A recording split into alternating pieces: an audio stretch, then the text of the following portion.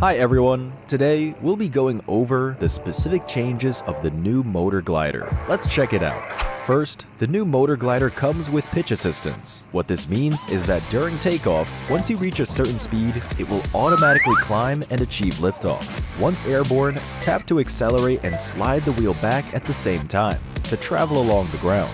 Next, let go of the throttle during flight, and the glider will maintain its altitude, while gradually reducing its speed to 60 km per hour, and engage autopilot. Sliding the wheel forward during flight will cause the glider to pitch up and ascend, and sliding the wheel back during flight gradually pitches the glider downward to approach the ground.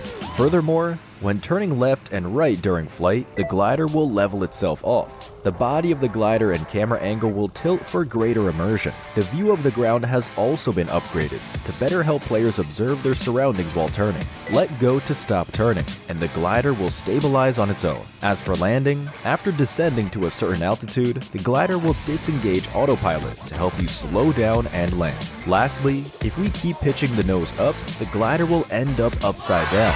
Flying upside down will cause the glider to enter an automatic descent, making it much harder to control. It's a real test of skill. So, the new motor glider is now easier to control for better playability, with greatly improved user experience. We're sure you'll have a great time with the new motor glider. That's all for now. See you next time.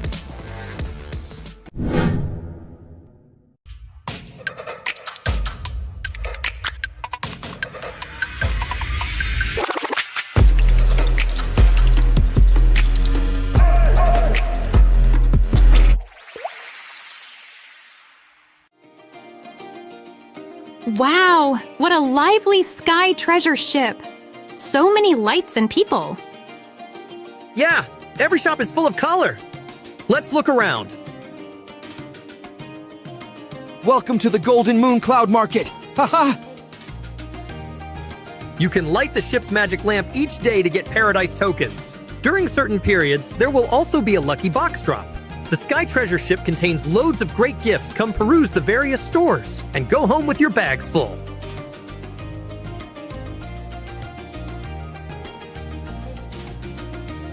When completing various adventures in Sky High Spectacle, don't forget to head to the Treasure Emporium for the Golden Moon Paradise Crate, as well as tons of Paradise tokens that await you.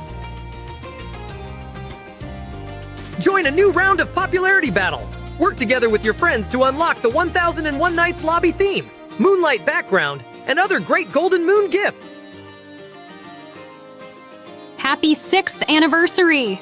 Here! Not only can you revisit your past year's game data, you can also play a 6th anniversary exclusive target shooting minigame. Head to World of Wonder to check it out. While playing, you can redeem the 6th anniversary theme song as well. The Palace Musician set for free. Awesome!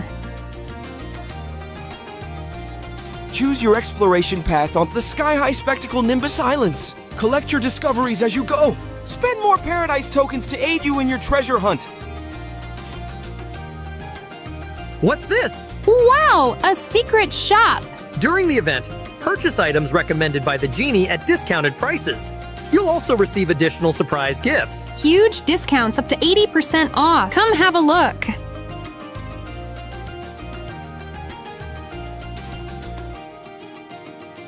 What are you waiting for?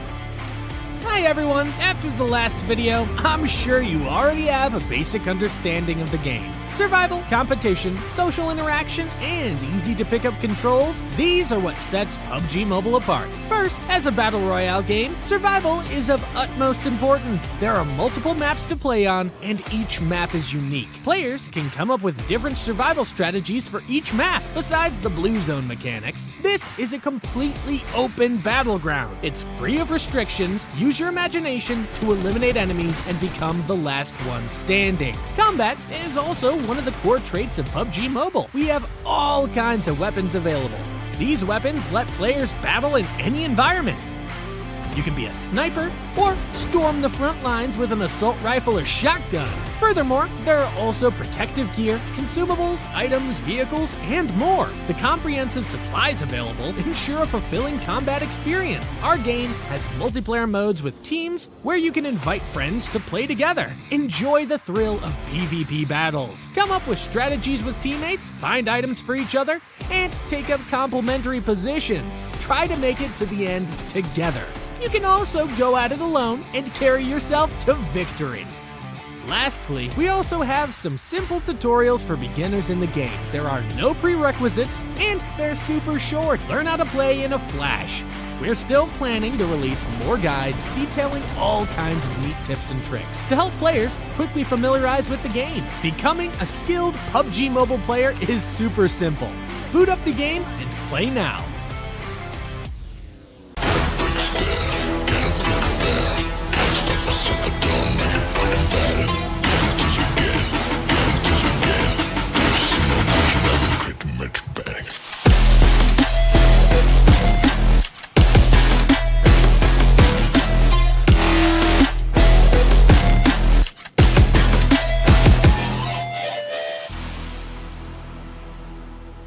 IQOO.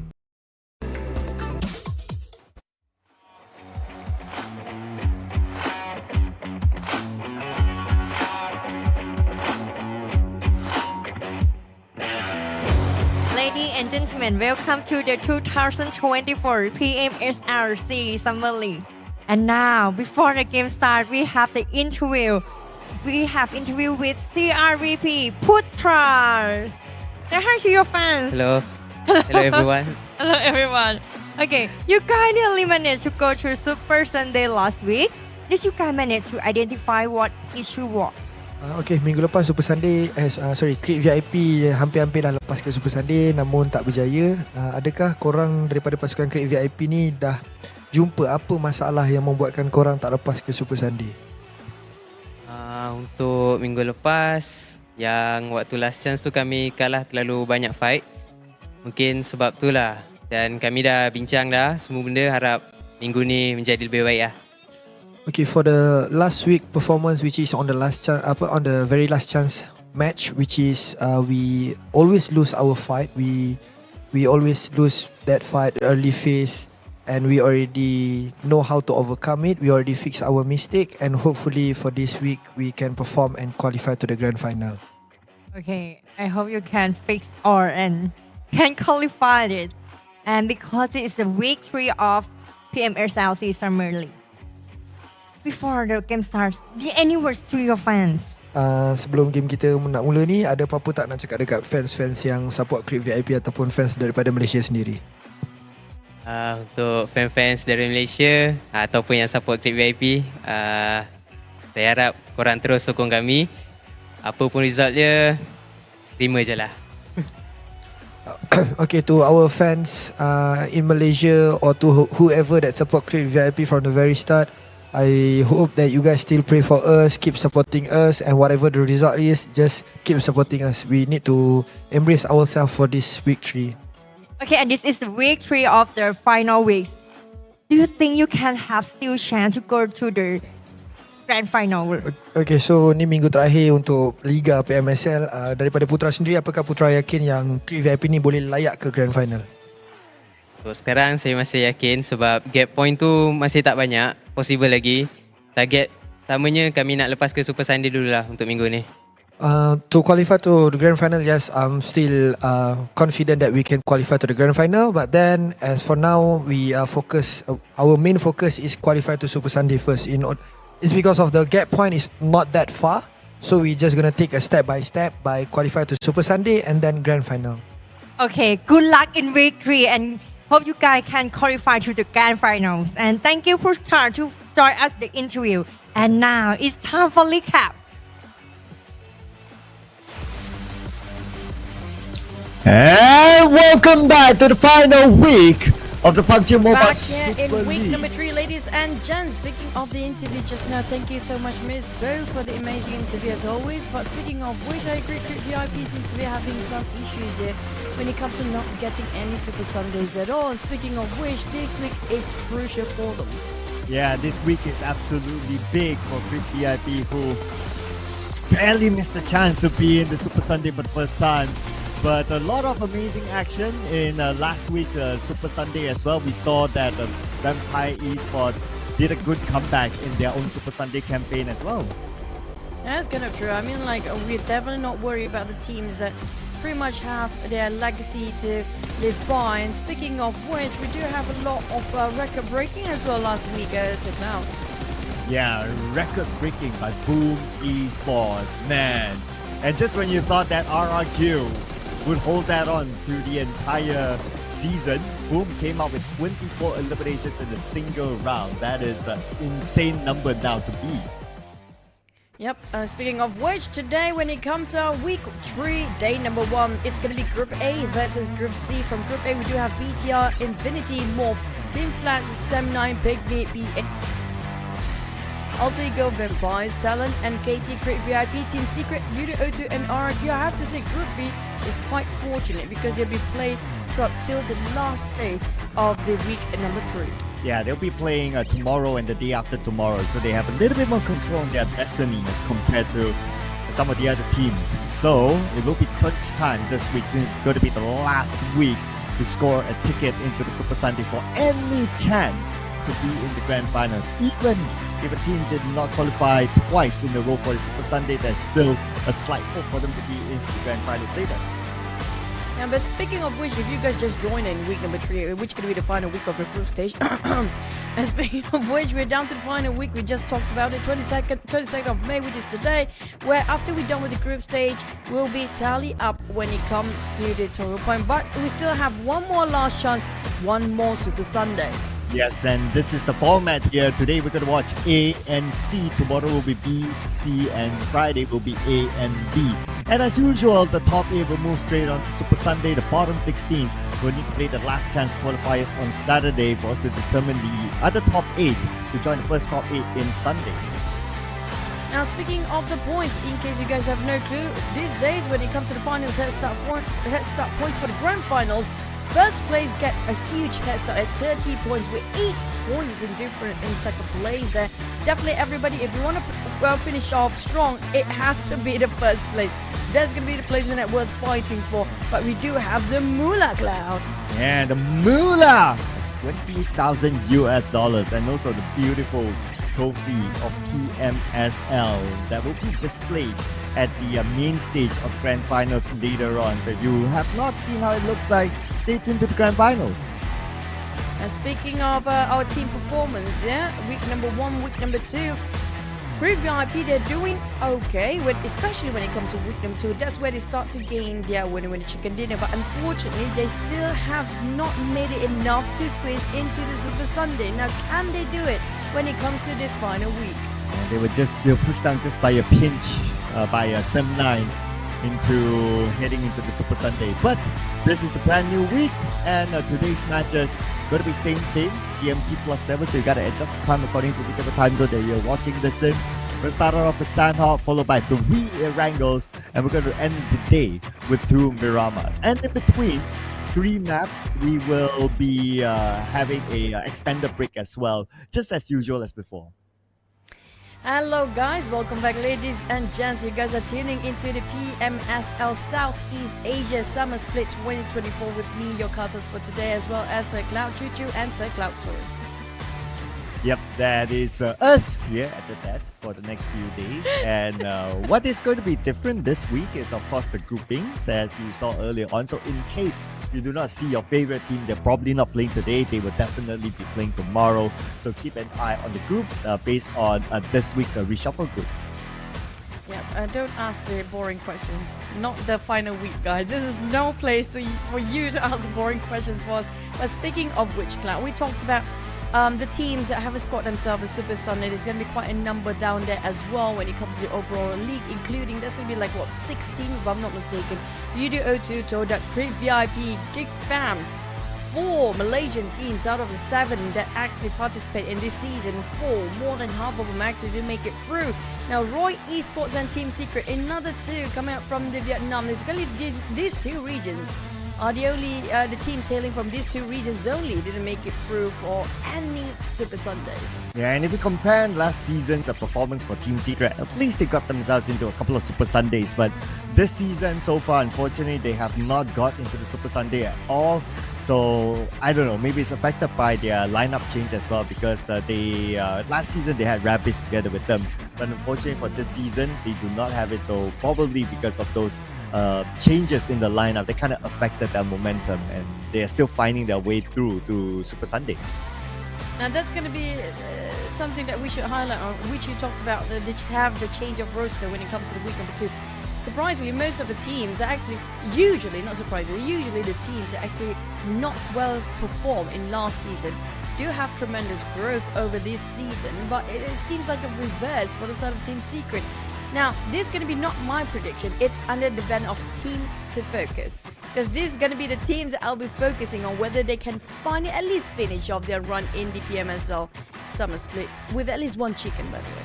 Yeah, so my picks are MORPH, NKT, as well as PA. These 3 teams have entered Super Sunday at least once, but they are not secured yet, especially for NKT and MORPH. Though they entered Super Sunday once, but their points did not bring them into the top 16 yet. PA, yes, in the top 16, but they are by the borderline of it. So they still must make their way into the Super Sunday. If not, it's going to be a hard campaign for them. How about yours?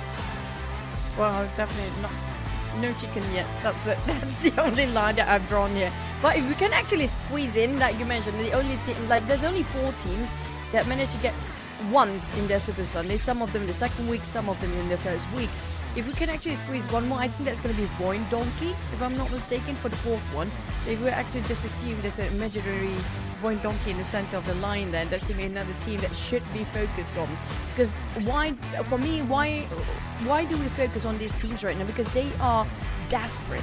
These are the teams that are so desperate, they have to push whatever it takes, whatever they need to just squeeze in the last minute towards the league points for the last Super Sunday. Yeah, VOIN Donkey also by the borderline of the top 16 within the Super Sunday bracket. So yeah, they also must score their ticket into Super Sunday, and if not, it will be a very difficult campaign for them. But anyway, it's not only them, it's of course those teams who have not entered Super Sunday as well. So this is definitely crunch time for those teams. And speaking about those teams, one of them, as we can see on screen, YOODO O2, had sometimes a good performance, but sometimes not. So they need to find a level of consistency. Well, speaking of consistency, I think it's definitely going to be the biggest issue for most teams out there. Like everything else is never consistent in the game. How do you find consistency out of everything that's been changing so much in every single map, every single game? And speaking of things that changing, there are teams that are quite persistent as well.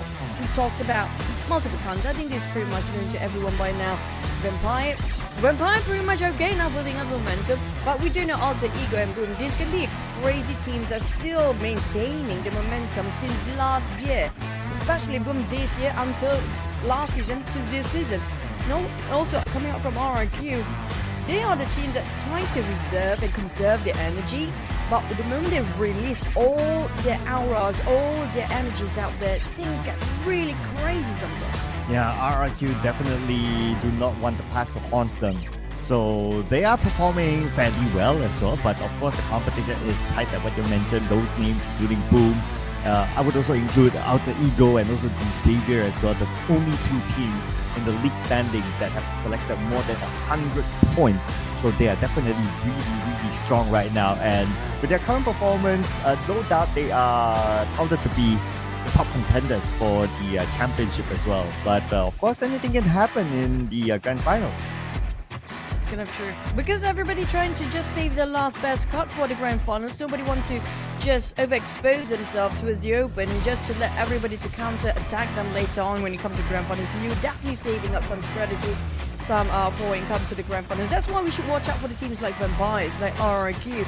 Even in the teams in the middle pack, example here, the Xavier's did really great for week 1 for Sunday, by the way. Seeing this for FaZe Clan and the side of example here, even GEEK Fam, I probably just put into the fray, because these are the teams that they know what's important, what's their priority. Yes, it's great you have this extra plus for the chicken dinner, but at the same time, when it comes to things that really matter, we do know it will sit up during the grand finals later on.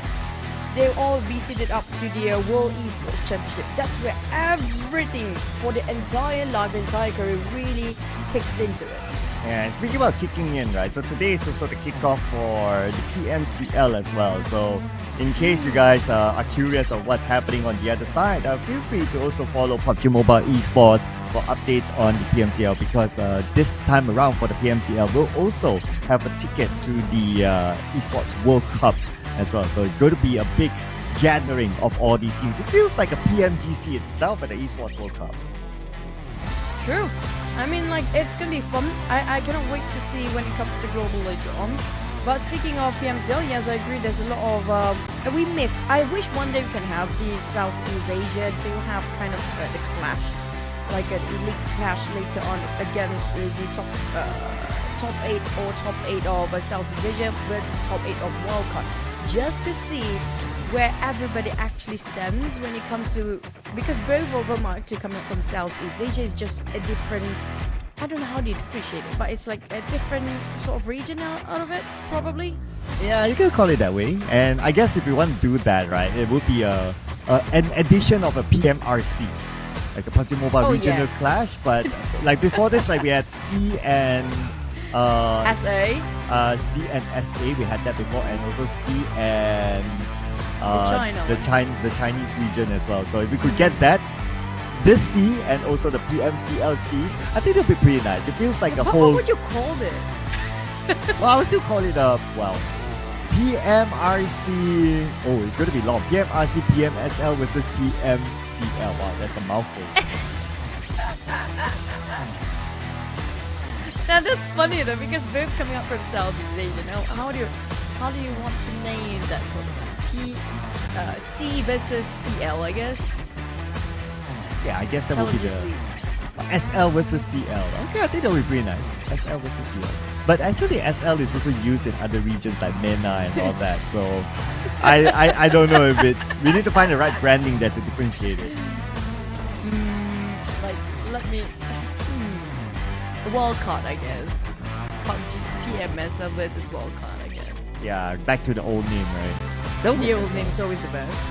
That'll work as well. Because I would really like to see the current Genesis Esports going up against all these amazing teams in their current form as well. Because Genesis Esports, of course, they are crowned like what, 3 times in a row, including Wildcard and also the PMCL Era Championship. That is an insane record. Even Alter Ego couldn't even do it twice in a row, but Genesis Esports did it 3 times. That is crazy.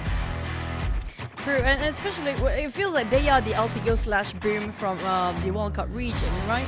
Like we do have World Esports as well, but I don't know how they actually fare when it comes to this season. It will be interesting to have the top 8 of versus against the top 8, because I want to see when it comes to the World Cup, the best standard to measure when it comes to the entirety of Southeast Asia is combining it into one, where the best versus the best. Because might be, who knows, like one day we have all these Southeast Asia under one banner of PMSL, including all the ones that actually in the World Cup region. Yeah, I would like to see that again, you know, back to the old days whereby you clump everyone from Southeast Asia together. I think that would be pretty interesting. But yep, for now, the format is as it is, but hopefully in the future we get a big party gathering here. And I think the PMRC is a really good idea for that to happen. But for these teams, now of course, if they want that to somewhat happen, they have to qualify onto the PMWC. So the slot to PMWC will be big for this edition of the PMSL. True, and that's where it just too much. Just now, just to recap the interview against Putra, right? Since we do have a bit of a pause here, the players seems to be trying to get themselves into the lobby right now.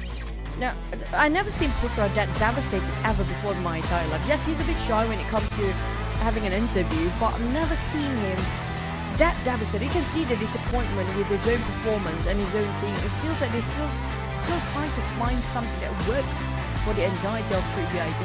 Yeah, you're right. I kind of get the sense like during the interview, it's like when he says, keep supporting us and, you know, whatever happens, just keep supporting us. You know, that the way he says it feels like they're not really confident of their own chances of moving on to the next stage. So that's a little bit worrying for, you know, a team that may be able to surprise us if they get to Super Sunday, and if they do well in the Super Sunday, they could still probably make it. There's going to be a lot of work to do. One thing for sure that we're doing now, only top 16 will get through the grand finals. Now, we talked about the entirety of week 1, week 2. We tally up the numbers, right? Since they haven't, the teams that have actually did not get into a Super Sunday yet, they have to double the effort even during Super Sunday. We're talking about around 40 points, possibly, that's needed by the end of the day. Yeah, so that will of course be a lot of work if they get into the Super Sunday. And like what Putra says, focus on to getting into the Super Sunday, then to think about like collecting the league standing points. And that same goes for a lot of the other teams who have not touched the Super Sunday at all. But let's begin our week number 3. Here we go. It's going to be Sandhawk round number 1.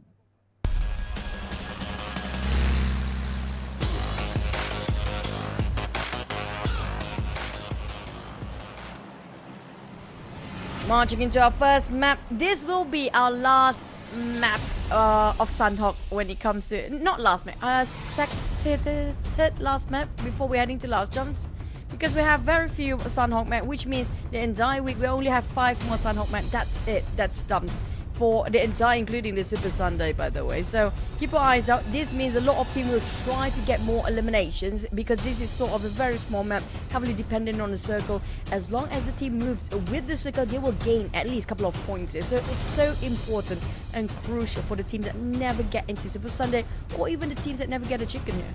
Yes, and since we reshuffled the groups, so hopefully the teams will be able to find a sanctuary inside of Sandhawk without clashing to other teams early. And so far so good. Even inside of Sami, Sem9 has the Sami area for themselves, so I don't see any other team close enough to challenge them, so they should be okay. And Hatin, Hatin sometimes is a battleground, but this time only RRQ is there. So it's going to be open space for them to play with as well. So I guess we're probably not going to see an early drop spot clash. Maybe the clash will happen after the first rotation from the loot. When it comes to that first clash, high chance it's going to be around the bridge camping area again if the teams want to cross over Cloud. Because we do know there's going to be a lot of teams. Because we had so many Cam Alpha sort of circle. And a lot of teams happen to be heavily also loving the left side of this map as well. But since we talked about the main peninsula is back to where it's supposed to be, the circle will be quite generous this time. Yes, it's great for the teams that actually got themselves to Big Island, but the one that actually on the left side now, there'll be a lot of choke points down there. Yeah, I would normally say that if the circle is on the main peninsula, it's easier for Cam Alpha people to move on to main peninsula rather than the main peninsula moving on to Cam Alpha, because you're like big to small rather than small to big, so your area of play is a little bit more. Hence, it should be okay for teams like RRQ and also Alter Ego to be able to move through. Of course, it's all about the timing and maybe what will happen with 15 other teams, but for the most part, they will have a bit more space to play with as compared to other teams coming to them. Speaking of coming and going, well, you did mention the fact that it's going to be a peaceful start here, but when it comes to stage number 2, that's where things get a bit feisty. But we do witness a circle. There's a high chance. I don't know if we never seen Paradise Resort Circle yet by far, right? For the entirety of the tournament in Sandhawk. Well, now since we got this kind of circle, then the possibility is there. And if it's there, well, this area would have been wishing that they were playing since it's a regular drop slot. But yeah, it is what it is. It's taken by other teams instead. So this area not like they're too worried about their campaign so far. They've been doing very, very well. Yeah, well, speaking of which, they are at number 1. When we talked about number 1, but the point is not too big of a gap. We're talking about the overall league standings, by the way. The accumulation of week 1 and week 2 Super Sundays.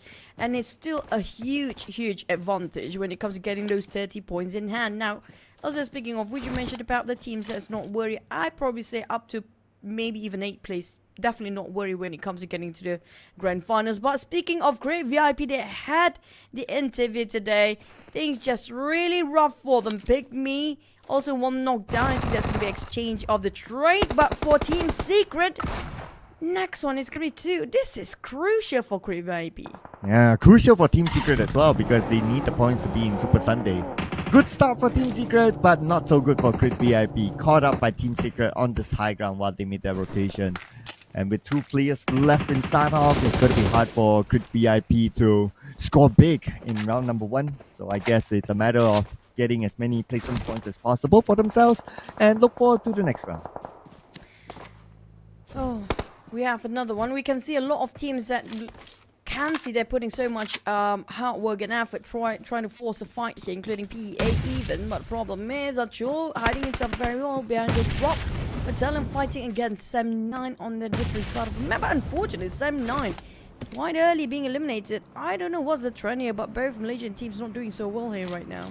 Yeah, we didn't even get to see what happened on screen. So hopefully we get a replay later on just to find out like what exactly happened to Sam9 because it is very, very early for them to be eliminated in this way.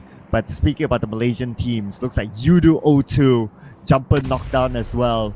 All the early casualties are on the Malaysian side. Questionable, honestly. Maybe I think the entire region, I'm sorry I'm being very critical here, but at the same time it feels like very lackluster for the Malaysian region when it comes to this season. I don't know what happened. Even PEA had a really good run week 1, but hopefully they actually made a bit of a change. But speaking of Crit VIP, from the pan to the fire, next they're trying to find themselves a bit of a heavenly roast there, even though they're being burned before. But GEEK fam lost 2 men now. There's only 2 bleeding out, but didn't actually execute him just yet. The last member of GEEK fam nowhere to be found. They finally arrived, but I think that was so down to 1 HP. Never mind, they eliminated Crit VIP. I have to say, Bill is a really good player. Well, Bill definitely is a standout player for Crit VIP, no doubt about that. And they happen to clash with a GEEK fam who is kind of having a struggling campaign. Now, 1 active player left for GEEK fam. Damru take it out. So I wonder what else can GEEK fam come up with this round. And Team Secret happen to come by. Bill knocked down, eliminated by the nade. GEEK fam eliminated without any points at all. And now it's only Putra left against Team Secret. It's going to be Team Secret winning this big. This might be the jump that they need, and they won, and they got it. It's going to be Team Secret secures 2 teams. Not really 2 teams. It was actually the same team they were fighting against just now. YOODO 0-2 might actually share the same fate here. Speaking of, it's a whole stack of... you get what I mean. Yeah, I mean, the Malaysian fans will be pretty sad with this kind of start. Now it's only down to PEA representing the Malaysian region in this round. But let's check out what's up with Vampire Esports and BTR. BTR below Vampire Esports. Okay, nice clear spray onto Zaxi. 1 last hit is needed, but Zaxi, thanks to the tree, he is A-OK. For how long that tree will cover him as the nade being dropped. It was a straight perfect one, Tony K. Didn't feel like he's putting any effort at all with that kind of toss just now. Helped by Fluke coming out from the side, but Luxy will be rushed in by the rest of Vampires. Here comes the warning. Nade coming out from the side of Tony K and the rest of Vampires just now trying to isolate their knockdown members for BTR. Well, we do have Alter Ego now approaching to a circle and surprisingly nobody actually bridge camping. The circle might end up right on top of BOIN where PA and PIGMY already at. Yeah, so the 2 residents of Camp Alpha Island, RRQ and Alter Ego, managed to make their way across to the main peninsula, so they're okay. But we're back onto BTR versus Vampire Esports. At BTR, they lost Zaxi, we saw that earlier on. And Vampire Esports, they're not done yet. Their next target is probably going to be Satar. Well, they isolate one and try to knock on one and then isolate another and just break the entire formation of BTR. Across the other side, we do have TALON. I think YOODO definitely heard this audio cue coming up from the hand grenade explosion here just now. Forward to the side of Team Secret. EA next against PIGMY. I mean, this is stage number 2. This is where all the fights happening at the same time. Oh, here we go with PIGMY now 2 down. PA seems to be winning the fight. But Achul together with 10, let's see what he can come up with on the other side. Mizi tosses a nade across and it knocks down 10. Achul is going to be the last man standing. PEA looks like they might win this, but no! Achul came with a clutch! How did that happen? There were 2 of them for PEA. Oh! 5 teams eliminated. The first 5 teams eliminated are from the Malaysian region. There's no more Malaysian teams there for the fans. Hopefully they won't be that disappointed. Maybe they're just warming up, but hopefully it won't be that detrimental for the side of the Malaysian teams. But next we do have TALON versus the side of Empires. It's going to be a 3-way war. As BTR on the other side as well. Fluke on the other hand. Nobody can revive him, but at the same time they do have the space. It's just a bit too far from them to reach out. Stone spotted out Satar. Satar been eyed by Stone for quite some time now, but I'm not sure how he managed to flee by. But hey, low alter ego. Here comes a third party. That's for you on top of this high ground, but he won't get a good clear shot onto Stone, so Stone should be a-okay. As for now, BTR, heavy casualty on their side, only Satar left. And you can see that Satar is in trouble now. Vampire Esports will not let it go easy. Nothing is easy. Here comes Satar. Still going a shotgun fight between these two. Stone being stoned down by that shotgun just now. Vampires will be the next one to be eliminated. But at least they score himself 2 eliminations here. We're down to only 10 teams, but it's still stage number 2. Oh man, only stage 2, 10 teams left. This round is insane here. And even BTR, what a powerhouse, is only left with Satar left. Still holding on to his ground strongly, but look at the amount of teams around him. Alter Ego and TALON. Where is Satar going to go now? At least the good news for him is that he has the circle to buy time with. You do know, in case you guys don't know, I think this Satar means the Satar food, right? I think. Have you eaten Satar before? Yes. It's quite tasty, so he can eat his Satar in there without being harmful now. That's cringe, but sorry guys, a bit lame. But on the side of Alter Ego, I mean, the only how they haven't checked between those 3 shacks is gonna be that one. Yep, they scored it. One. Hans for you is back here going aggressive on the side of BTR. These 6 eliminations, but how much did Alter Ego score? Pretty much a good start here. Yeah, fun fact, so Satar is his kind of rebranded name. He used to be known as just Star. Back in the day, it was a GDGITS, but I guess he found a newfound love for Satar. That's why he put it as his name. Yeah, but anyway, just to add on, so if you see a Satar less, it's also a tribute to Starless, which is the CEO of BTR. So fun fact for you guys out there. Nothing about the fruit then. Probably. We can confirm that again. Hopefully, Miss Bo can ask it in one of the interview questions. Hopefully. I don't even think Miss Bo knows what Satar means, but maybe if you guys want to check it out, it's one of the Southeast Asian cuisine that you can actually try it out, like satay and stuff like that. It's pretty much sounds very similar but very different.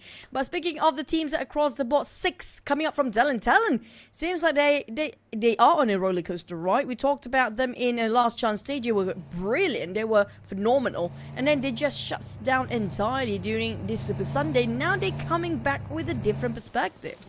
Yeah, as long as they can get into the grand finals, I guess that's the main objective for now. If you are able to get extra bonus points, then I guess that's a nice bonus to have. But if not, then I think TALON should be pretty content with their current performance. Now it's going to be a bit of a calm before storm here. Well, never mind. The moment we said it's calm, that's where the gunfire start to shoot around, giving some warning signs by the teams probably coming from Team Secret, who scored themselves also 4 eliminations. A lot of 4 up there. Alter Ego, PIGMY, Team Secret all scored 4. While the most actually dominating here is going to be TALON. But if TALON were to find Team Secret, now, I do know TALON is not in dire need for the points to get into the grand finals, but Team Secret on the other end is a different story. Yeah, between TALON and Team Secret, obviously Team Secret is the one that's way more desperate to gain points to be in Super Sunday. decent start for them with the 4 points collected, though they have 1 casualty, but it's okay. It's a decent start for Team Secret. For the other teams, let's see here. The Infinity 0 points still, Team Flash 0 points still, but since they were in Super Sundays before, so I guess it's not too bad for these two teams. True. But they still need another extra Super Sunday.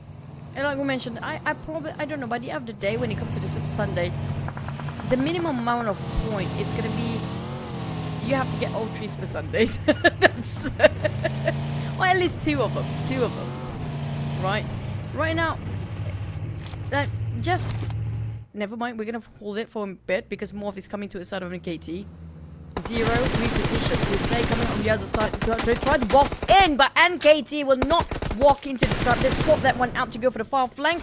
That was a fast reaction coming up from Triple F. And Triple F with the DBS in the compound, still within the zone. Pressures on the MORPH right now, tanking out the blue. But the circle did move all the way to the left side. And guess who's in there? Alter Ego has the circle, the powerhouse with the circle. You grant them the circle with 4 players. They could probably come up with a chicken dinner, but it's still early for us to tell. Let's put focus on the ones that happen here with Mr. Joe, my favorite IGN, on the rooftop. Mr. Joe, can he actually do the miracle again for the side of NKT? This is his map, by the way. This is where all this magic actually works. But Hulk's being spotted out by the GOT. That's going to be a first knockdown, but they are quite deep in the blue zone. 360 meters apart from the safe zone, but Zero just finished it off. There's going to be 1 point secured, but Hulk, can anybody pick him up? Yeah, greatest of time.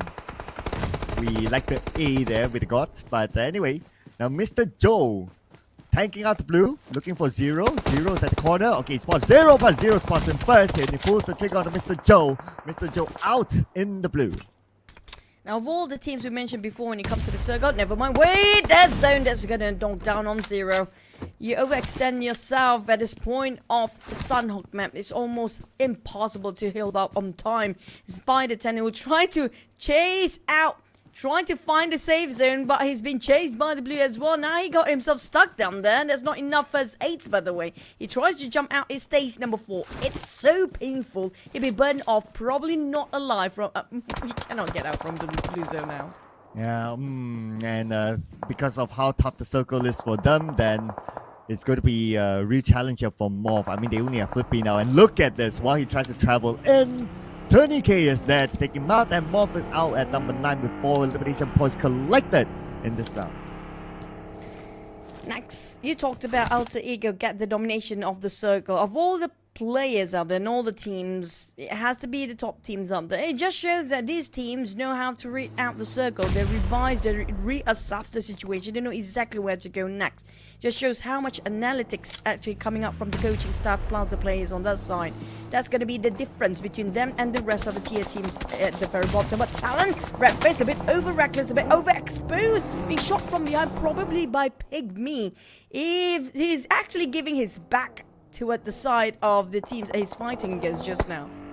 Well, let's see what's going to happen here with Team Secret on the lower ground. But looks like not too much focus onto them. Maybe because the next circle is going to come up soon, so might as well focus on the next circle. And another hardship circle. This time it goes slightly up north, where RRQ and Team Flash is in there entirely. But I really love the spread by Alter Ego. So much circle control in stage 4. So much confidence as well. It just shows that how confident they are with their firepower and individual skills regarding their survivability. That's just how different these teams are when it comes to their performance. Yeah, but speaking of performance, it's going to be fun. Alter Ego versus RRQ. Hex has knocked down on Boychin and Alva. He's doing this by himself. Well, RRQ prepared for it with a high ground advantage against the 2 members of Alter Ego. And Rosemary, together with Hans for You, nothing much they can do about this. They have to let their teammates go. So it's all about them playing on the other side of the circle instead. And hopefully they will still get the next stage. Speaking of next stage, not many teams managed to squeeze in yet. There are a couple of teams still in the blue zone. And KT, I have to say, bit goodbye for now. It's going to be bit farewell. Not going to be enough yet. There you go. And KT, that's going to be 8th place for them with 7 teams still intact. Nobody actually having a full squad except for RRQ and PIGMY. PIGMY do have 1 knockdown, but RRQ, look at they go. Yeah, RRQ now, the only team with full squad. And they seem to be having a good time right now inside the Sandhawk with the circle on their side as well. Let's see how far the next circle will go away from RRQ. But nevertheless, from their position coming down, it's not going to be that difficult since they do have the elevation, so they can scout up before deciding on where to move, depending on where the circle might go. Speaking of next, Team Flashes are not inside of the circle here. TALON, YOODO. Looking at this, it's gonna be tough unless he starts to run. The moment he jumps in, it's gonna be only 1 HP left with PIGMY waiting at the other end. Team Secret is gonna be a 3-way wall. TALON nowhere to get in here. While Team Secret trying to just dominate and just capitalize over this elevations of the ground. Spotted out, PIGMY plays knocked down. This is the time for them to push in because with the help of RRQ, they can wipe the entire squad out. But how? Alter Ego still scores that one. Rosemary. Man, it's the double MVP so far. Never disappoints for Alter Ego. He can pull anything out of the hat for Alter Ego. And because of that, they score extra points. But let's see here. Wouldn't be too worried about Alter Ego considering how they've been performing. But for Team Secret, among these teams that are still alive, the only team that is the team that has not seen the light of the Super Sunday. Let's see if they can pull off a big one here against the powerhouses RRQ and Alter Ego. Probably going to be their first chicken dinner as well if they can secure this map for this week, the final week, where, like you mentioned, they need to score it big since the start, from the start till finish. They have to make sure they maintain their consistency the entire day here. RRQ, on the other hand, start to migrate, knowing the fact they're still around 50 meters apart into the circle. It's not going to be a problem. But Infinity, they have been quiet all this while. They only got 1 elimination. Same goes for the side of Team Flash. You don't see a lot of them for the time being. Well, we see a lot of them in the middle of the circle right now. Everyone wants to take over this compound. We got at least 3 teams inside of it together with RRQ. Team with a lot of firepower. The Pico comes in, Gosu on the same house together with him. Logan's on the other house. Got tuning on his knees. Hands for you. We're knocked down break from Team Secret. The Pico went down to Gosu. Gosu, beautiful first shot. 10k. Down to only 2 first aids. Not going to be enough time. The blue start to clip him alive. He need to run and jump. But Logan not being clipped down. But there's that hand grenade just being tossed around. It's going to be RRQ losing their members from behind. Now that's going to be only 5 teams left with Infinity left with only 2 players. 10k got flanked by Quanti. Another one finished off. Logan is going to be the last remaining members. Just cornered himself into one tucked into one corner. Prepared with the DBS. All he needs to do and just wait out for anybody to open the door. Yes, and the perfect weapon for him to have in this sort of situation. And the door might be open soon because there are a couple of players forced to be on the outside of the circle, and the blue will be on top of them. Okay, let's see. Oh, no mercy. He knows that Logan is there. Tries to find the perfect angle. But no mercy is really taking his time, and he definitely can. There's no windows. Which angle? Oh, we definitely got him out. Now, there you go. Logan, Snape giving away the position. Now, Ghost is just right across Logan as well. They're sharing the same shack here. That's not going to be great. Here comes open fire. A DBS fight, but Logan, can he just execute into 1 point? He did. At least they got themselves another point if he needed to go down. Is a clear view towards Quanti even. Here comes the nade. Well, not over yet, but hey, that is it. For Logan, I thought that he would kind of move away, but not in time, and he was eliminated. Circle-wise, he moved away from RRQ. Now they need to cross the road. And next challenge is going to be Team Flash. Alter Ego out at number 4, 6 eliminations, but the nade from Batman to knock down Snape. This is an opening for Team Flash. And this is going to be the opening for Team Secret as well because they do have the numbers. But the moment Team Flash done with this, they definitely secured the eliminations. RRQ bow out at 3rd place. Well, it's going to be Team Secret first ever chicken dinner. But the problem is, and the question is, can they secure it? Here we go. Team Secret, the team that's so desperate for points. 1 more to go. It should be a wrap up for Team Secret. Now only Conti left. Team Secret knows exactly where he is. Now he's going to come in from the other side with the DBS. Dancing out just to an M4 just to put pressure onto Conti. Conti now forced into this compound with nowhere to go, nowhere to run. He managed to get the knockdown to break. Oh, transit went down. Conti! He did it! Conti! Oh my god! Wait! Conti got it? He got it, Juju! He got it! They Oh, were no, crying! the How? My god! What really happened just now? You can see the disappointment, the devastation, the frustration coming up from Team Secret. They botched it! How? We're looking at Team Secret. I think last we seen them quite alive. And how did that happen? I am baffled by it. I was like, I need to look twice to be like, did Conti really get it? It was 3v1. 3v1? It was a 3v1. They cornered him. He had nowhere to go. How? Man, Conti, this guy, insane. Are you joking? This is not even funny. That was the only chance for Team Secret so far to get themselves the first chicken. And they botch it. That's going to be 4 points difference. That's big. That's huge. But still credits to the side of Conti. I don't know how he did it, but he done it anyway. Oh, good thing it's not even funny. Conti had the last laugh for sure. I had no idea how he did it.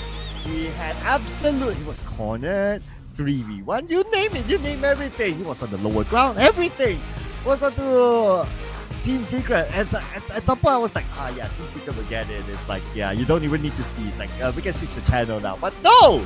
You switch the channel, you miss an insane clutch. And between Team Secret and Team Flash, obviously Team Secret, they need a lot of points. Honestly, I feel like that's quite traumatizing for the side of Team Secret. But nonetheless, GEEK is as well deserving MVP. But also, we have to give it to Conti, man. He's the one that clutched it up for the entire team. He was a 1v3. I don't know what I did, what I just watched. It is crazy. It is insane now. Yeah, I mean, GEEK statistic-wise, yeah, cool MVP. But you know, I think everyone knows. Conti deserves the MVP for this. Can't take it away from him.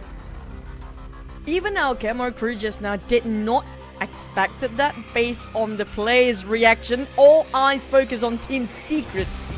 And the camera just shows the emotionally overwhelming Team Secret. Their frustration was just not describable by words. Yeah, the fact that they are desperate for points, but gotta give it to Team Secret as well. Just look at their full squad time, only 7 minutes 38 seconds, but they're still able to make it to second place and could have been a chicken dinner, but that just had to happen. And other than that, of course, yeah, RRQ, Alter Ego, the big boys definitely have to be here as well. But in case you guys missed it, we gotta show you what happened here in our recap.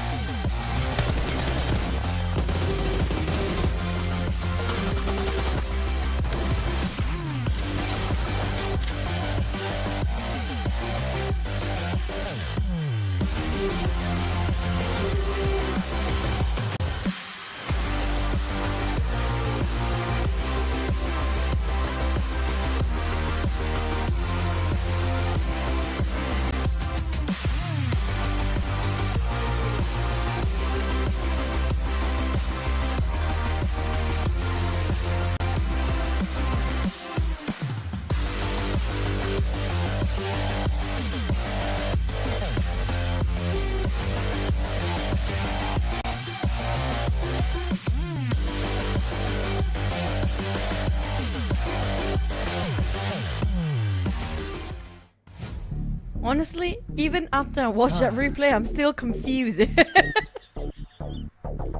I'm very confused, man. I'm absolutely baffled. Like, what just happened there? I mean, okay, cool. Congratulations, Team Flash, 17 points. Those points should have went to Team Secret. Not gonna lie there. But sorry, Team Secret. I don't know how you guys botched it, but yeah, that just had to happen. That's one of the biggest botches the entire season. I'm not gonna lie. Yeah. Even last season, we don't have something like that. That's something remarkably outstanding and perplexing at the same time. Now, we do have 4 teams ended up with a 0, unfortunately, all coming up from the same region. And we talked about 5 at the very bottom.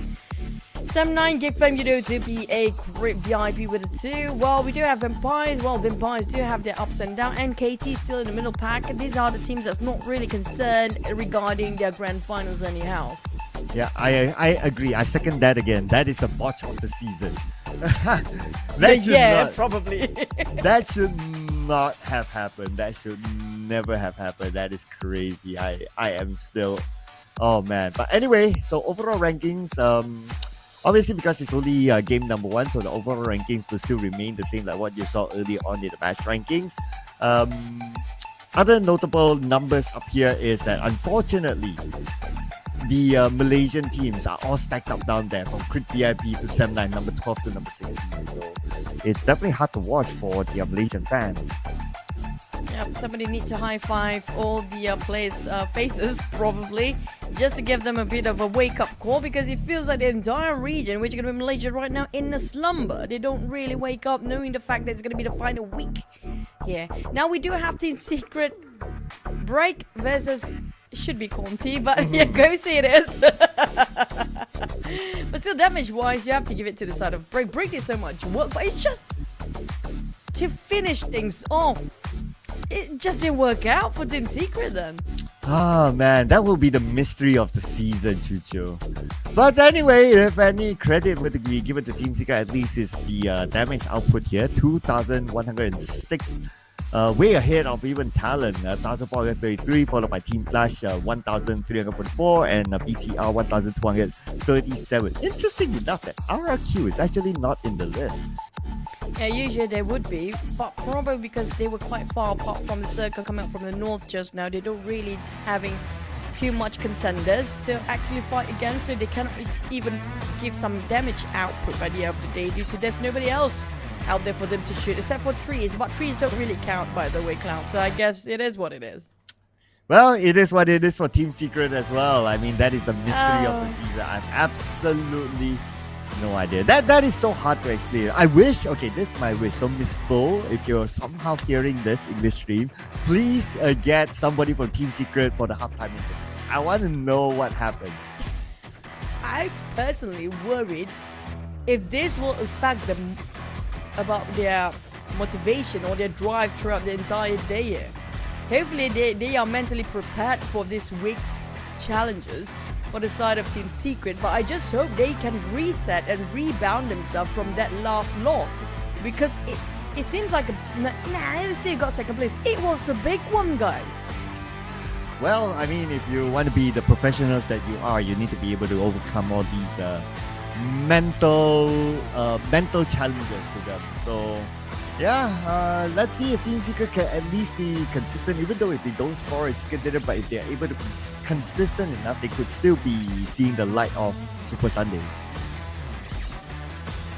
See the light and reach out the light is two different things, but we're gonna have to wait and see. And speaking of trying to touch the light and just see it, whether it's far, you can still see the light there. We talked about the teams. Okay, well, back towards our Super Sunday talk here. Realistically speaking, okay, the minimum points that needed for the entry towards the grand finals here, how much would you think it would be? Well, if you want to ask as of now, of course, it's just to overcome VOIN Donkeys, which is 26. But of course, it depends if VOIN Donkeys enter or not. If they don't enter, then it's easily 26 is the bare minimum. Speaking of VOIN, they're not playing here today, if I'm not mistaken. So it's already an advantage for the teams that's not playing here today because they get to see and revise regarding all the Group A. Like Group B is actually the biggest advantage in week 3, honestly, from my opinion. I mean, like, it depends on the players as well. Because of how they get to see all the other teams play first, and they get to play last in the group stage as well. So they kind of get the time to revise regarding the rotations and the strategy of all the other teams, whether they change their drop spot or whether they change any of their second checkpoints, and then try to imply it when they are playing. Yeah, whatever it is, it's always good to play the last day. So at least you will still have control over your destiny rather than you become the vampire of week number 1. You have absolutely no control of what D Xavier is going to do until they became D Xavier. So much tragedy this season, honestly speaking, since week 1 until now. There's just too much for us to just try to break it down for you guys, what really happened throughout the entirety of this league. But this season is definitely one of the most interesting because there's so many weird chicken dinners. There's so many devastating chicken dinners as well for the teams. Some of them not even happy they got themselves first place, these Xaviers. And speaking of the others, now I don't think Team Secret even want to take the interview later on, if even being offered that there. Well, I guess we'll need to see. I mean, for us at the casters, that obviously the host is probably not listening to us, that we can only hope and wish for. Of course, if I were to get the chance, then definitely I'll try to get someone from Team Secret. And if you gotta think about it as well, I don't think Team Secret has ever been interviewed, so it'd be nice to hear it from their team as well. Like, you know, how do they sound like? Like, give every team a chance to be on the stage. We had some interviews from Team Flash. We had definitely from the Xavier. Speaking of the Vietnam region as a whole, I agree. Never had anybody from Team Secret to interview, and Roy too. Did we ever had Roy? To the best of my goldfish memory, no as well. So I guess maybe whichever team that has not had an interview before, it would be nice to at least give them a shot at an interview. Like Crit VIP, I remember that they did put up a couple of players to interview. Before this was Iron Pro, and today it's Putra. So yeah, they had a couple of chances. So hopefully we get to hear it from every other team too. Yeah, especially when it comes to the final week here, we do want to see how they're actually trying to face their tribulations when it comes to so much pressure into the final week with no Super Sunday, that kind of pressure in your mind, plus you have to perform in every single map to make sure that you will make it through the Super Sunday. And then a Super Sunday pressure is a different thing entirely because they haven't scored any Super Sunday points yet. Yeah, I mean, Super Sunday is definitely the key, and that will be our main topic for today, since for the week actually, since it is the last week of the regular season. So that's definitely something that will be on the minds of all these players. Super Sunday, that is. Except for maybe like if you're like the top team. Well, if you're the top team, your objective of being the Super Sunday is just to collect points to gain the best head start points as possible in the grand finals, and that's pretty much about it. So the pressure in terms of that is much lesser as compared to just trying to qualify for the grand finals. Yeah, and the top for the top teams is definitely going to be who will snatch away the title for this season, because we do know Boom will try as best as they can to defend their title, while IQOO try to take it back. They did have the interview last week. I think you went there for the Super Sunday, where they did mention regarding I think it was probably Rosemary, who actually mentioned they don't really mind whoever actually got the championship title anyway, as long as it comes back to the Indonesian region. But I do want to see, won't any other regions kind of being challenged by that statement? We talked about, used to be one of the best out there, it's going to be also the Thais. We talked about Vampires, one of the best in the world, but when it comes to Southeast Asian League, they still have some challenges to face again. And also FaZe Clan, always in the middle pack, the top tier teams, but still around the middle pack. And also these Xaviers, won't they actually say something about this as well? Yeah, FaZe Clan and also I would say YOODO Alliance in the mix, right? Like both of these teams, they're always up there, but they have not won a major championship before. So it's like almost there, but not there sort of situation. So these two teams, if any team were to win the title this year, and if it was a fresh team, I would say that these two teams, probably it's time for them to win something for themselves. True to that. I have to rewatch what really happened in last Sunhawk map just to confirm what really happened.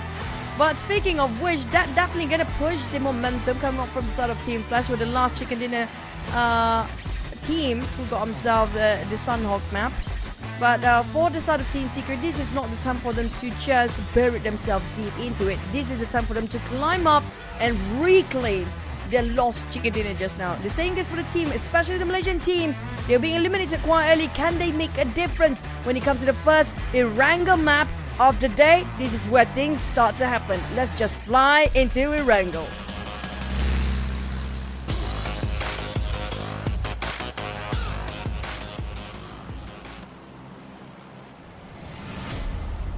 Flying into Erangel it is, ladies and gentlemen, and here we go. So it's going to be Erangel number 1 out of our 3 Erangels. Flying path is going to be on the southern side. So starting from the left side of hospital towards the area where Novo is at. So pretty much Yasnaya onwards is going to be quite a distance for the team to travel. And that includes Team Flash and also TALON, who normally have to drop at the Yasnaya. They need to drop somewhere in the middle, grab a vehicle, and head to their regular drop spot. Okay, I just watched that one once more. It was a remarkable play by Kunti, honestly, just now. He was in they were in 3 different angles. He managed to clutch it casually with his DBS. And super fast reflex as well, and sharp when it comes to getting those targets down.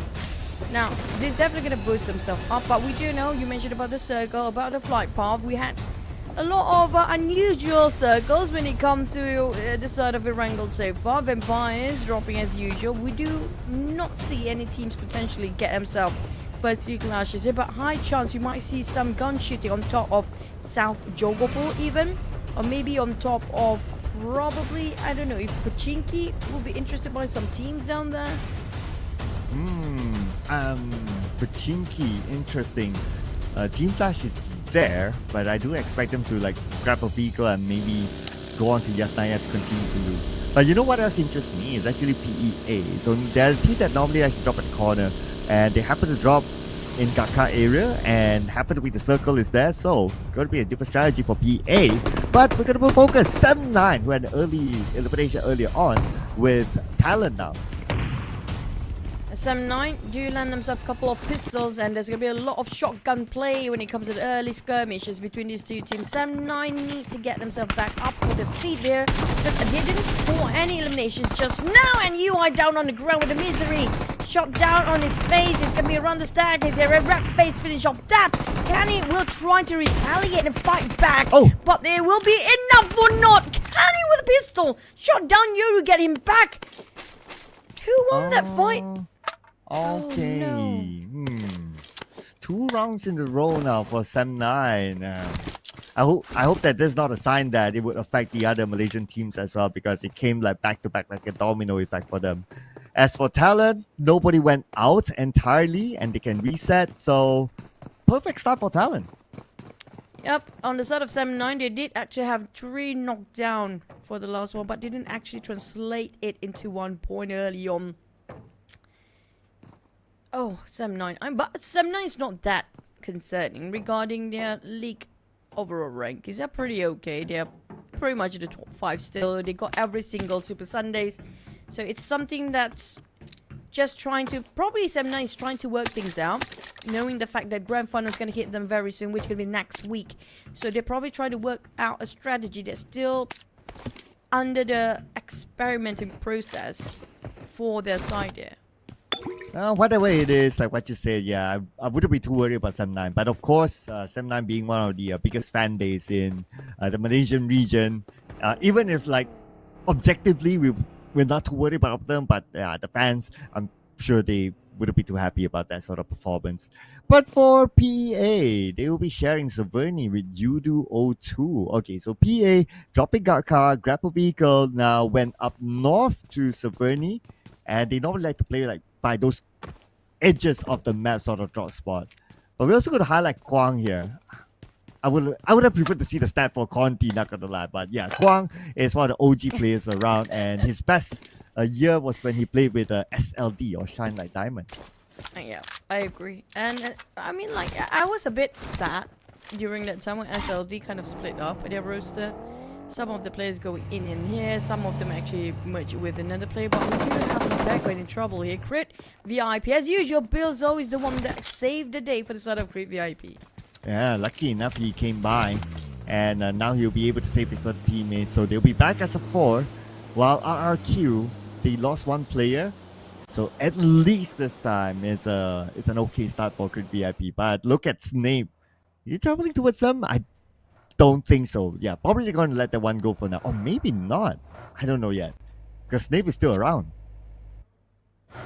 Snape. Hexus spots out with a mini 14. Oh, that shot. How newbie is shot from afar. Now that's the sniper that we've been looking forward to, that we haven't seen for quite some time. Quite sharp set of eyes. Rosemary actually always the one that execute that kind of distance multiple times here. You don't see that a lot coming up from a different team, but Crit VIP, that might actually be their strength. They will play into it. Yeah, they know they have command advantage now because they took out 1 member of RRQ and they're going to go on to Hexas, taking him out. The other members of RRQ scattered around. Looks like Snape is going to try to get a form of revenge, but because he's all alone, and now that he has revealed his position, so he has to relocate himself now. Speaking of relocating, there's going to be heavy casualty on the side of RRQ with only 2 players left. Snape and the other partner will have to figure out how to survive with only 2 players of the side. On the side of Crit VIP, at least it's not a domino effect for the entirety of the Malaysian teams. Close enough. But Samna will be the only one that are being eliminated right now, not being fully pursued by the side of Crit VIP, just like how we saw early on. Yeah, so at least Crit VIP, okay start for them, not too bad. But for the record as well, in the Sign Hall match, Crit VIP got 2 eliminations before they were eliminated. Now, I'm not saying that it might happen again, but, you know, gotta remain calm. But here we go. This is the replay from the previous fight. And it was the Baker who got the 2 knockdowns back to back, but thanks to the support fire from afar, the Baker got knocked down and the rest was history. I think you mentioned regarding PA in week number 1, they are playing into their strength regarding positions here. I think the same goes should be by the side of Crit VIP, 1 step at a time. Even though it's in the final week, they cannot force a CQC because we don't see best outcome of CQC coming from the side of Crit VIP. So far, what we've seen, their strengths is definitely going to play the long distance fight. If they can actually play into that, that will probably give them the opportunity to get into the Super Sunday. Yeah, maybe. You get a first knock advantage and then you follow up. What I really like based on that replay is also the support fire by Crit VIP. So I think they position themselves well when it comes to taking those kind of fights. And maybe those fights were kind of unintentional as well, but they were always prepared for, like, in case anything happens. And if that's the strength that the Crit VIP has identified, I would really love to see more of that. Hopefully we get to see, definitely, especially when it comes to Marama map. That's going to be where they should put their strength in. But Team Secret, since they got themselves the last chicken in with a big clutch. Since they flunked the chicken just now with a big clutch coming up from Team Flash.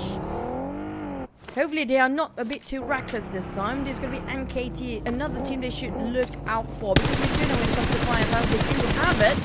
But it's all about timing and sometimes just a bit of position that they have a bit of issue with.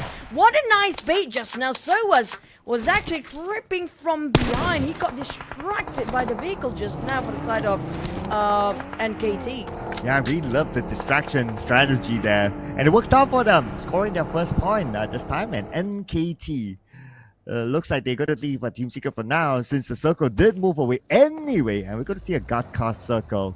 And in the middle of it, got Crit VIP, MORPH, Team Flash, a GEEK fam as well, came from Very Pier. And they're all within the circle now. So it's a matter of where will Team Secret go next. But it's not about the front, it's now also about the back. That PIGMY is behind them. Yep, Team Secret have to be aware to already cook up the nade, hoping it will land on the team that's trying to force themselves into where they stand here. A couple of rock to take covers, but that's going to be the only structures around them right now. But Strong's on the ground. PIGMY aggressively just pushing in, and Dimsy will have a bit of a trade, but it's down to 10. Even 10 is down. IQOO cannot give support fire from this angle. There's nothing that he can see from here. But the rest of the side of PIGMY, it's not going to be a problem for them to just save DMZ as long as they got himself vehicles. The side of Team Secret, on the other hand, Break cooking up the nade. Namki would give support fire across the other side of the island. But for Break, he's been cooking it for quite some time now. Oh, here we go. Toss it across. And the Break with the first knockdown. Okay, one more to go. Break gotta be careful. 50% of health left for Break. He does have cover fire from Namcube from the high ground behind him. But he has to move in aggressively to finish up the fight. Because now the reset is happening. He could be outnumbered if he allows that to happen. And Break with the blues and coming in as well. Namcube will actually be on his vehicle, already just arrived. But will be enough. PIGMY now eating that nade straight up front. PIGMY on the shotgun, trying to play ring around Rosie with the players of Team Secret. It's going to be tough. They need to play with the angles, but have to be extra careful and vigilant regarding the Blazers. Start to close in. They will be burned off alive. Billboard, the last player standing for PIGMY. Turning things around, but Namki already prepared himself. The DPS and Team Secret bounce back. 5 eliminations now for Team Secret, though heavy casualty on their side, but at least the 5 eliminations, this might be crucial for them in their pursuit for the Super Sunday. Now it's a matter of getting into the circle, and we're going to see Stage 3 circle coming soon. The last we saw a lot of teams in the middle of the circle, so with this kind of timing, maybe Team Secret might want to consider coming in a little bit later, but hopefully they have enough healing utilities to tank out the blue if they want to play that sort of strat. Speaking of tanking out, this is going to be the team that's not that much worried when it comes to the blue zone. MORPH. If he's not being careful for Zero, there's going to be alter ego players on the other side of the map. We do know Rosemary is pretty sharp with his taps from afar. I have to say Rosemary pretty much excel in every single battle that he actually gets in a CQC, in a mid-range, in a long-range sniping. Now, he can actually do everything. Wow. And speaking about Rosemary and everything, they got the circle again. Just like the Sandhorn match, the circle pulled towards their area. And I really love that spread again. 2 players on the Gatchar Mountain, giving a lot of vision to the other team members of Alter Ego. They're pretty much in a good spot right now. And KT passed by, and they're looting whatever that's left from PIGMY and also Team Secret, and looks like they got to play the entering the circle a little bit later strategy as well. As long as they got themselves the points there, it's going to be enough for them to just play a bit of a survival game on the side of Team Secret. Also, we saw the last time they do have quite a number of loops, so it's going to be a huge upgrade on the side of Team Secret. At the time being, BTR spotted out the rest of Team Flash. Here comes a migration, where it's not the greatest migration yet. We're still in stage number 3, but entering 4 very soon. BTR spotted out the migration of Team Flash, and Alter Ego waiting at the other end. RQ is behind BTR. Well, BTR just spot himself quite a comfy compound, but if there's another team or probably 2 teams rushing at the same time, it's going to be difficult still for the side of BTR. Playing in the middle of the circle, BTR, Team Flash as well. It's going to get a bit crowded here. Just waiting for the other teams to pass by. GEEK Fam as well, somewhere in the middle of the circle. They had the middle of the circle even before, but a little bit of an exposed position to go soon. Nice long range to knock down Mika, one of the top fraggers. But the good news is that at least it's a long range. But I'm looking at the minimap as well, and Team Flash, they just sent 1 player out to flank from behind. Team Flash definitely has been varying their tactical when it comes to the week 3. A bit flourishing performance, yeah. Do you see quite a different approach this time for the side of GEEK Fam? Mika bleeding out, but nobody trying to reach out. Finally, he's back up on his feet, but Sonics, they are quite spreading out for the side of GEEK Fam. They're being taken by surprise. It's going to be trouble for their side. And they didn't score any eliminations, yes, for the last one either, I think, from what we know. But Infinity, definitely distracted with Team Flash's audio queue fires. Talon, I don't know what happened to Talon's side, honestly. Yeah, not too sure. We didn't get them on screen. But we still do have GEEK Fam on screen. So since we do have them on screen, just a little bit of a team news. Izane will not be playing today because he is unwell. So that's also the reason why Sonic's, the substitute player, is playing from the start today. So hopefully Izane will be able to recover himself since it's a crucial week for GEEK Fam. Talon, Crit VIP. back to a sort of PA. Now, I don't think it works anymore for PA to rotate late, but they want to try to find a week, pretty much almost the same how they played week number 1. And that's why I think Talon caught himself in a trap just now. It was a triangle fight between BTR, Talon, as well as PA. But the circle of all the times here, I don't know how Alter Ego rotate, just get into almost the center of the circle every single time. Same goes for the side of RIQOO. The Indonesian teams is so good at reading the circles. But if you ask me personally, I always put that is you position where that you're comfortable in, and then you play around wherever the circle is at, rather than kind of hoping that the circle favors you. So happen the circle does, and yeah, they will definitely make the most out of it. But for Talon, okay, no circle so far, no problem for them, as they so far having the upper hand against Script VIP. Here comes MORPH, Zero down on the ground. Stone holding the positions. And Tony K tried to stop them from entering, but he ate that nade right across the door just now. Fluke will have to reset. Stone's pretty low himself. Down to only Fluke to make the play here. 1v2 and gets the entirety of MORPH with very low HP.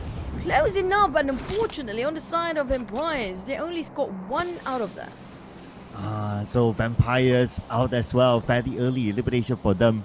But good for MORPH. 4 eliminations. Nice defense there. But speaking of defense, we're back onto Crypt VIP defending the ground against Talon. But actually both teams on the outside of the circle. So it's more of like nobody's really defending, but both need to be on the offensive side. Speaking of offensive, Crypt VIP not trying to take this very reckless. Just treading it as meticulous as they can. Spot out Misery in the car. The nade will try to pressure and it connects to the side of Newbie. Yuri drop a big one, but still not going in for the push, knowing the fact that Creative VIP have multiple layers of support fire in the line. Now that's going to be difficult for Talon to spot them out with the bunkers around the side of Creative VIP, but they will force it out anyhow. Yuri knows exactly where he tossed the previous nade, and Naxo will try to give the pressure on while Yoru reposition, and Bill knocks down. This is trouble for Creative VIP. Yeah, it's time to move as well for both teams. Now that the blue will be upon them very, very soon. Red face, swing on the other side.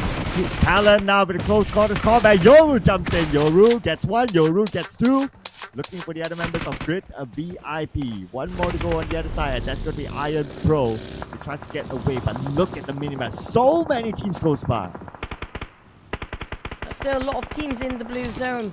Yeah, I definitely agree. The moment they're done with the blue zone, the moment they're done with the fight, it's still going to be a lot of teams that have to cut across just to get into the center. Butra, on the other hand, didn't score any eliminations, but he will try to survive as long as he need to. At least the team scored 2 eliminations by now. And KT just arrived, crushing straight into ROQ. Well, YOODO to spot out by Team Flash. They're having a bit of a fight on the top of Gutcom Mountain. Here we go, on top of Team Flash. And because of this elevation, they have the advantage against the members of Team Flash. A winning fight against them. 1 player out of Team Flash tries to get away. Let's see here. He is on the lower ground though, but Kid is there together with him now. That's going to be Kwang. And this is going to be a very difficult position for him to play. Look at the amount of process of the Kwang. Nowhere to go, nowhere to hide. Team Flash out. Totally been locked down just now on the side of Team Flash. Despite they got himself the last chicken dinner, now this time, at least it didn't go empty-handed. I assume, hopefully not. They didn't score any placement points by now, but Alter Ego BTR is still inside of the circle, with GeekFam might be gatekeeper the side of Alter Ego. YOODO have to jump down from the Gutcom Mountain, knowing the fact the circle shifted away from them. BTR spot out, and KT, that's going to be Mr. Joe on the ground bleeding out. Well, Alter Ego to give some warning taps to the side of GeekFam. NKT out.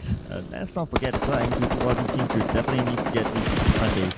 But same also PEA. The players currently down. Talon is winning the fight so far. Misery will come in with the UMP as well. And look at the buggy.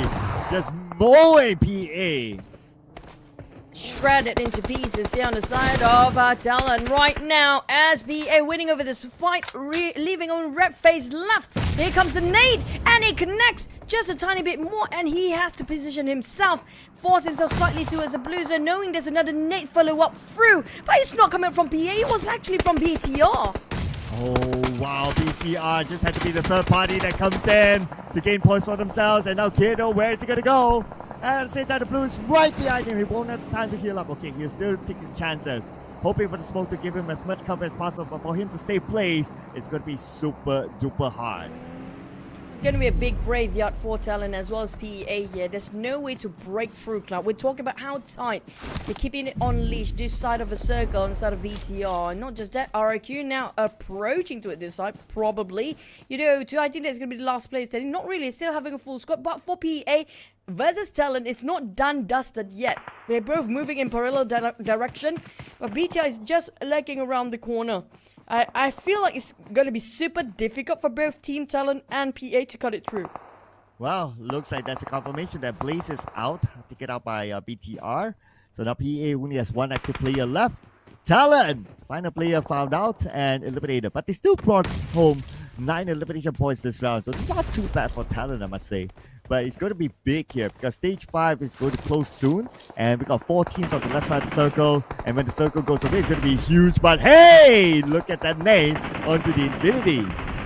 Infinity have nowhere to run nor hide, only to smoke the moment it clears up. It's going to be a clear view for the side of YOODO to clean it up. But GEEK fam going down with 0 points down there, except for the placement points, couple of it, probably. YOODO despite the charge into Infinity, Tiger Axe and Logan still stand. They managed to reach a couple of players just now. But it's going to be the explosion of the vehicle between those two players. Down to 1v1 here. And Logan, DBS gameplay through the smoke. Translated shot. But at the end of the day, it is going to be GEEK from YOODO 0-2 to take out the final member of the Infinity. YOODO 0-2. 6 elimination points. Alter Boycha want to take up the advantage from the sideline just now, being a third party, but the rest of Alter Ego probably say don't overextend yourself too much, don't overcompromise the entire team. They're still holding their grounds. Now probably will try to follow the tails of YOODO 2 from behind. Look at the spread of Alter Ego. They've been doing this 2 times in a row now, split into 1-2-1 formation. Satar spotted out PA. I don't know what happened to the last PA players, but definitely it's going to be tough to cut across BT on the northern side. But we're down to 5 teams. And the circle happened to be moving to the right side. And there's an airdrop in the middle of it. Now, Alter Ego, the big boys, up against YOODO 0-2, who seems to be on the road this time. If only they had a full squad, then maybe they would have been a bit more effective against Alter Ego. But because they have only 2 players, they don't seem to be interested to engage. But on the other side, No Mercy burned down. No Mercy could be taken out, but he managed to position himself just by the edge of that molly. He's been hanging on to that smoke, knowing the fact if he just forced himself out entirely, nowhere near the molly, he has to take it in, just eat the fire for a bit. Because that's going to be the AoE, the area of coverage coming up from that smoke. If he actually just go a bit slightly towards the right or left side, he's going to be done. Because 2 set of teams watching right close to us where he's at. Back to the side of BTR. They have been aggressively finding those eliminations. Despite they lost Lapa early on, they still got himself. Satar is on fire. He's actually on rampage here with 4 eliminations by himself. Man, I could hardly remember a moment where Satar is actually not performing. This guy is one of the most consistent performers I have seen for many years now. Even you put it into different lineups, like even in the Indonesian national squad, like this guy is just insane. Even if you put it on the solo match, this guy is as insane as well. Like Satar, he's just another beast. True. I mean, which player of BTI is not this way? MORPH now opening fire to the side of Alter Ego, reposition himself across, but look at the spread like I mentioned before. Alter Ego, they're trying to work out something, and spot out Boycha taking out Flippy, and that's going to be a clean execution at that. While Boycha and Hans for you working as a duo, Rosemary going for the support fire instead of going for the entry fragger, but they entry in as a trio with Alva giving support fire from the back. They will be just torn down and boxed in, while the side of Hawk nowhere to be found anymore. Alter Ego just going around and looking for elimination points, but No Mercy is there to try to spray down the members of Alter Ego. But No Mercy being the last man standing for RRQ like he always does. He exposed himself, and Alter Ego's next target could be him. Now we do see quite a consistency here coming up from Alter Ego, scoring themselves at the top 4 multiple times. RRQ next will be eliminated since they are pretty low in terms of manpower themselves.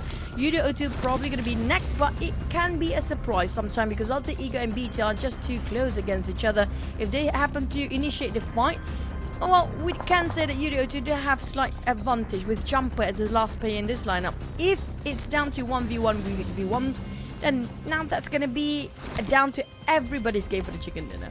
Yeah, and Jumper is a survival specialist. We've seen that time and time again before throughout his career. So hopefully he'll be able to pull off a big one here for YOODO O2. They definitely need the points in. But the challenge is going to be big. Alter Ego and BTR. So he has to hope for these two teams to cancel each other. Now, look at the spread of Alter Ego. And because of that, they have at least a representative in the circle. True. At least they got themselves some placement points. But here comes the initiation coming from Alter Ego. But we do know Alva always checks every corner. Alva knows there's going to be somebody around the other side of the corner. Then it won't be just one side circle that's going to be comprised of all the players. They're super aware of this. Well, Rosemary keeping the pressure on Satar. Almost shredded his helmet entirely. Spotted out Jumper. Luxy even can get a glimpse on Jumper. Two eyes on Jumper. Alva and Luxy here. Satar taking down Rosemary. A clean one at that. I have to say, Satar taking this round by himself. Yeah, the two big boys cancelling out each other with Satar on top. 7 elimination points now for BTR. While Jumper, he's monitoring the situation. Definitely not going to pull a muscle. But look at the elevation, or look at the minimap. Shots fired onto the side of Jumper, so his position could have been sniffed out by BTR. Yeah, I think the same goes for Alter Ego. They definitely know there's somebody there, but just quite hesitant regarding the confirmation. They haven't got the confirmation, not affirmed yet there's somebody here.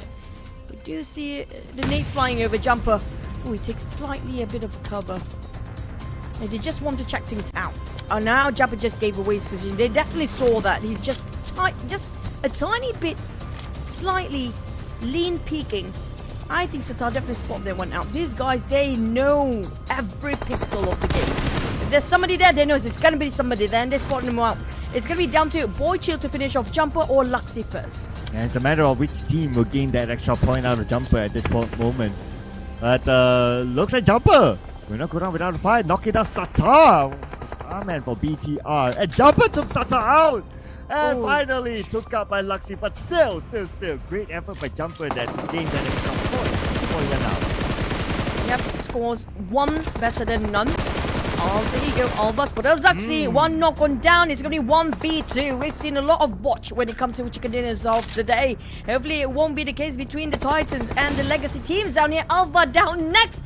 Never mind, I take that back. It's down to 1v1. Yeah, well, here we go. 1v1, anything can happen. Hans for you on the lower ground side. But both of these players, they do not have the circle. Now, the advantage for Hans for you is that he does have this vehicle, so he can still get creative with it. Let's see, how will he prioritize his position? Looks like he's going to get into the circle first. Though putting himself on the lower ground, but he does have this vehicle as a barricade. But it will be big if he can revive Boycho. If he can revive both of them, Alva as well, because Luxy, there's quite a distance, and Alva did cover himself with that one particular small rock. And if Luxy just forced that side for Alva, then it's going to be no go for Alter Ego to go for 1v3 since Boychi got the reset back towards their side for the percentage of chicken winner winning. But this is Luxy we're talking about. It's not impossible for him to flush things out by himself. Oh man, 1v2 with Luxy on the lower ground. Boychill now going all in onto Luxy. They know exactly where he is. Two eyes on the Luxy. Alter Ego will not let this one go. Well, they were laughing. They definitely had fun for the side of Alter Ego. This is going to be one of the top teams we're talking about. And it's going to be also BTR, also one of the top teams out there as well. So it's down to who's actually being the alpha for the last rank of that. Congratulations on the side of Alter Ego. Man, I have to say, Hans, for you, the rising star for this season. One of the newer transfers for Alter Ego since last season. Definitely improving as a team. found the chemistry within himself and also the other team members, and he has been proving himself to be the mainstay of Alter Ego this season. Great work so far for Hans For You, and also Alter Ego to score the second chicken dinner for today. And looking over at some of the numbers, so the amount of eliminations that they got 12 eliminations out of this round. Quite a hefty amount, as always, despite they already secured themselves almost 100%. I think it's 100% by now towards the grand final, but they never drop any of their performances. That just shows how disciplined the players are coming up from Alter Ego's lineup. But the MVP, we have to give it to Boychill. It's been a while we actually see Boychill up here. It's always going to be Hans For You, it's always going to be Okta or Rosemary, but this is going to be the first Boychill, I think, this season. Oh yeah, absolutely. With 6 eliminations, 797 damage, and 215 damage received. As what we talked about earlier of this season, Alter Ego, one big thing that they have fixed is that they are no longer over-dependent on Rosemary. Boychill can step out the game, Hans For You can step out the game, and with that, that's how they got this chicken dinner. I honestly think that if Alter Ego can work everyone up there, just the same standard of Rosemary, there will be one scary beast next season. But when it comes to the match recap, we have the Indonesian dominations again, but YOODO too climbing up the spot. Definitely very different, but they haven't scored themselves any chicken yet for the entirety of this tournament. This round it came close for them, but yeah, let's see if they can pull off another one in the following round. But it's still pretty dominated by the Indonesian side. So far, great work for them as well. They definitely deserve it, looking at the performance that they have with the fights that they have taken. And speaking about fights, gonna enjoy the fights again from the previous round.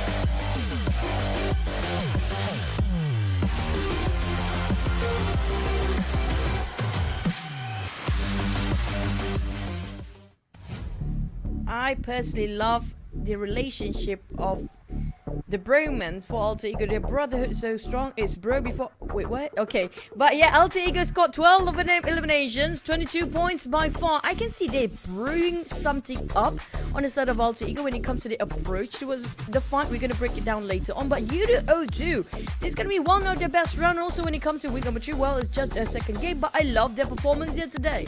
Yeah, I was worried that you complete the sentence, we'll be cancelled after that. Yeah, I was about to give the signal to our producer to be like, okay, prepare the mute button, okay, or the beep button. Yeah, the beep button. Yeah, that would make more sense. But for the other side of the other end of the table, Team Flash from scoring an insane chicken dinner to getting 0 points this round, and Sem9 unfortunately another 0 point round for them. So 2 rounds in a row for Sem9 with 0 points. But frankly speaking, if they already got the ticket to the grand finals, I wouldn't be too worried. But I'll be worried for GEEK fam, who only scored 1 point in 2 rounds. True, and if I'm not mistaken, GEEK fam haven't gone to any Super Sundays. So, but for Alter Ego, with 32 points as a start here today, average at around 16 points in every single map, 2 times in a row. That's just consistency at its best. BTR as well. Now, Team Secret, they are okay. I mean, like, it wasn't the best round, but they are definitely up there. But it's just not the chicken yet. Yeah, it's a if they can score a chicken dinner, it's a bonus. But if they can be consistent enough, that's going to be the big one for Team Secret. As for the other end, so Sem9 no points at all. GEEK fam 1 point, and that is through placement. So no eliminations yet for GEEK fam, considering that they are teamed with a decent amount of firepower, with Omika playing in the lineup. As for Vampire Esports, 3 points in 2 rounds. But here are top damage dealers in match number 2. I don't know what's the main reason. I think probably because a lot of players been extending, a lot of teams extending a lot of fights inside of the blue zone just now. And also, you saw, I think you mentioned about the northeast side just now. There's too many teams actually gatekeeping each other out. Hence the reason why we don't really have that high damage that we usually have, around 2.2k damage. And also maybe a lot of early engagement kind of results to where not many teams left here when it comes to stage number 4, 5, 6. Oh wow, okay, we don't always get to see Jumper up here, so great work here. 1070 damage, the highest among them all, and the only one with 4 digits. Satar 828, Boitil 797, and Luxy 717. So 2 representatives for BTR on the chart as well, and 3 of them from Indonesia. But YOODO 02 Jumper, what a step up game for him. Yep, he survived the longest and actually secured quite a number of eliminations till the very end of it. But next we're heading into Erangel. But speaking of which, will it be another Alter Ego? Because I saw how they changed their approach towards a fight just now. They're starting off a 1-2-1 formation with the one from the front and the one at the back. They're just trying to spread across, try to dominate half of the circle, or at least a quarter of the circle early on. And then once they get themselves one knocked down, they will be leaving one person behind, and the other 3 will try to go entry frag with Rosemary, the support 5 from the back, and giving the opportunity to Boy Chill as well as Hans for you to work out as a duo in the front as the entry fragger first. Then when things are clear, they kind of say, okay, you can come in, and Rosemary. That's where Rosemary just going to push in with the rest of the entry fraggers. I love the approach. It's very refreshing. It's very different. Yeah, it's very, they definitely have their system towards how they approach the game. You got the circle, you open up the space, and that will give you control on the circle. It will give you control, that will give you information, and if you just give warning shots to whoever comes by, your opponent wouldn't know like exactly how many people are there. So if they receive warning shots, for the most part, teams wouldn't want to crash into that area. So where else would they want to go? They will go to another corner, and that is, like, if we take that round as a theory, they will go to the right side corner, and that's how they clump up each other on the right side. They cancel each other, while Alter Ego is just standing on the left side and be like laughing the fact that they are cancelling out one another.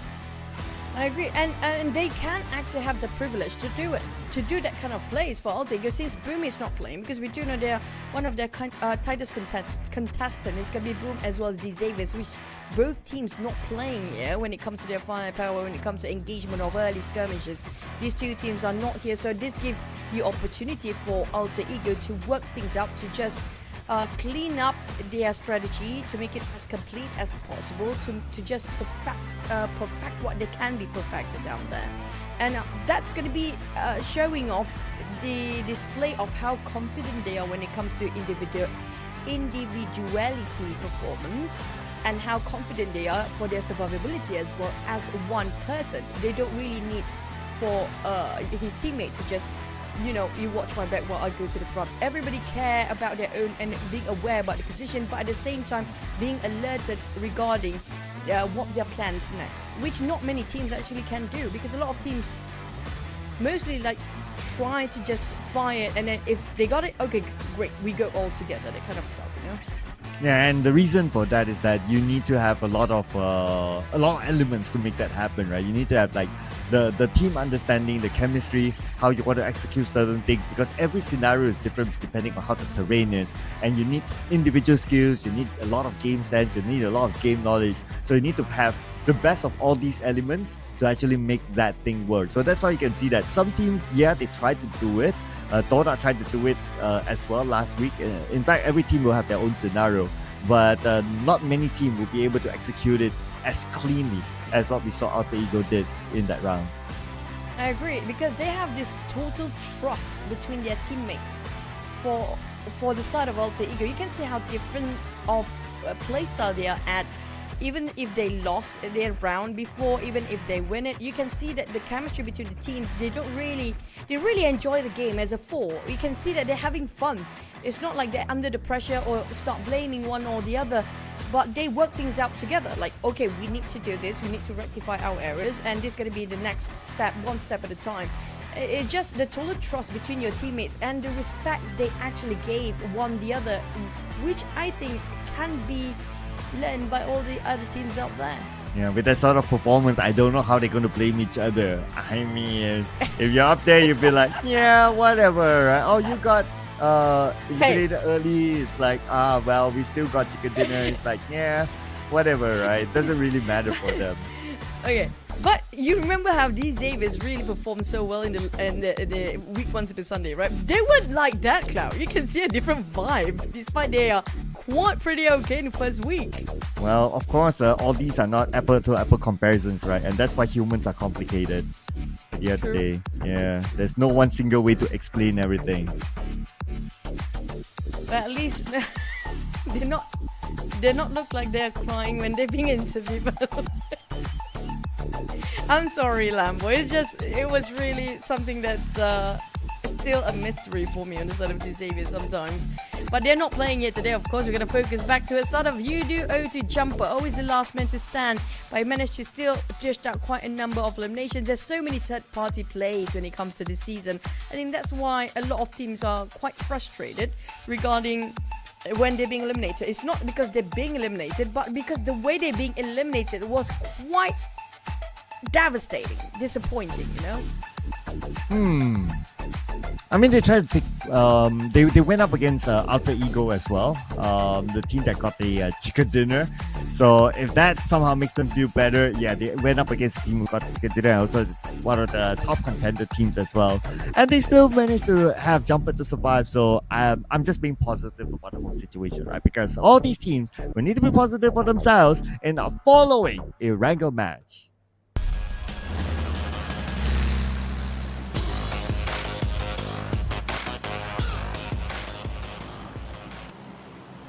Flying straight into our third map of the day, which is going to be the second Erangel, coming up very south flight path down up to the side of Lipovka. But if the circle ended up in shooting range, now we're going to have a lot of fights, maybe on top of hospital, ruins, even the area of Roshok perhaps, because we've seen that multiple times before, and a lot of teams will want to go through ruins as well if it's going to be Northern Circle. But if it's going to be a general circuit at the center, I don't think it's a bit of a problem for the players, but maybe they try to fight for their second checkpoint.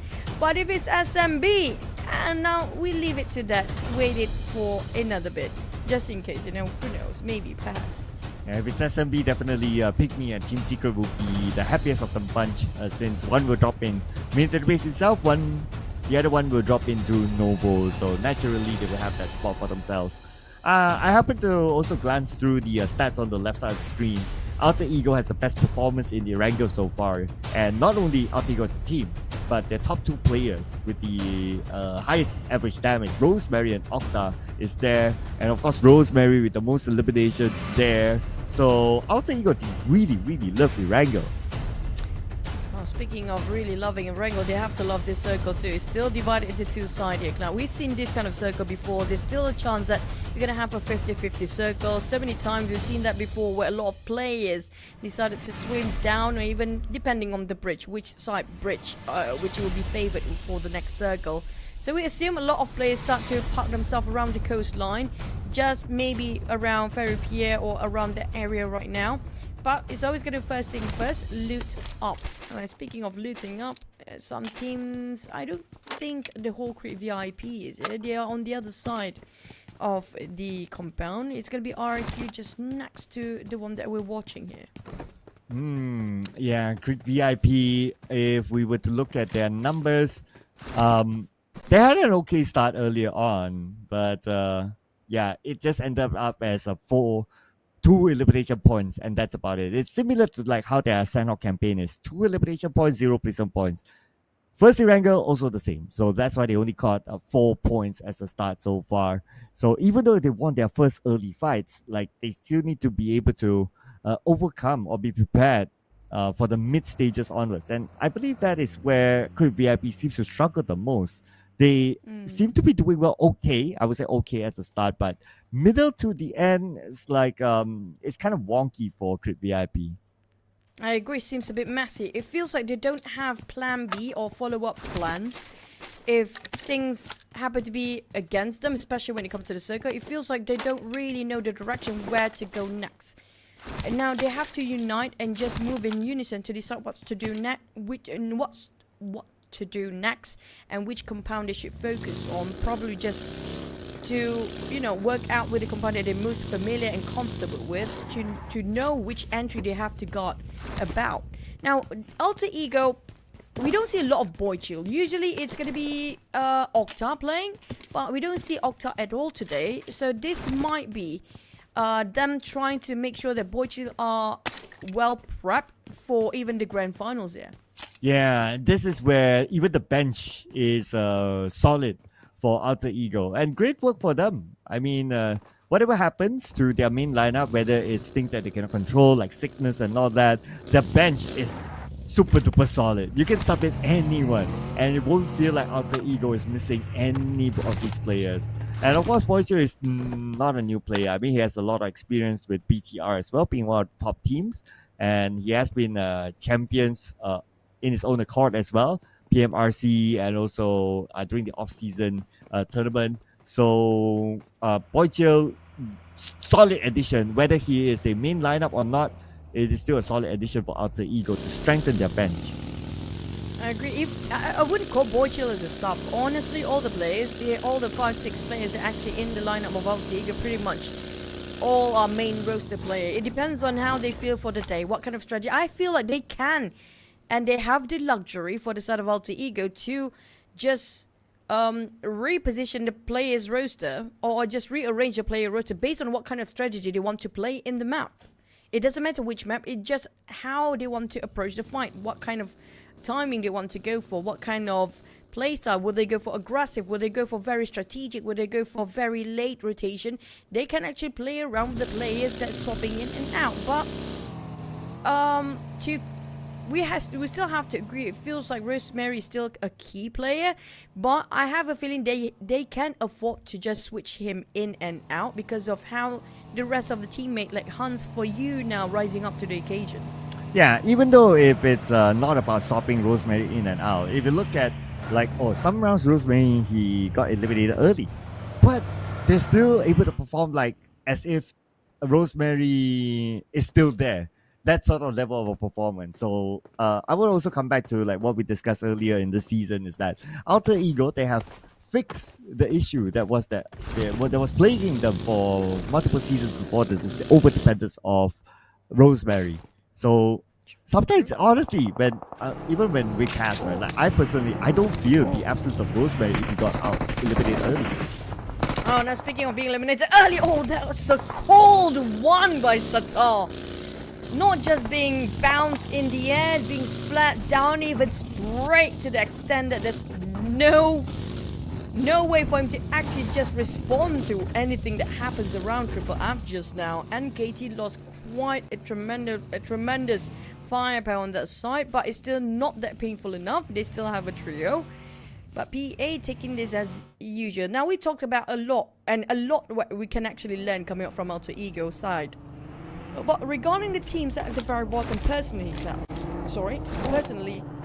we start with number 16. What do you see the biggest flaw on the side of Sam9? Early fights. Like they have problem again. Early fight. It was also the same case inside of Sanhawk.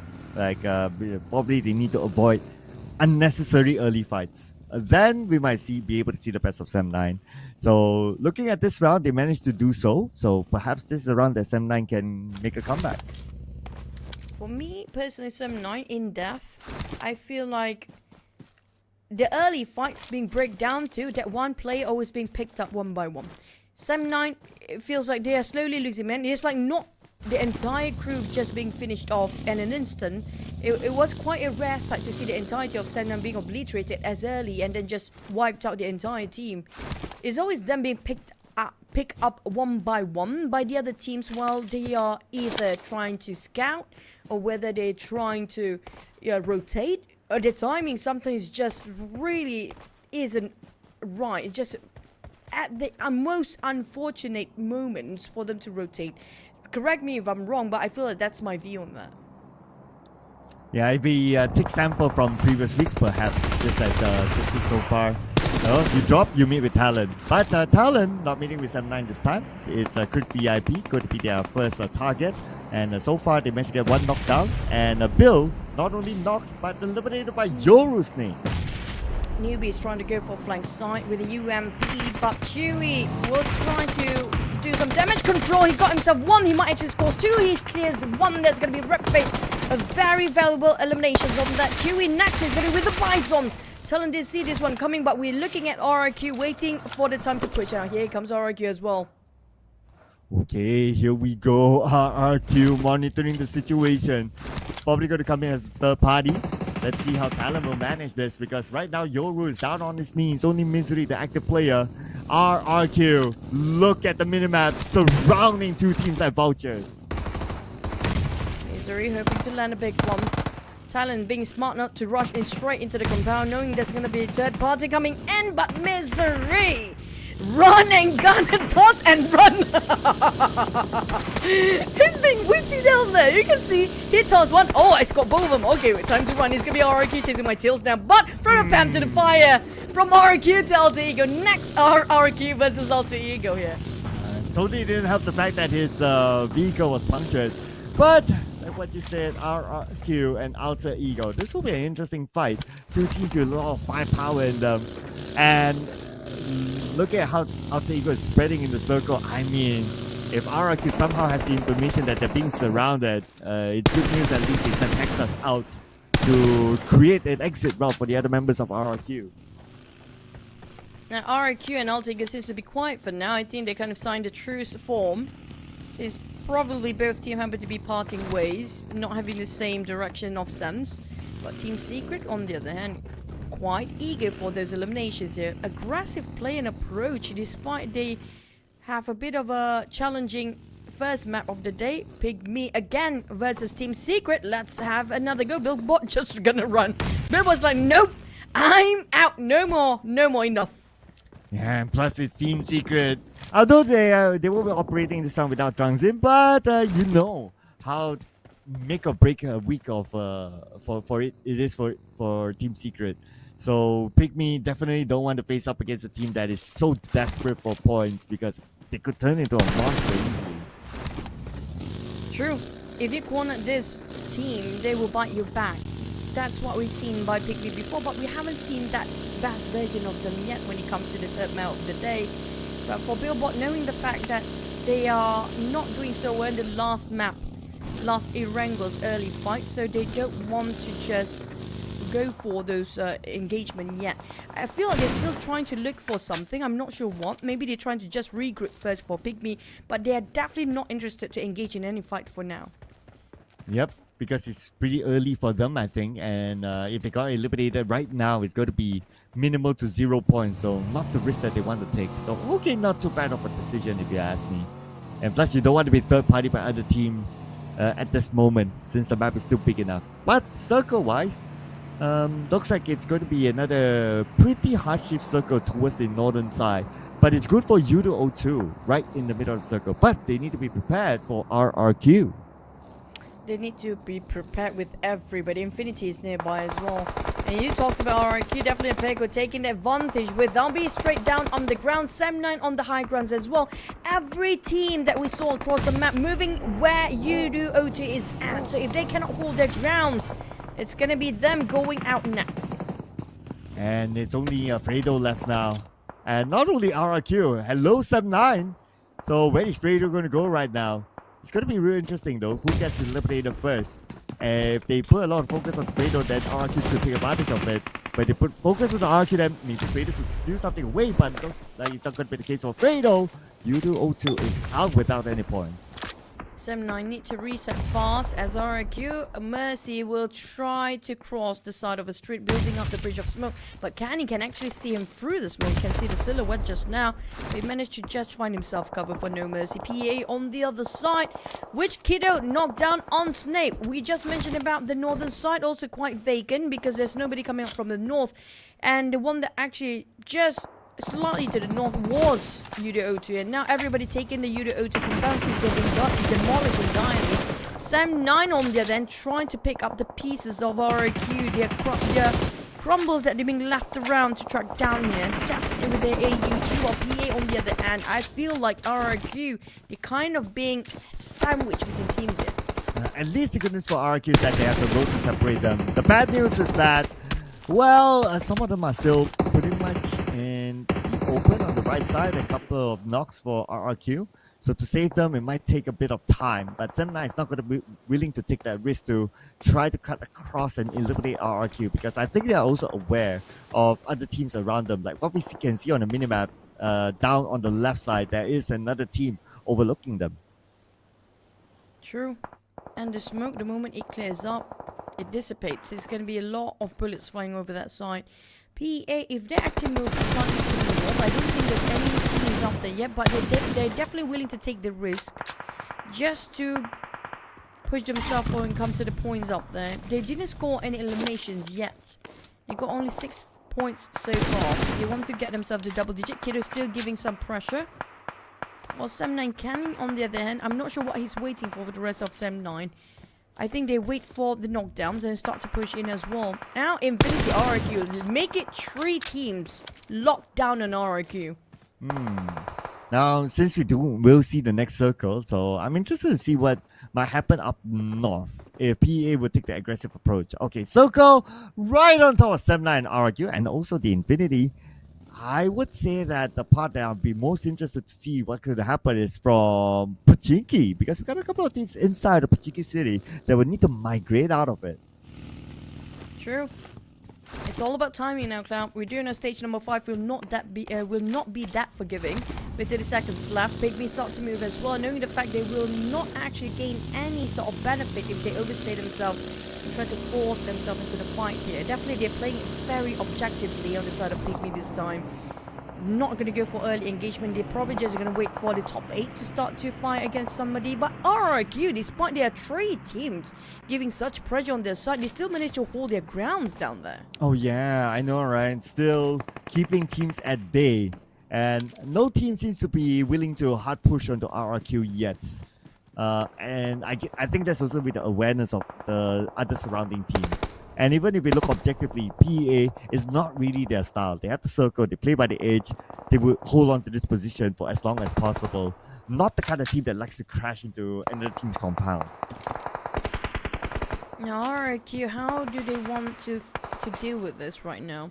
If they go out, it's going to be PA from the back. If they go to the front, it's going to be Sam9. But lucky enough, Infinity seems to be busy with PA. They do have a bit of a breather, a bit of a room for the side of RRQ to just recuperate and reassess the situation. While NKT and GEEK Fam, just now we saw PIGMY running away from GEEK Fam. Next is going to be NKT spotted out by GEEK Fam, who's been waiting, trying to gatekeep every single team that's passing by. I also want to point out that GEEK Fam, right now they only have 3 players, so not the level of firepower that they wish without a full squad. As for NKT, not interested in GEEK fam, more interested in the circle. Gonna play by the edge of it. PEA, just on the northern side. But looking at the minimap, NKT, they'll be a little bit more interested to defend the ground against PIGMY from behind. There's also Vampires eyeing out to the side of PIGMY. Here comes the Vampires. They are approaching to the side of PIGMY. I don't know what is happening, but center seems to be the most suitable place for everybody to hide them if you don't have a full squad. And that's decided by NKT, taking a bit of a cover by the structures and vegetation around them. It's going to be that one rock and one tree to cover them temporarily. But the moment they pop the smoke, it's going to be them giving away the position as well. An entire crew of Vampires just on top of them. While Infinity and GEEK, and that's going to be Nate dropping, and it's going to be Sonic's on his knees. Nades galore to GEEK fam! And Damroot fires back. He got one knock, but then when he exposed himself, he immediately got knocked. And now it's down to Mika. Potentially the hero of GEEK fam. Let's see if he can pull off a clutch against the two members of the Infinity. Now Mika pretty low, 50% of health, and spray onto Mika. Mika eliminated GEEK fam. 0 points in round number 3. Just talked about that early on regarding how crucial it is for them to just score every single map that is starting day number 1 of week 3 here, but it's just multiple times things didn't work out for them. But PIGMY, they do take a bit of a great area here, a bit of a ditch, so they will try to make sure that Vampires will have to force themselves forward to find their positions. But the circle shifted away. I have to break it down. Vampires, PIGMY will have a bit of an overextend fight, and Katie, despite they went to the center just now, the circle just don't like them as much. It's gonna be RRQ and Sem9 taking at the middle zone. Oh, here we go. Vampire Esports and PIGMY as well by the edge of the blue. This fight is inevitable. They must cancel out each other before, considering how they're going to go in. And the moment they make them move into the circle, there will be other teams waiting for them as well. So it's going to be a back-to-back fight for either these two teams. Here comes Nades galore. Look at the nades flying. Oh! It's gonna hit 2 in a discount of 1. What a discounted day. Is a promotion day for the side of Vampires. Hitting on 1 for 2. 2 knockdown. Can they reset? There's no space and time. Here comes the spray shots coming in. They're sweeping the floor out. And the last nade just now pretty much secures by Tony K as well. Yeah, thanks to the nade, they won the fight against PIGMY. Vampire Esports now making their move. So the next contender for the entry into the circle, it could be NKT. Let's see where will Vampire Esports move. But looking at the circle, I don't think fight with NKT is avoidable. Speaking of avoiding fights, PIGMY, despite they try to avoid so many fights early on, still by the end of the day have to force it out anyhow. Unfortunately, it ended up with a 0. At least they scored 1, not a 0 at that time. But for MORPH finally joining into the crossfire, while Infinity split themselves into MORPH inside and the Southern side too. But it seems to be working out for them. And here we go, by the edge of the circle, the Infinity. Look at the spread. I really like it. Very, very confident of them at stage number 5. Sending 2 players up north, 2 on the southern side to try to block out MORPH. So let's see. So far, Zay is on his knees, but Zero is together with him. Now they need to deal with Flippy, who is the closest to them. If not, Flippy could surprise them from the smoke. But for the side of Infinity, they might actually a bit more than they can chew here. Fighting two-way angle of war. Vampires on the other end, but Tony K, that's going to be Nate by Nate and being forced to be taken down here with the rest of a MORPH start to pushing in, and there's no help coming up from the rest of the roster for Infinity. They're a bit busy against NKT just now. Yep, and Vampire Esports now dominating with 5 elimination points. So far, so good for Vampire. They managed to get this into the circle. Now, speaking about the circle, a couple of members of MORPH still not in it yet. And they're not only managing the northern side, but on the southern side, BTR is on the other end. Let's be extra careful in case BTR could land those long-range shots onto MORPH. But timing is super crucial for the side of MORPH. I don't think the circle will be on top of them, the next one here. And it's going to be a bit of a hike, since the moment they jump up towards the elevations of the ground, it's going to be a clear view and pretty much easy to be shot down by the teams waiting on the other end. But BTR versus Alter Ego. Seems like these two teams happen to be fighting against each other for quite some time since the last map. But BTR losing quite a number of men, 3v2, while we have Team Flash seems to be interested against BTR, but it's going to be RRQ. That's going to be around almost 300 meters shot from No Mercy. Yeah, where did that come from, that shot? My goodness. If only we had that on the bigger screen, that would have been epic. But can it be an epic one for Batman here? He is going up against Alter Ego. And they seem to not know Batman's presence. Gosu's going to follow up as well. Okay, this is going to be big if Team Flash can take out Alter Ego. Alter Ego having make it 3 players once more, but they gave too much time for Alter Ego to reset themselves. And they start to move as well. A bit too late, but Boy Chill be left behind, knocked down by Batman. Now, I feel like they will actually just leave Batman behind. Leave Boy Chill behind, knowing the fact it's a bit too late, it's too close to the blue zone.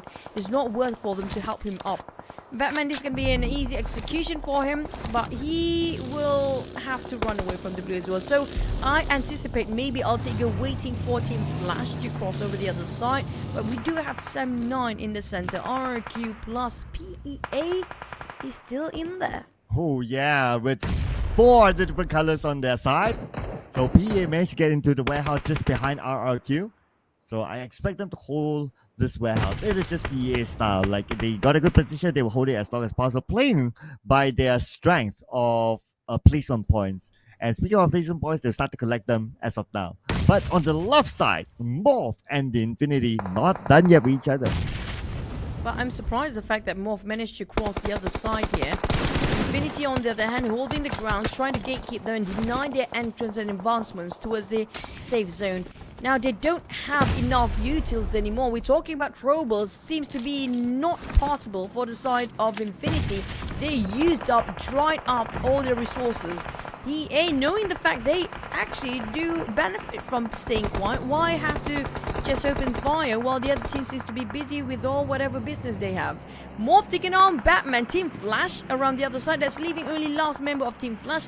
Logan taking a small shack, but Hawk will be the pivotal player on the side of MORPH. He can actually just outflank Infinity. That might be the crucial point for the side of MORPH. But Kwang? Well, Kwang. Now, it'll be interesting to see if Kwang will be the guy who backstabs any of these teams. But Opportunity going to get the first knockdown to say, and knocked out by Hawk. Okay, a little bit of a trade between the two teams. Now, Flippy, that top fragger is still in the game, while Zero is holding down the front line. Flippy knocked by Logan. Oh, they lost that top fragger. Now Zero as the defender is going against Logan. Ooh! Oh! He almost whiffed it that one when the jump shot's coming in, but it's gonna be Kwang actually finished off the rest of the team that just now, which was, if I'm not mistaken, was Infinity. Correct me if I'm wrong. But Kwang coming in with a say, need to reset, and the blue is here to take their health away. 10 more seconds to go, but how can Kwang cross over the other side though? Oh man, it's going to be pretty difficult for Kwang, but I guess he's also praying for a circle. Oh, shots onto Kwang. They know that he's there. Good news is that the circle is not too far away, but 3 eyes on the Kwang. I mean, nowhere to go. That's it. That's it for Kwang. Well, they definitely have to thank Kwang for their eliminations just now as well. Kwang did a lot of work for them, but you know what? They're not that grateful regarding when it's their enemy anyways. But Kwang, he lasted long enough. He was placed himself in the 7th place. We're down to only 5 teams. Alter Ego seems to be eliminated. Next, BA. When will they start taking actions here? As long as they have the circle with that warehouse, it's more of them waiting for other teams to come towards them. Now, speaking about other teams, there is a potential that Vampire Esports may put focus onto that warehouse where PEA is. So they are in a defensive stance right now. With 4 players with the compound, they should have a slight advantage. But it also depends on whether anyone got knocked from a long range before the next team comes crashing in. Speaking of the next team, this is going to be Vampires crashing in. Definitely 1-3 position they have, with one eyeing up towards the rest of PA and the one in the center, which is going to be Shrubs, but he repositioned himself to join in with the rest of Vampires. Now, while PA have to deal with 2 different angles of RRQ, approaching from very, very different angle indeed. No Mercy just have his vision on the side of Vampire. MORPH as well. So there's going to be Vampires fighting 2 teams at the same time. Make it 3 even. And Vampire happened to give more attention to MORPH instead of PEA. And with that, MORPH, looks like they're punishing Vampire for overlooking them. In the circle, not too bad, but with MORPH, such a good defense being deployed by them, and this nade by Hulk would land onto Fluke. Fluke pretty low at this moment, but because of the elevation, Hulk does not have a good clear shot. But TODAK's nade from the side will knock him down. Next Zero cooking up the nade. It's going to be him trying to shut down on Fluke. But close enough. Finally, he got 1 down, but it's going to be a bit of a trading down between Straps and Zero as well. TODAK giving support fire from the back. Super crucial for his position for the rest of Vampires, but he's been knocked down as well, leaving only Straps behind down there. MORPH also leaving with only Zay, but Zay will try to help to revive his teammate, but the problem is Straps will give him a bit of a pressure while TODAK will be revived, but unfortunately Sam9 still is away in the very last minute. Well, looks like another point taken, and Sam9. So far, so good for them. 5 eliminations, dominating. Although they play a little bit more passive, but that's fine because they had Combine, they had Circle. No reason for them to move. But if they want a reason to move, it is now because they don't have Circle. Same goes for RRQ and PEA. PEA has been quiet all this while. This is the time for them to take advantage of their position. They do have quite a fortunate way. What? No, Snape, not like that. Lucky enough, we managed to actually just avoid those explosions. But PEA, they need to leave. They've been overstayed themselves here too long. They should have actually go out a bit earlier and take just a bit of a risk to shut down on RRQ, who remains with only 2 players now. Oh, nade onto Blaze. With the blue onto him. And Blaze could be eliminated now. The rest of PEA with Mizi down. Kido gun down as well. PEA falling apart. RRQ picking out the points. And they already got 9 of them so far.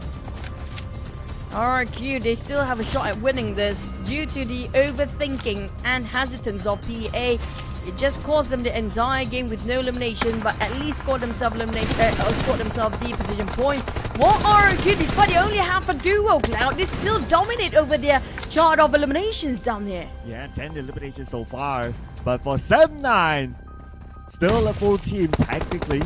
Only 1 player that needs to be revived, but they should be back up as a full team very, very soon.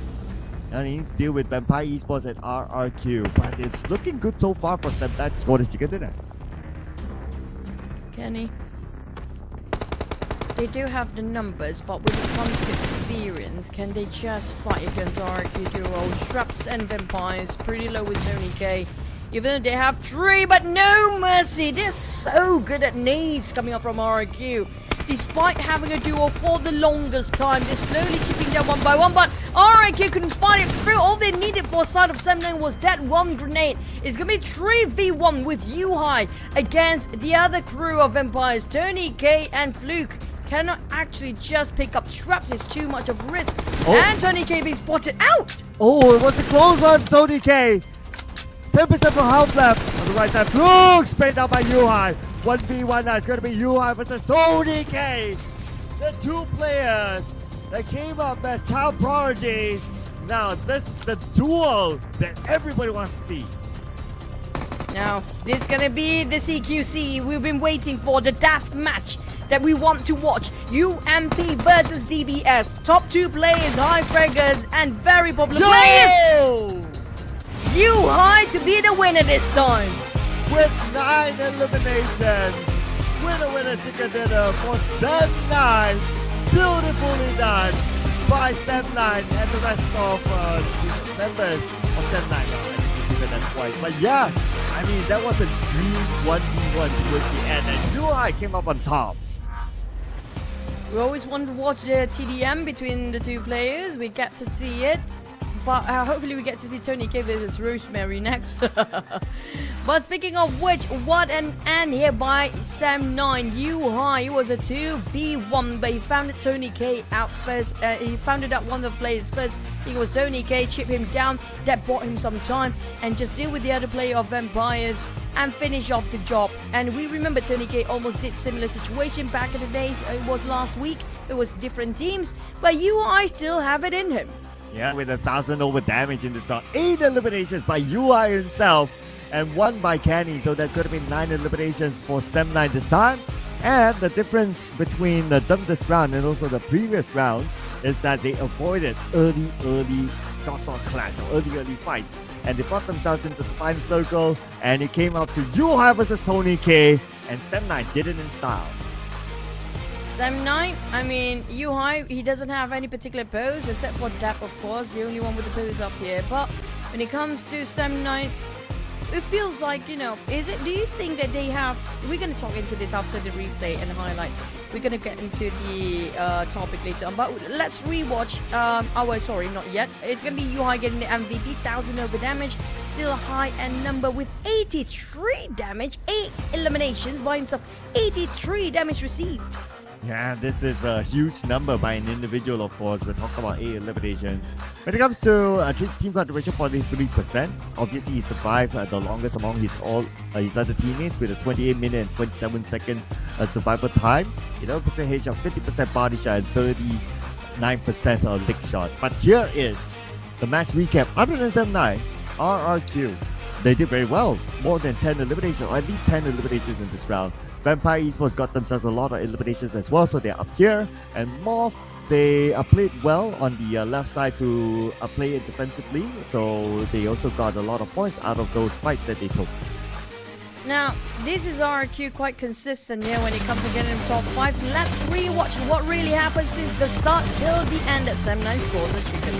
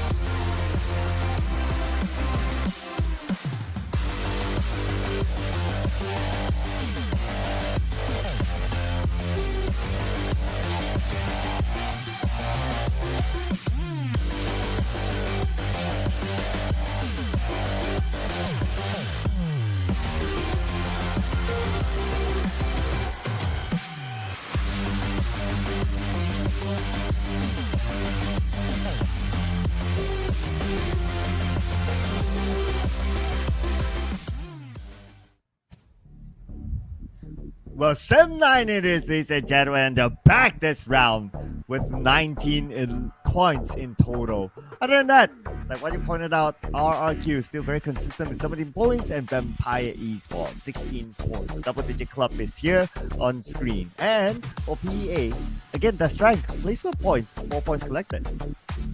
I personally don't really favor how PEA plays here right now because they had every opportunity to shut down on RRQ early on. It took them too long to get out from that warehouse.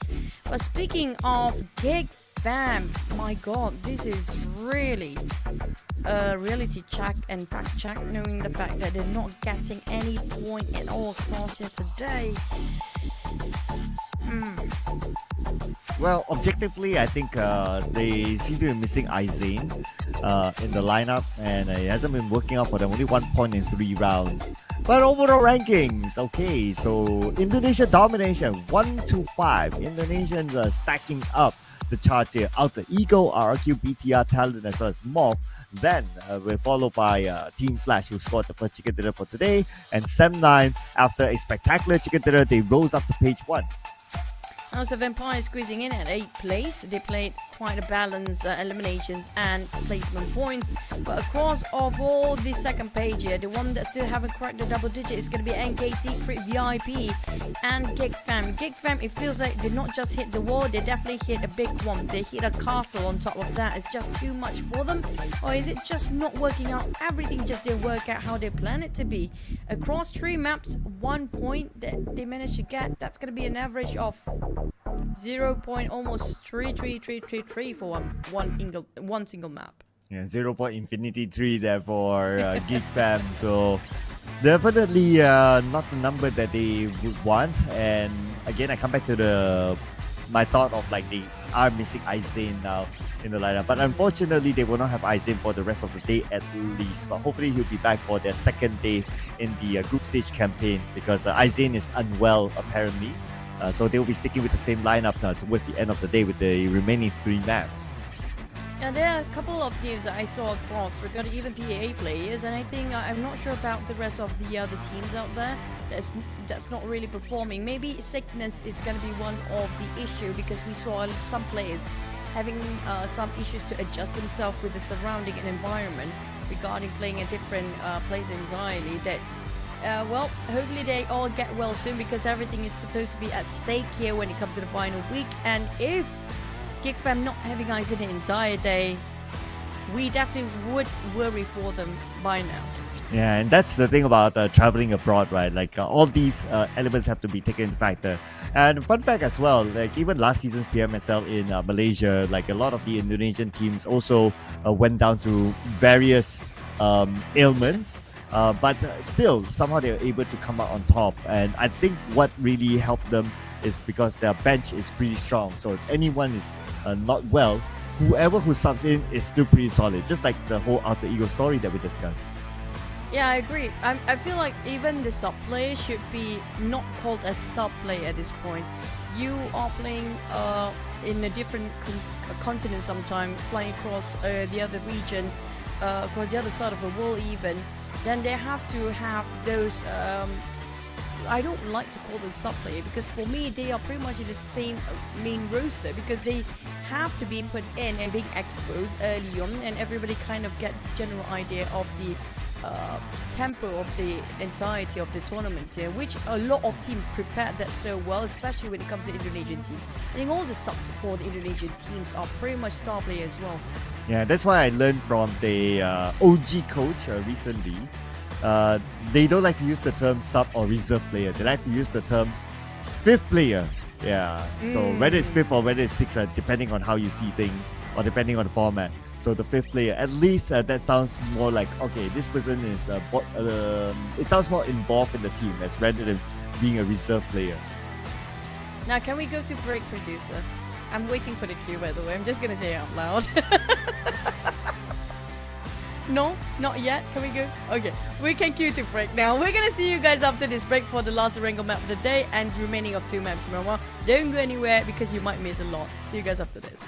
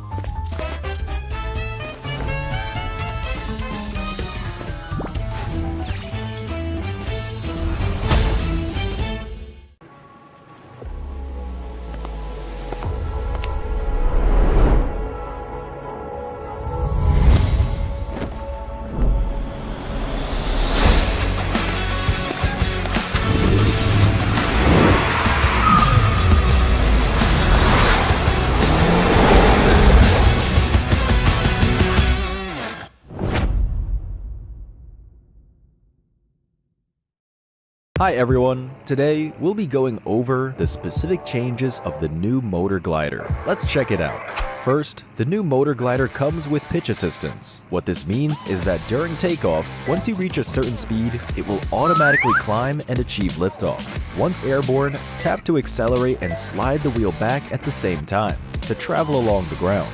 Next, let go of the throttle during flight and the glider will maintain its altitude while gradually reducing its speed to 60 km per hour and engage autopilot. Sliding the wheel forward during flight will cause the glider to pitch up and ascend, and sliding the wheel back during flight gradually pitches the glider downward to approach the ground.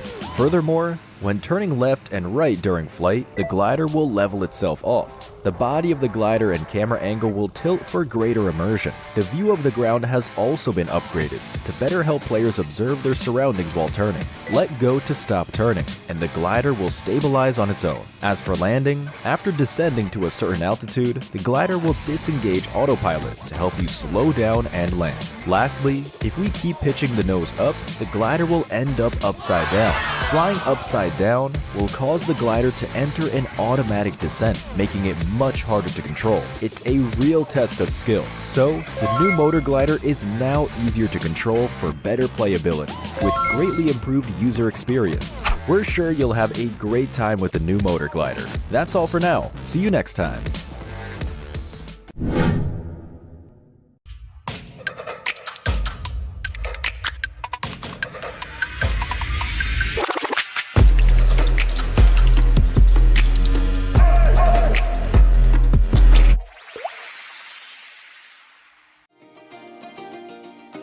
Wow, what a lively sky treasure ship! So many lights and people. Yeah, every shop is full of color. Let's look around. Welcome to the Golden Moon Cloud Market! Haha! You can light the ship's magic lamp each day to get Paradise tokens. During certain periods, there will also be a lucky box drop.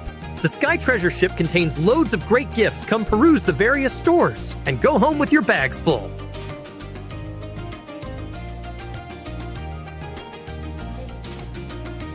When completing various adventures in Sky High Spectacle, don't forget to head to the Treasure Emporium for the Golden Moon Paradise Crate, as well as tons of Paradise tokens that await you.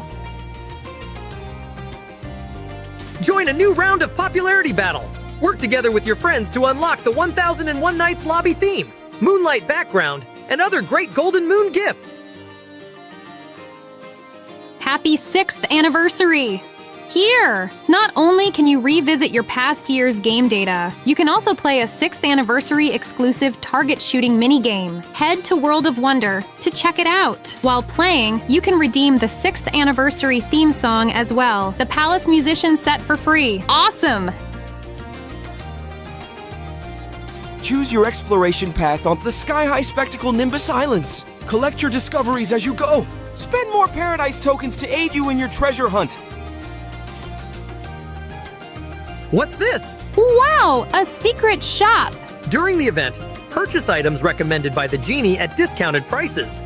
You'll also receive additional surprise gifts. Huge discounts up to 80% off. Come have a look.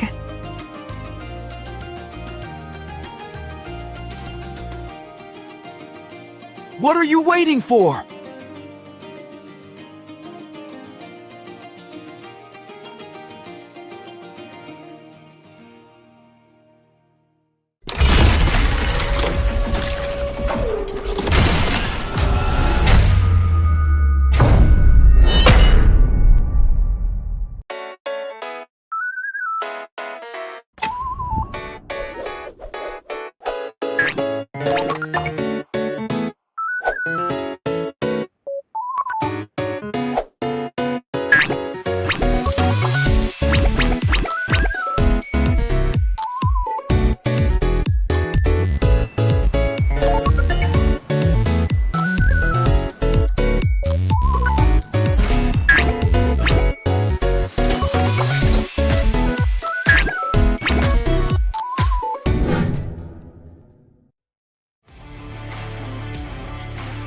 everyone, after the last video, I'm sure you already have a basic understanding of the game. Survival, competition, social interaction, and easy to pick up controls, these are what sets PUBG Mobile apart. First, as a battle royale game, survival is of utmost importance. There are multiple maps to play on, and each map is unique. Players can come up with different survival strategies for each map. Besides the blue zone mechanics, this is a completely open battleground. It's free of restrictions. Use your imagination to eliminate enemies and become the last one standing. Combat is also one of the core traits of PUBG Mobile. We have all kinds of weapons available.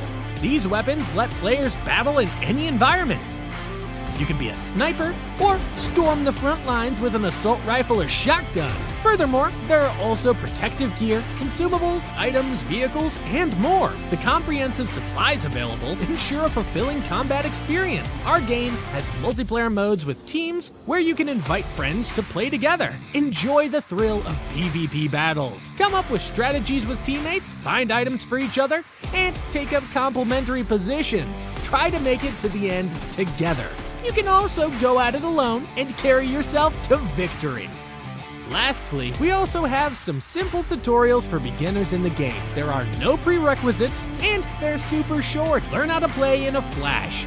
We're still planning to release more guides detailing all kinds of neat tips and tricks to help players quickly familiarize with the game. Becoming a skilled PUBG Mobile player is super simple. Boot up the game and play now.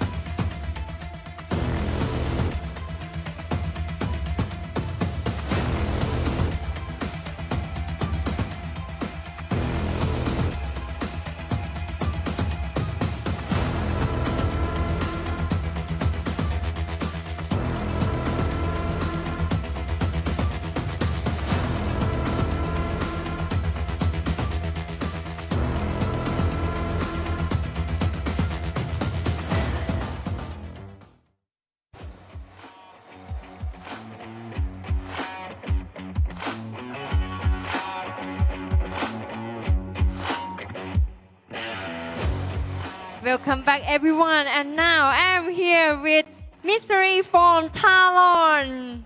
Say hi to your fans. Hello. Hello.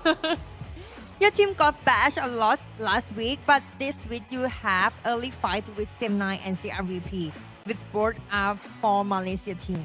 In 3 matches and won all of them. Any word to them? Oke, minggu lalu kalian itu bisa dibilang dihujatlah dengan performa kalian, tapi di minggu ini di beberapa match awal kalian sering ketemu tim Malaysia dan selama 3 game itu kamu ratain semua tim Malaysia. Ada apa yang mau disampaikan nggak ke tim Malaysia? Spesifik nggak ada sih kata-kata yang disampaikan. Paling ya emang kerasin dikit aja lah, jangan banyak-banyak. To be honest, I don't have a specific word to Malaysian team, but then please, to Malaysian team, please be tough a bit, but don't too tough. Okay, I got that one. And what is your target today? Do you think you can overtake top 1 by the end of the day? Jadi kira-kira dari Misery sendiri bisa nggak agak-agak kira-kira nih mendapatkan top 1 di ujung hari nanti? Kalau buat target kita buat hari ini benerin mainnya dulu sih. Mungkin dari week 1, week 2 kita coba cari salahnya terus kita benerin di week 3 ini. Kalau buat top 1 kita nggak terlalu mikir sih, kita main aja. Yang penting lolos Super Sunday dulu.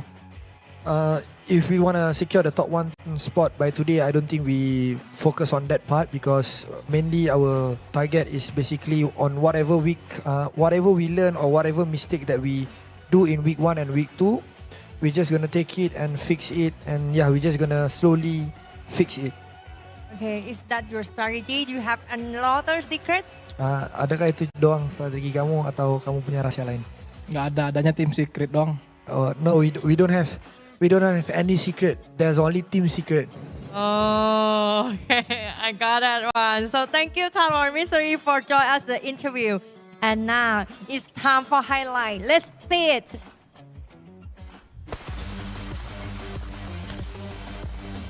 Well, here's the highlights from the first half, ladies and gentlemen. And of course, Talon, they're doing really, really well. And inside of Sandhawk, not only did they took down SEM9, but in the first Erangel as well, they had an early fight with SEM9 and they won both fights.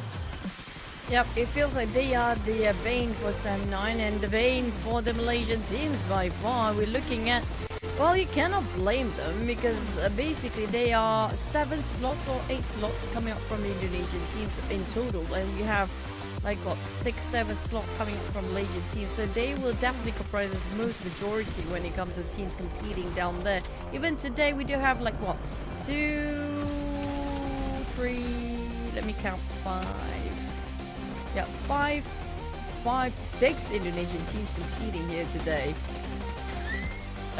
Yeah, and they stacked up the overall charts from 1 to 5 the last we saw it. But still SEM9, this is a great moment here between Yuhai as well as Tony K, and just look at the reaction by Yuhai. Man, I'm sure he would have been super ecstatic from that sort of a performance against Tony K. But we will compare these two teams, Talon as well as SEM9, with Talon having a little bit more eliminations, but when it comes to play some points, they are equal. It's kind of true. When it comes to the top 4 rate, pretty much almost similar with each other. I do love this comparison, despite their placement is very different. But we have to give it when it comes to the firepower. Talon do have Brad Fayette, Talon have YOODO.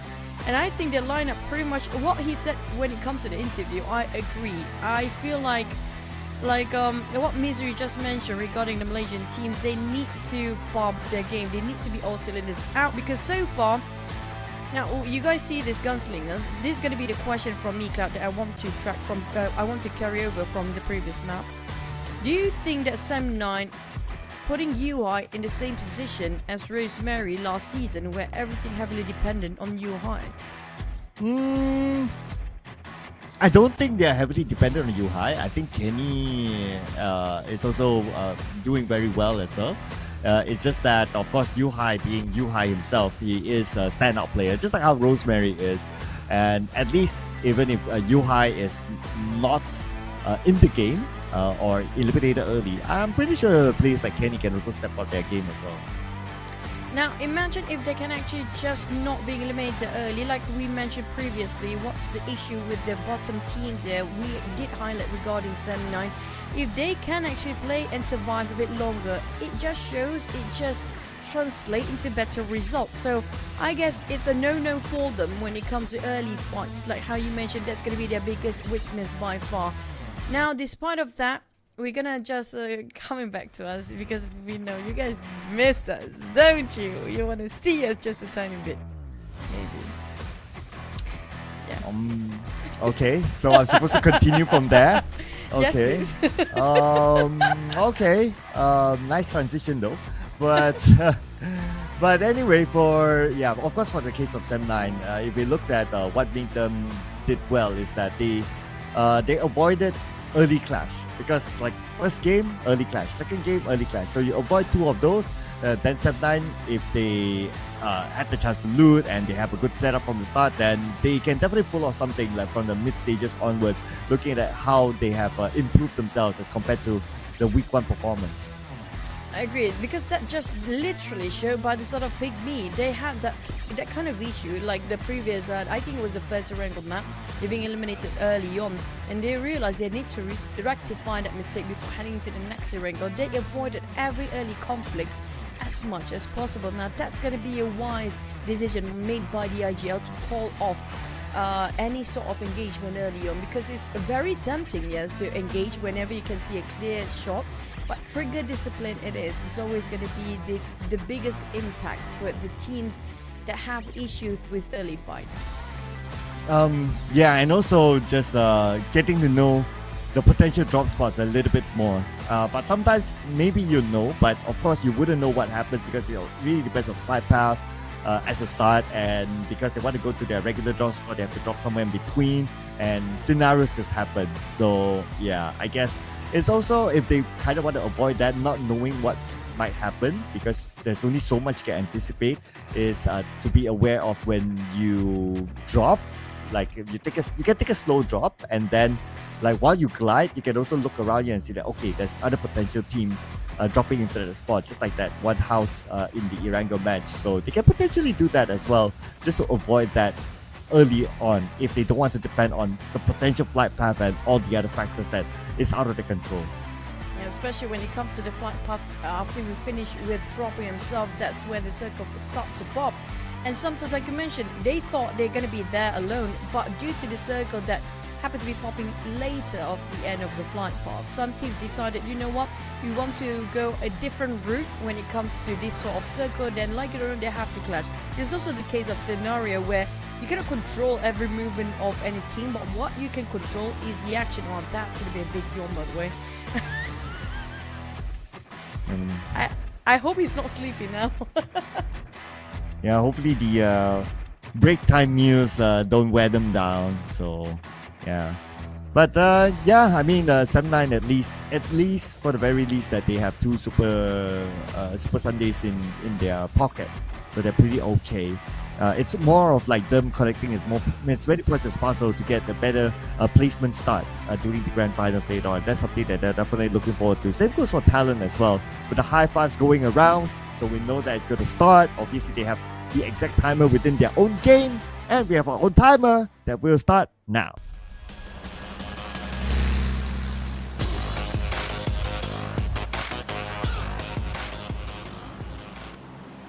You time it very clean and very well indeed. But we do have very right side, extremely right side flight path is going up towards the shooting range area. And so far, when it comes to Erangel circle, with the first circle we can see it pops, then we do know this sort of pattern, it will kind of display or just moving over the next couple of stages. But to know the first circle pop so far when it comes to Erangel, it's very unpredictable. We had SMB many times, we had even north of Pachinki multiple times, we have multiple Yasnaya, Poliana and Roshog. We had pretty much everywhere except for Zaki and even Primos, so we never get those kind of circle unless, you know, the game wants to surprise us today. Well, what's no surprise are the stats on the left side. Not many changes. Rosemary is still up there. Octa hasn't been playing today, so yeah, I guess he's got to rest. But so far, no substitution in for Octa just yet. But we have to have Rosemary in every chart, especially on top there. And definitely Erangel is a favorite map for Rosemary and also Alter Ego as a whole. And they're going to start off their drop spot inside of the Povka. so it's going to be a quick drop for them, and they will be unchallenged on the left side of the map.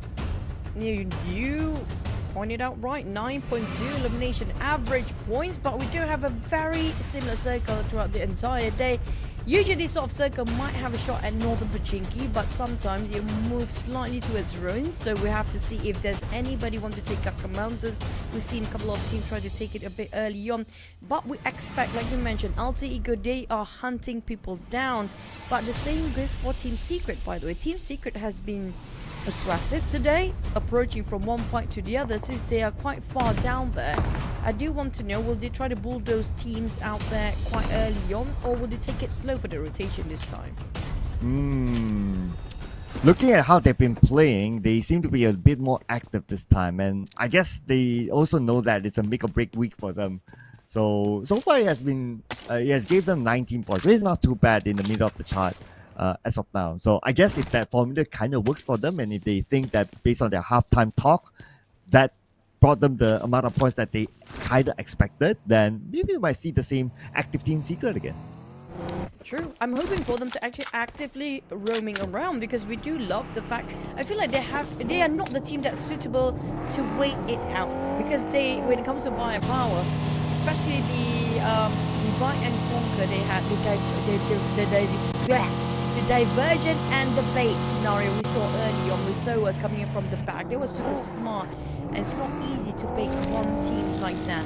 And it seems like it's working out well for them. Team Secret, they have been playing the wrong card probably all this while. Feels like they should definitely play with their strength, which going to be the firepower side, because it's not easy to have that kind of strength, to have that very tremendous amount of force as rush into one compound that they can actually do. Not many teams can actually execute their early team fight, but they can. Yes, and I guess that's also the level of confidence and also the desperation that they have. Probably a mix of two, right? So that actually brought them decent amount of success. And if you think about it, right, 19 points collected, no chicken dinner, right? But they are at the same amount of points with 7-9 with the chicken dinner. And also the same amount of points with Vampire Esports, who is one of the strongest teams around as well. So they should be proud with whatever formula that they have found so far today. Now, the other worry is that, yes, first half worked out for them in that sense, but we are talking about 15 other teams. If other teams were to like put Team Secret as a point of reference, or as a target, in other words, then Team Secret needs to be prepared to be versatile enough to adapt to situations in case other teams will want to try to block out Team Secret, especially teams who are at the borderline of the Super Sunday points. But honestly, it's so hard to counter-attack, or so hard to stop the rotation and navigation coming out from Team Secret, because of how actively they just move around the map. It's easier to just block certain teams straight off the bat, or just early clash or early drops. Fighting against teams like they love to rotate later. We're talking about PEA, probably even GEEK in this case. If you compare it with Team Secret, they really want to go for fight. So it's, I don't think teams want to challenge Team Secret early on because of how aggressive they will fight back. But instead, the teams that want to block down probably just going to focus on PEA. That's going to be the best example. Sorry to say, but it is what it is. PEA has been very passive. Even if they got themselves in the top 6, every single time they have the advantage of taking a fight head on, and they can outnumber the opponents, maybe because they don't have information, but it's due to their position that won't allow them to take those information. They will not willing to risk to put out one scouter just to gain all the information from the outside. They're a bit overthinking down there. I have a different thought about PEA, but then again, we got to highlight our MVP from the previous round, Yuhai, that came out with 8 eliminations by his own. So as a single individual coming out with 8 eliminations, that is great. And also a qualitative highlight to score the chicken dinner for 7-9, and also it was against Tony K from Vampire. So it was all stars aligned for him to be the undisputed MVP in the previous round. So a great word there for Yuhai, and the fact that 7-9, they also avoided early fights this round. So we might see another good round from 7-9 again. Now, speaking of the finale we had before Tony K versus Yuhai, I do want to see an ending where it's going to be mano to mano massacre fight between teams like Rosemary versus Tony K versus Yuhai versus Nepeko in there. I do want to see, since we don't have Boom, if Boom that happen to be there, I might just put in Yummy in the lineup. But I do want to see these 4 players just fighting 1v1, v1, v1 when it comes to the last circle. Now that's gonna be fun. Yeah, if somehow the stars align to that, then yeah, that definitely be the dream ending. So yeah, the possibility of that happen, of course, is pretty low. But of course, if the stars somehow align, then yeah, I guess it will be a very entertaining ending. And I guess that's what like that's like a fan service, right? Just like what the previous round was. Yeah, I mean, like that would be fun if we have solo match. Or even like a solo show match between the top players. Like every team have to send over their one particular high star fragger, MVP of the team, to fight in Livik before the start of grand finals. That would be fun to watch as well, just to see who's actually the biggest alpha of them all when it comes to fragging out there. But speaking of Yuhai, they do got himself in the abandoned church up here against MORPH, and Zero do land himself DBS. But speaking of RIQ, this is also the team that we should watch out for. And it's not just Team Secret actively trying to find their targets. RIQ has always been like this since the start. Yeah, and that's always been their trend, right? Like, they have a lot of firepower in them. Nepeko, Hexas, No Mercy, and of course Name. All these are very top fraggers. And the fact that they brought in Name just to add on their firepower with being a young player that has a lot of, that is high mechanic. They definitely know their direction is that, okay, we want to win the game by winning fights, by taking a lot of elimination. So far it's been doing well so far. Doing well for RRQ. And we did talk about Team Secret as well, and them taking their chances because they have pretty much nothing to lose. And let's see, because the last we saw them, they're just next to another team, Sem9. But Sem9 moved away because of the circle. So I guess Team Secret will need to look for the next target. I think a lot of players will want to focus on ruins. We have that couple of pattern of circles here when it comes to stage 3 and 4 later on. Now we talked about Kaka Mountain as well as previous one, but Pachinki is quite clear. I don't think anybody wants to stop at Pachinki too long because there's chances another team will pass by anytime soon. But speaking of Kaka Mountain, surprisingly, it's not as famous as it used to be, Cloud. There's a lot of teams want to take Kaka Mountains, but nobody wants to pass by over it. Yeah, and Gatka Mountain. Interesting. Maybe they don't see the value of it with this circle, and I noticed also a lot of teams like to play in the middle, so maybe that's one of the reasons as well. But by playing in the middle, we will see all these clashes happening. Alter Ego, RRQ, let's go! Also Team Flash fighting the other end as well, but RQ, they are in shambles. 2 knocked down. The other 2 giving support fires a bit too far. It's giving them Paco.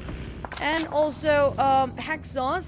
Hexas always being the front line for the side of RQ, but I think this is going to be their back line by their surprise by the side of Alter Ego. Indeed, Boy Chill on the other hand, here comes Hexas. Boy Chill spotted out the players of RQ inside of compound. The nade will not connect through while Team Flash happen to be busy against Team Flash at the same time.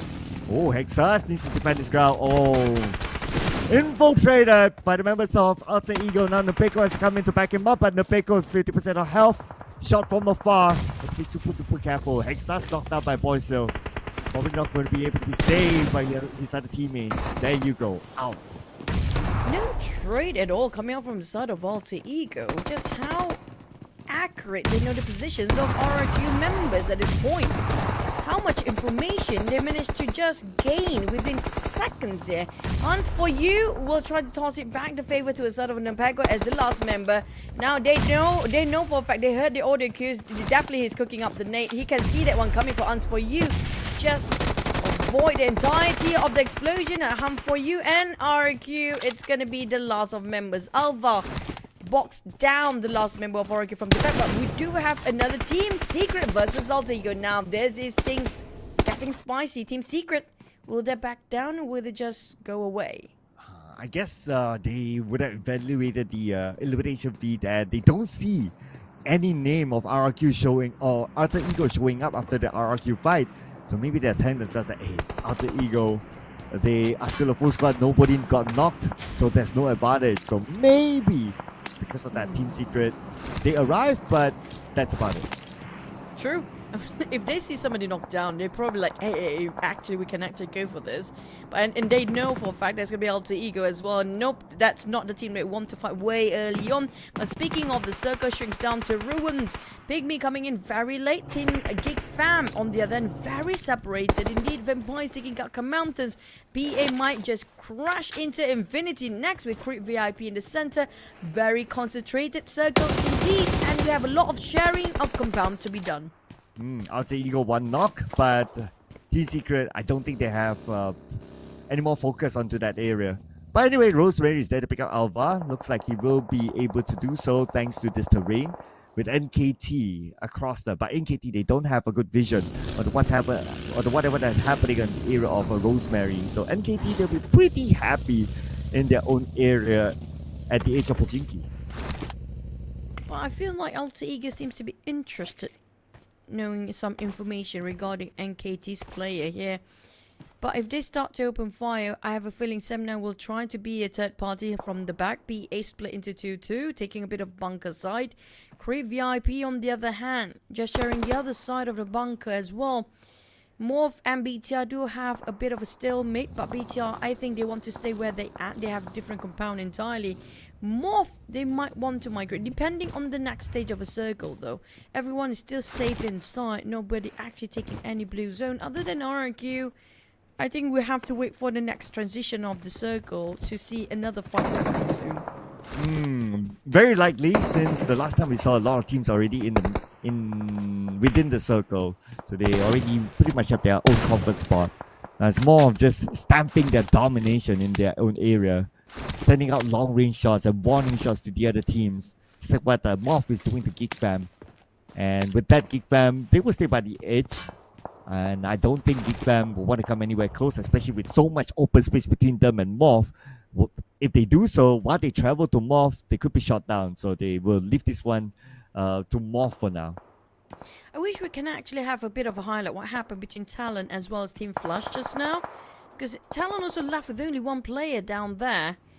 I feel like I don't know who is the remaining solo player coming from TALON, but Team Flush just, I think they were possibly just happened to be in the same rotation direction. That's why they clashed quite early on around the hillside. They just bump into each other when they're actually moving up to the top. But if it's Red Phase, TALON, if it's Red Phase remaining on TALON's side, there's a high chance they still can secure a couple of eliminations down there, because we do know Red Phase is the type of person, whenever he can actually get a couple of eliminations, whenever he can, not when he's top 5, whenever he can. We might see some engagement here and there as well. Yeah, I'm curious to know as well, because if you kind of think about it, like TALON has been super duper consistent at the first half, but all of a sudden it's like only one player left, so nothing much they can expect out of Red Phase now except for placement points. And without the circle, he's still at Waterhouse on the northern side. Team Flash still in front of him. I don't know how Red Phase is going to survive this. And they're not willing to go out yet. They definitely know he's there, but here comes PIGMY without any information, without any sort of rotation that they're trying to find some position of side of Sem9. They still managed to secure on one. Now PIGMY going straight into the warehouse, just crashing into Sem9's compound just now. Pushing all the way back, Sem9 has to be forced into retreat for the second compound at the back, giving away the warehouse to the side of PIGMY. They definitely did not see that one coming, but NKT seems to be interested into engaging on the other side of PIGMY as well. Now this is going to be PIGMY walked into a trap if NKT seems to be giving all full force in, pushing on the other side. Oh, and GEEK Fam might lose Mika as well, with Tony K knocking him down. And not only that, Tony K was actually the long range, but MORPH, they took advantage of it. Damn rude. And Sonic's down as well. Only one player left, and that's going to be Audrey somewhere else. GEEK Fam again falling apart.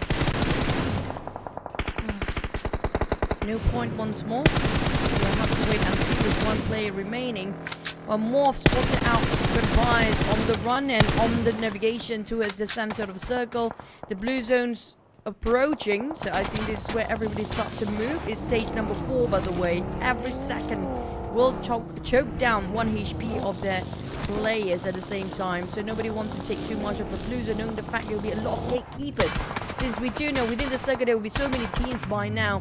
MORPH have to pop the smoke here since he got only one rock to take covers himself. Hulk, while Alter Ego spot straight into Team Secret. Head on fight it is. Okay, we go with Zoas now knocked down as well. And Batman had to fight him from afar. But Team Secret, what's the final score now? Okay, Break and Namkut still alive, but the fight's not over yet. It's now Namkut heading towards the position of Alter Ego, but they already got 5 eliminations so far with Break knocked down. Only Namkut left. Stolen away by Creep VIP from afar as well. It's quite in the open for the side of Team Secret. There's nothing to hide himself from. But Namkut now spotting out his previous graveyard of friends down there. A lot of boxes laying around. He spotted out Team Flash.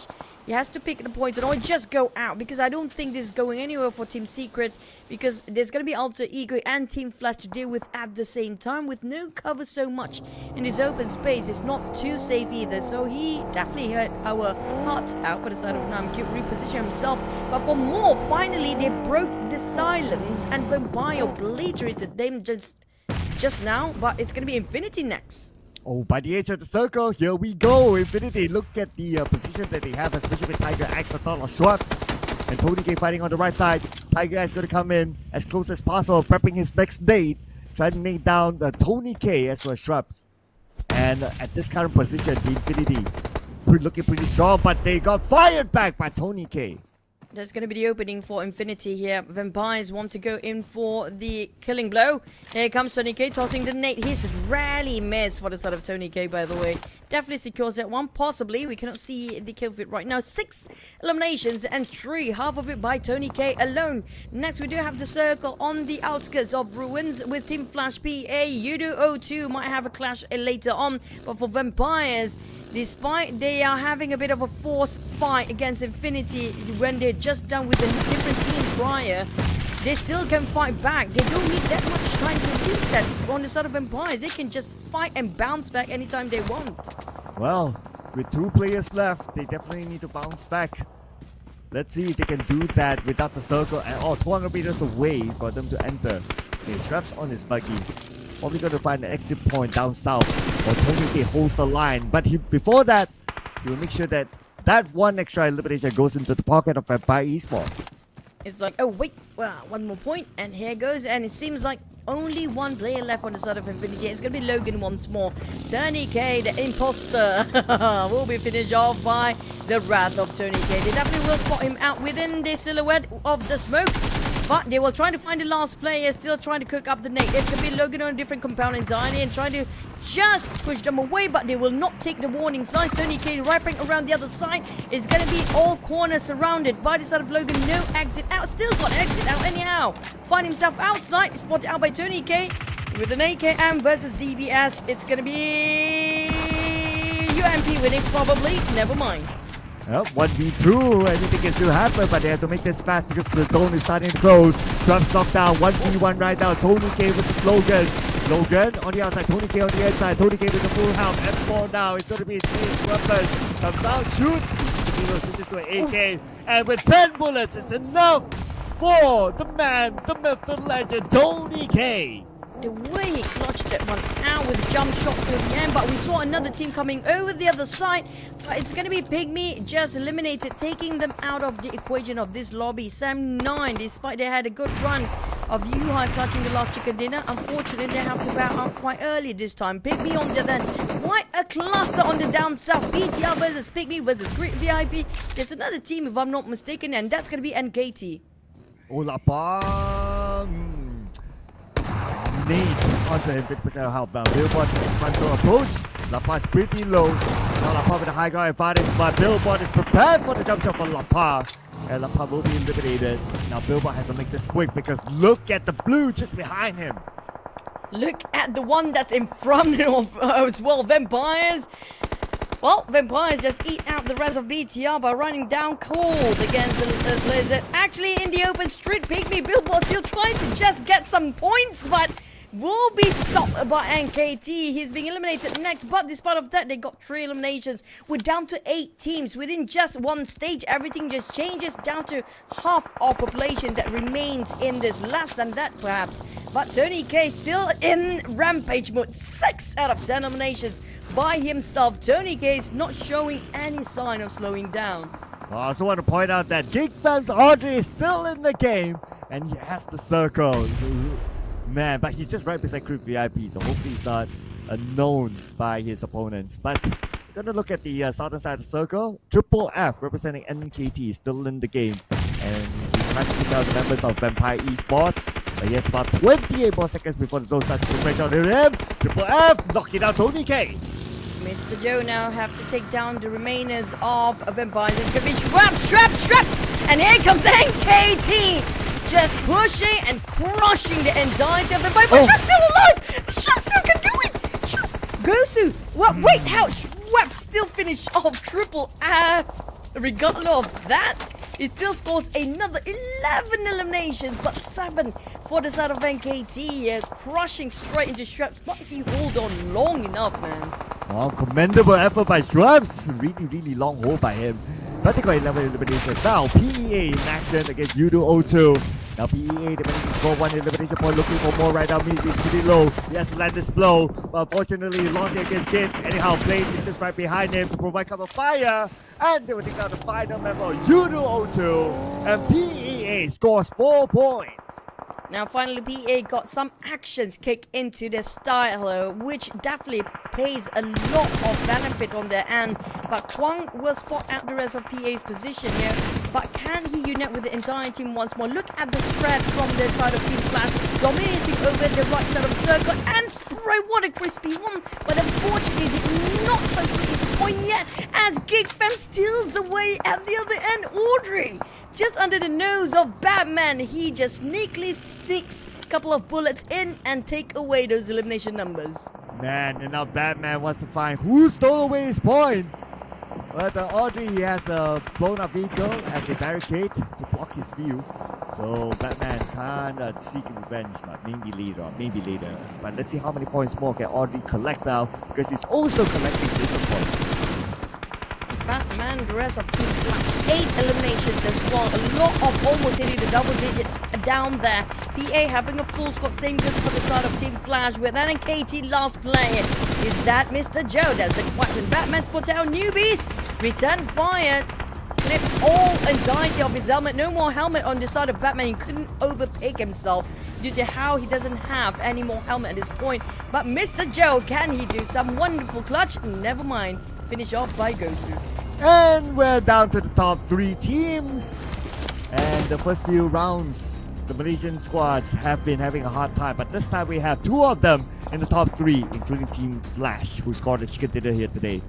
Looking at the current position, Team Flash, 3 of them on the right side of the circle. But the circle will definitely ship in about 15 more seconds. Let's see who will get it. It's all down to the next circle. Will it favors the bunkers? Will it favors the open field and some elevations? Or will it take over the compounds of VIP? 3 different angles will be in the center. If it's the center, all teams should slowly pushing into the center. Yes, it is. But the airdrop just taunting all the players in the center as well. It's going to be whoever wants to take the airdrop will be shot down by the teams that's watching the red smokes across the other side. Team Flash, I think they are running low with their ammunition here as well. But for Batman, he definitely needs those helmets. If they can find any death boxes laying around, it will be great for a huge upgrade on their side there. Oh, Team Flash, such a tough position to be in. Like, they have to move forward, but they'll be in an open space. Even if they want to concentrate on the PA, for example, they have to travel all the way to PA, and they'll be shot down by the time they arrive on the PA. So Team Flash, they could be out here. If we could have an all-Malaysian finale. 3 VIP, 3 players, Team Flash 3, but for the side of PA, they're having a full squad. But will their lack of experience shown here, or will they finally coming back into week number 3? It's down to how they respond to its rotation of Team Flash. At the same time, have to focus on 3 VIP because just next to them, but Team Flash is just giving them so much pressure that they have to respond back. But if they told their vision to a sort of Team Flash, that might be the green light for Crit VIP to push in.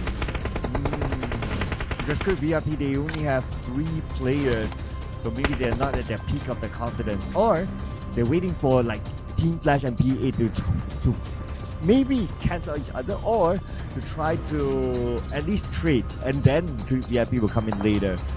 I guess that possibility might happen since they are the closest. But we still have stage 8 circle, so it also depends on where the circle goes next. I personally feel like Pre-VIP, they're still going to pick the fight over PEA because they cannot visualize due to the uneven terrain and slightly a bit of a hill in between. They couldn't see any players of Team Flash, but they get quite a few, some players of PEA on the other end as well. Now Putra trying to go and reposition himself just to see on the other side of a hill since they can't have the vision blocked entirely. But Putra, the moment they decided to do that, he and Iron Pro will be punished. And straight away taking a couple of shots from afar, but it did not connect. Lucky enough for Crit VIP because Mizi seems to be whiffing just a tiny bit, but PA next stage in less than 30 seconds, they have to pick which team they want to fight first. Man, at this point I feel for Team Flash, again they do not have the circle, but same goes for Crit VIP. So now the tables might shift. Crit VIP might try to cancel out Team Flash to get into the circle. Let's see what will the decision be. And if you look at the vehicles, behind that thought for a second, Kwang taken out by Iron Pro. So now the fight is forced against Team Flash. Team Flash won it down into 2 different angles here, squared down by Crit VIP and PA at the same time. Now at the same time, it's going to be only Batman and also another player remaining on the side of Team Flash, running low on their chances, getting those chicken pop the moment. PA and Crit VIP happen to be shift over their vision and their focus on each other. That's going to be Team Flash getting the opportunity, what they need to. Because Putra and Iron Pro might want to pull back, but Ghostu seems to be interested in making a move as well. Ghostu, he does have a vehicle though, so that's at least an option for him. Whether he will use it or not, it's going to be the other question. Now Crit VIP putting that focus onto PEA. All these teams pretty much in the circle, so stage 9 when the zone closes entirely, that will be a big mess for all these teams. It's all down to utilities to win this fight for Chicken Dinner, honestly. For Crit VIP, they barely have enough. They only got a couple of troubles and that's it. With the rest of the teams that we're looking at, just fighting against the sort of PEA, they don't have anything anymore and goes to just fight back against Putra. PEA, this might be their first ever Chicken Dinner if they can score this one. Ooh, here we go, zone time. 3, 2, 1, and the blue will close. Who's closest to the blue will feel its wrath first. And we can see the 2 members of Team Flash quite close to it. One for PEA, they do have vehicles now. They are on the move, but it's not going to be as easy for them because it's such an open space. Plays! Knocked out by Ghost. Chewie and Iron Pro try to do some wonderful work here as well, and both teams just keep it down to the side of Team Flash. It's going to be 3v2. They do have elevations on PA. Now PA needs to spot out another one dominating on the side of PA. Iron Pro left, and that's going to be PEA. Finally get a taste of that chicken dinner. Patience is virtue for BARUZ Esports Academy to score this chicken dinner. And the formula, again, is to chill out, wait for the team to make their move, and at least for the chicken dinner to push it. And quick work by them, and they are desperate in need of points to get into Super Sunday. This is definitely a great start for them. True, and I was happy the fact that they did not chill out too long like how they did before when they had that warehouse in the previous map of Wrangle. They waited too long until RRQ forced the fight into their compound, and this time they take the fight first. They initiate it when it's needed. It's okay to play it late, but they have to fight back and finally show some spirit of fighting back, and it's all being to fruition since they realize that they can fire too. They have the firepower. All they need to do is just have a bit of confidence. And with that, they've got themselves quite a number of eliminations down there, which could be 7 plus the chicken dinner, 17 in total. And the most damage dealt is by Mizi. So he's definitely going to be the MVP this time. And everyone in the team contributed to the eliminations for PEA this time around. So Mizi, 2 eliminations, 531 damage, 140 damage received with a 24% team contribution and a maximum amount of power 27 minutes 34 seconds with 13% headshot, 61% body shot, 26% leg shot, and of course PEA, I see them as a team that works well together as a team. No star standout, but you don't need it if you can score the chicken dinner. True, that's all that's needed in this game, because if you happen to be that one player that carry all the work by yourself, it's still going to be tough for them to actually score the chicken dinner. But Mizi, the youngest player, definitely plays the MVP this part. PEA, Team Flash, no Indonesian team for the finale, yeah, surprisingly. But we do have quite a travel distance by the side of PEA, but they score themselves when they get themselves those bunkers. We had 2 maps in a row almost getting those bunkers in the last few stages. We haven't got the bunker pretty much in the top 4. With Vampires and NKT joining in the top 4. Team Flash also quite a remarkable performance. But let's just rewatch the highlight of what really happened for the wrangle, the last wrangle of the day.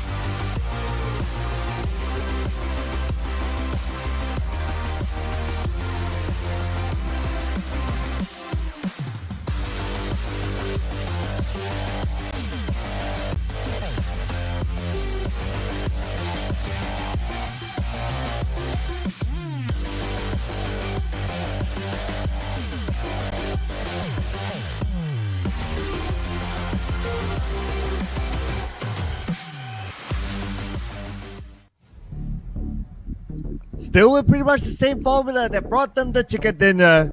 The key fight was against YOODO O2 to bring them into the final circle, and this is where they scored not only the chicken dinner but also 17 points together with them. But look at the eliminations by Team Flash. 12 eliminations brought them to 17 points as well.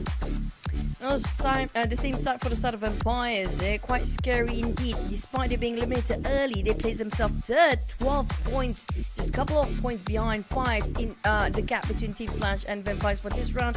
But it means there's a lot of zeros down there. Not many teams get elimination on the second page as well, Cloud. I'm looking also at GEEK Fam. Actually, it's at least this round, thanks to Audrey, they collected a good amount of placement points. If not because of Audrey, then well, it would have been another tough round for them, because a lot of them, at least 3 of them, got eliminated early. And yeah, at least this time around, GEEK Fam collected more points than before. But let's look at the overalls right now. So the stack of Indonesian teams from 1 to 5 have been broken by other teams, including Team Flash, Vampire in between. Just within one map, they can turn the table around. We have different flags flying over the first page, except for still RRQ squeezing up in the top 3. But PA slowly pushing up at 27 points with 1 chicken. But the rest of them, RRQ should be the team that everyone look out for. Same goes for the side of Vampires, because their eliminations are quite high up there. And here is page number 2. So GEEK Fam, despite them still at number 16, but at least they gained 4 placement points, so that's an improvement for them. But they are the only team right now with single digits, so they definitely need a lot more improvement. But it's not only about being in the single digit or in the double digit, they have to make it to the Super Sunday for any chance of getting into the grand finals. So other than that, we're going to compare these two players, Batman from Team Flash and Tony K, both coming up with 6 eliminations. Yep, but when it comes to damage, it's all about playing it wise, playing it smart. Coming up from Vampires, they had more experience in terms of getting those angles, which angle to watch out the entry points of all the other players to a certain compound. And Tony K definitely displayed of that with the same amount of elimination, very different of damage output. And speaking about damage output, Team Flash 2,403. Quite a big gap between them and Vampire Esports. 1,706, followed by NKT 1,560, and Alter Ego 1,415. It's almost like no Alter Ego, no party in all these kind of stats. Seems like the rise of Flash is sudden when it comes to the second half of the day. I feel like they're conserving energy for the second half of the day because we don't see them that aggressive, despite they got themselves a chicken dinner before. But it wasn't like a bombastic or flashy sort of chicken dinner. They kind of balanced out the positions as well as their eliminations. But so far, it seems like a bit of a rise for the teams that finally kicked in and getting the message that, hey, we need to get into this Super Sunday, and we get to see some teams rising up the occasion. But GEEK Fam, that was the most points they finally get for the entire day, 4 points. Hopefully that's a start to them rolling in the points because they are in desperate need for it. But I also want to point out that with a tough start to the Malaysian squads in the Sanhok match, 5 of them got eliminated early, back to back. Now they scored 2 chicken dinners back to back, representing the Malaysians. So yeah, I guess overall we can say that that's an improvement for the Malaysian squad. But of course after this, we're going to switch to a different map. And it's going to be Miramar next. And this is obviously a new grouping. So who knows what might happen in Miramar? True, and speaking of which, the 5 that Circular mentioned wasn't 5 players. It was 5 teams back to back, guys. So 20 players in an instant, going down within a minute or two at the same time. It's like a domino effect, like you mentioned early on. But speaking of the next Miramar map, we do know the Thai region's teams do love this map the most. And we saw the rise of Vampires. They're going super aggressive with Tony K. I don't know what possessed him on the second half. I don't know if he's kind of pissed that he got finished off by Yuhai before. But it's definitely a different version of Tony K we had early on. Yeah, they're definitely looking like they're having a lot of fun. Taking fight after fight after fight after fight. And then it doesn't matter the fact that they only got 1 placement point. They got like more than 10 elimination points and they're still up there in the overall points collected. And that is where it all matters, right? Because as long as you can get yourself in the top 8, straight out to Super Sunday, the points reset again, you know, nothing else matters. Because it's not like you will carry the same amount of points to Super Sunday. If maybe in the future they change the format to say, whatever points collected here will be carried to Super Sunday, then it will be a lot at stake. That would be how then? Then it's kind of unfair because the last chance stage players do have more points than a Super Sunday. But at the same time, that will be fun because then we get to test. It's not really an advantage to go straight to the Super Sunday then. Yeah, true. That's a good point. That's a good point. I mean, then it becomes very imbalanced, right? But yeah, but I do think the current format is pretty balanced. It is very hard. It is very tough, but from a competitive standpoint, I think it is pretty balanced and it's fair to all the teams. And if you don't perform, then well, sorry, right? You gotta perform. That's the whole point of the competition. It's like, you cannot not perform. There's only one way. You have to perform. That's it. That's the only way to go. The only way. But I agree. I totally 100% agree because last time, we had so many seasons together right now. We saw back in the days where the point carry forward throughout the entirety of the week. Some teams seem to lost entirely their motivation and drive to play by the end of the week, knowing how big the gap was and just pretty much gone and don't have that fight within them anymore and just feel like, oh man, whatever. You know, these days, every single thing matters. Every single day matters. Now, even though you cannot make it through to the Super Sunday, at least you still have second chance at the last chance stage. And I love the fact the group stage point carry forward to the last chance stage. it means that all the players cannot still make any mistake and cannot just lay back for a bit just because they're being left behind early on. Yeah, you want to minimize the rounds that don't matter anymore, right? for the team. So you want to minimize that. I think this is one of the best formats that have managed to do that. So that's why we can see that it's almost like every round, even like the last round of like, let's say, the group stage, or even like the last round of the chance to go to Super Sunday and all that. And you can see all these teams that are still playing their hearts out, and it's great. It's great competition to be able to see that, rather than in previous format, maybe the last few rounds, 10 teams, however they play, it doesn't matter anymore, and you can see them just not playing the game. Yeah, they don't feel it anymore. There's no fun in it, and we definitely feel the heat start to cool down. When the players, you can see that they're not themselves at that state.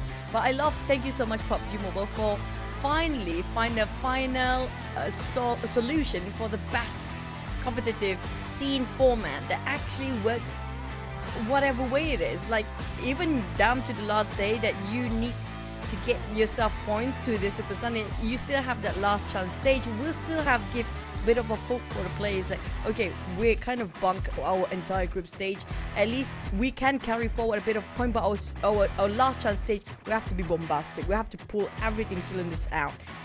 Now we can see a bit of fight, we can see tremendous improvement with this format as well, because the players start to challenge themselves a bit more than before.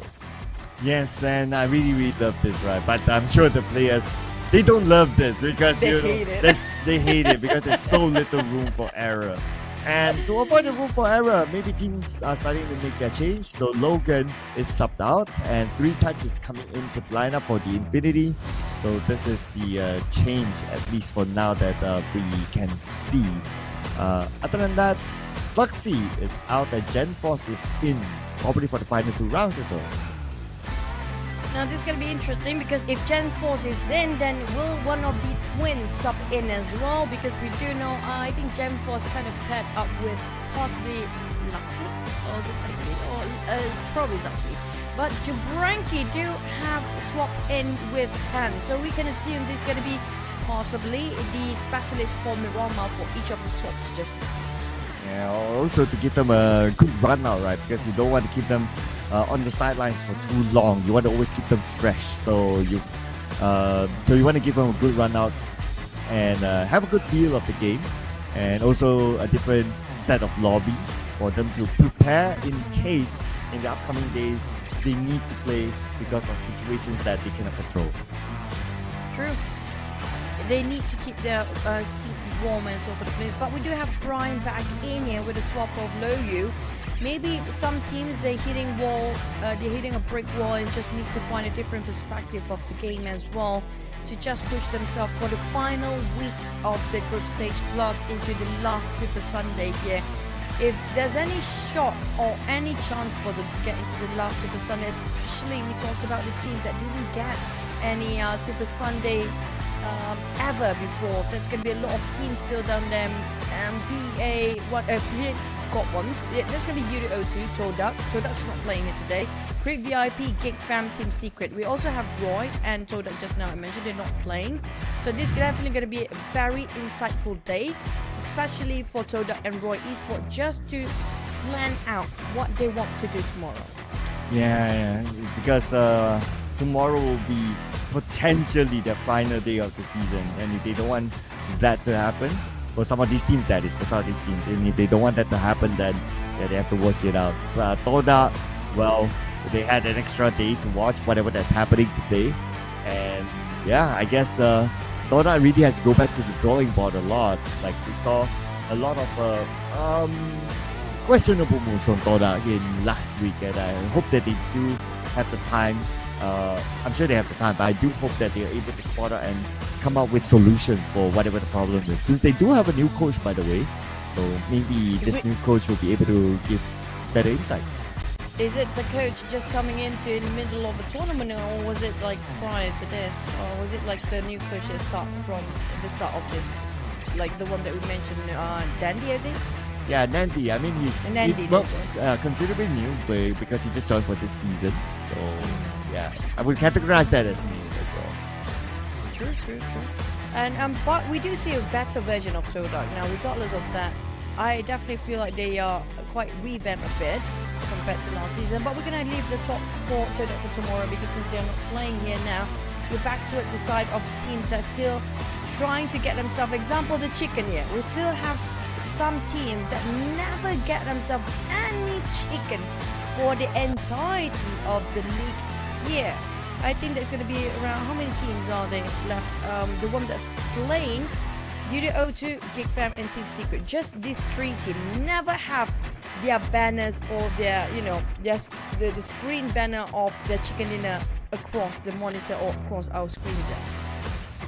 Yes, and with the amount of games left, definitely still a chance for them to do that. And there were a number of occasions that the YOODO 2 almost got the ticket. Like they always come close in many occasions. But I think it's not only about like the wrap up. Right? I think what they really need to work on is that they're early to mid. Like there are a lot of areas for YOODO to improve. Like even in the previous round, they lost the fight with PA. Yeah, gotta give it to PA for stepping up the game as well. But YOODO 2 have to be able to put up a bigger challenge to whoever that they're taking the fight against. Now, speaking of another team that very close getting the chicken, Team Secret had their shot early today. But you have to give it to Conti. That was a remarkable DBS plays. The way he actually fired it. If you guys missed that Sunhawk game, you have to rewatch it. It was a 1v3 moment. Team Secret had a 3 and 1 person of Team Flash, that was Conti. That was one of the biggest botch we had for a chicken dinner. But one of the biggest clutch as well when it comes to chicken dinner. So Team Secret, they definitely have to. I feel like they definitely need to finish 1 chicken dinner, at least for today. Yeah, definitely not going to take it away from Conti, right? I know it felt like a Team Secret botch, but yeah, I got to give it to Conti. I mean, he worked his socks off to score that chicken dinner for the team too. So yeah, great work for Conti. But I think that will be a conversation for quite a while, especially from the fans of from Vietnam. Since both of them happen to be from Vietnam, and I think their set of fans will be having that conversation or banter between the 2 teams for quite a while. The fan base, they quarrel in the comment section. We've come to watch as well. If we can actually understand, we should probably learn a different language now, Cloud, because it would be fun to read it out sometimes. But on the side of YOODO 2, we can see the exhaustion start to kick into its jumper. And Fredo, it's kind of a rare sight for him to see all serious because he's always smiling whenever cameras pan into him. But this time, it's going to be a different map entirely. We're walking straight into it. We're flying into the Sandy Dunes of none other than the biggest map of them all, Miramar.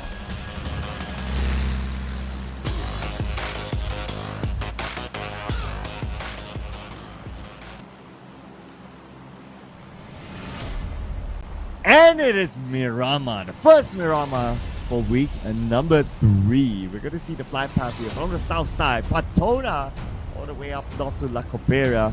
So teams like GEEK who likes to drop inside of Impala will need to travel a little bit. And normally what they do is that they drop on the south side of Los Leones, grab a vehicle, and move towards Impala. Now this is where they need to be careful in case any other team will be tussling for vehicles in their area. Now, also speaking of which, Clan, we have very similar circle when it comes to Wrangle. Was it all 3 Wrangles or just the last 2 of them? That we have very similar circles on top of the Gatka Mountains area, and probably the same case for Miramar. If we have the same sort of circle pattern, that it might repeat itself here back to back in Miramar. Now, that means that it's super important for the teams that kind of remember and memorize the rotation of this map.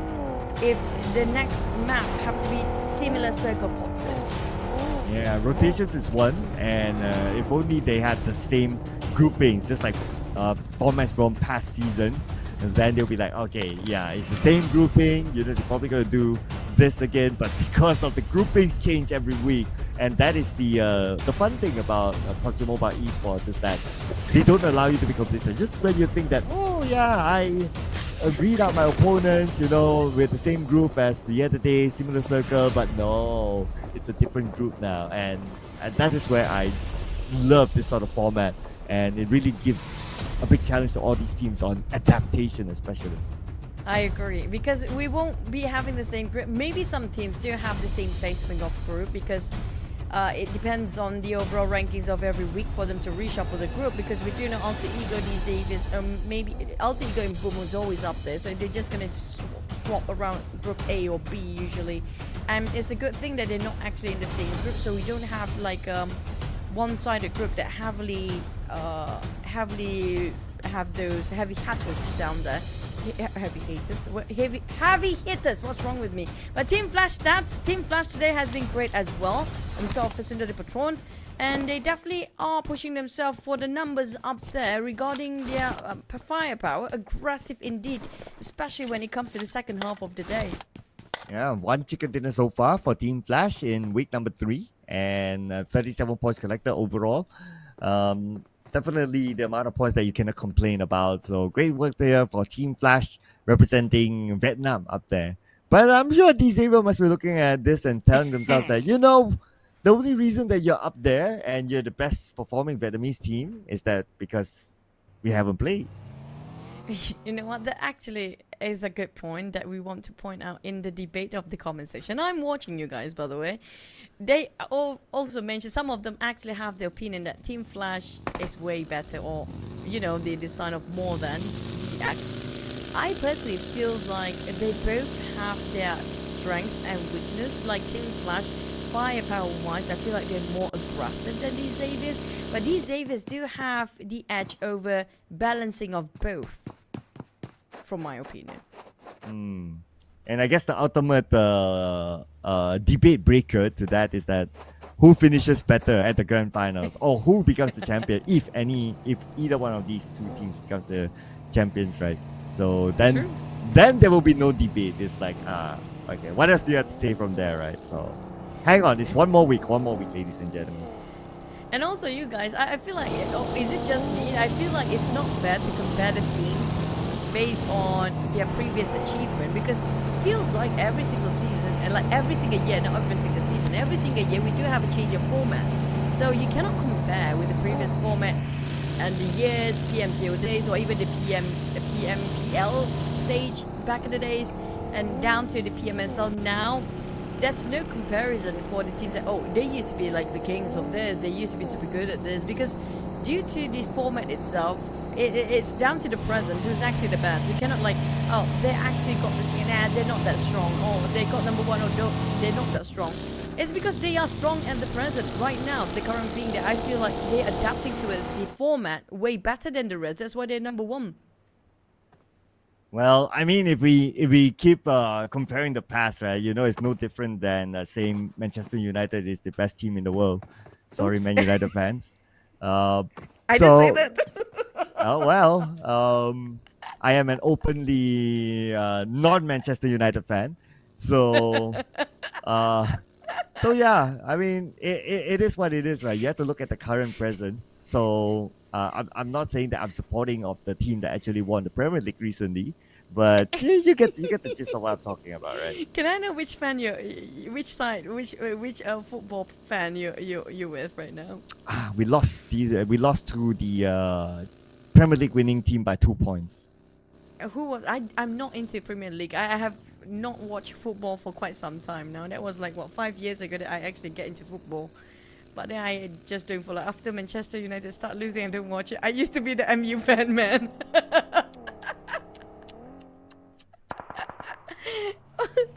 Well, you do know why. I mean, like the coach start to swap. And why are we talking football here, by the way? I was just giving an analogy, Let me Google right? it. Let me Google it. The recent Premier League standings. Okay, there you go. Yeah, and look specifically at where Manchester United is at. So, yeah. Oh, shut up. It's really bad, by the way. So I don't watch it anymore. It's between Arsenal and Liverpool then. So if you guys, I don't know which one, he's not confirming with us yet for Sir Cloud. But if you guys saw that his team is actually losing for the football match, spam in his Instagram and social media and tag him away like boo, boo, boo, hoo, you the team lost it. You know, just for the sake of fun, please. Yeah, then you can also spam to Choo saying that Manchester United is non-existent. So that's kind of true. So yeah, I mean, I wouldn't mind engagement on my social media. You know that the numbers kind of help as well. So you guys want to come and spam, I'll be happy to join the conversation. Oh man! Speaking of football, I mean, how can we make PUBG Mobile community just as big as football one day?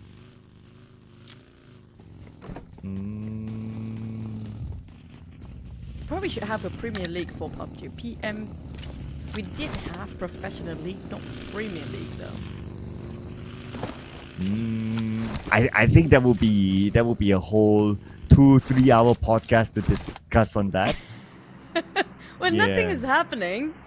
Nothing is happening, by the way. We do have a couple of early warning shots, and BTR seems to be okay. There's nothing to except for the Blue Zone. Yes, hello Blue Zone.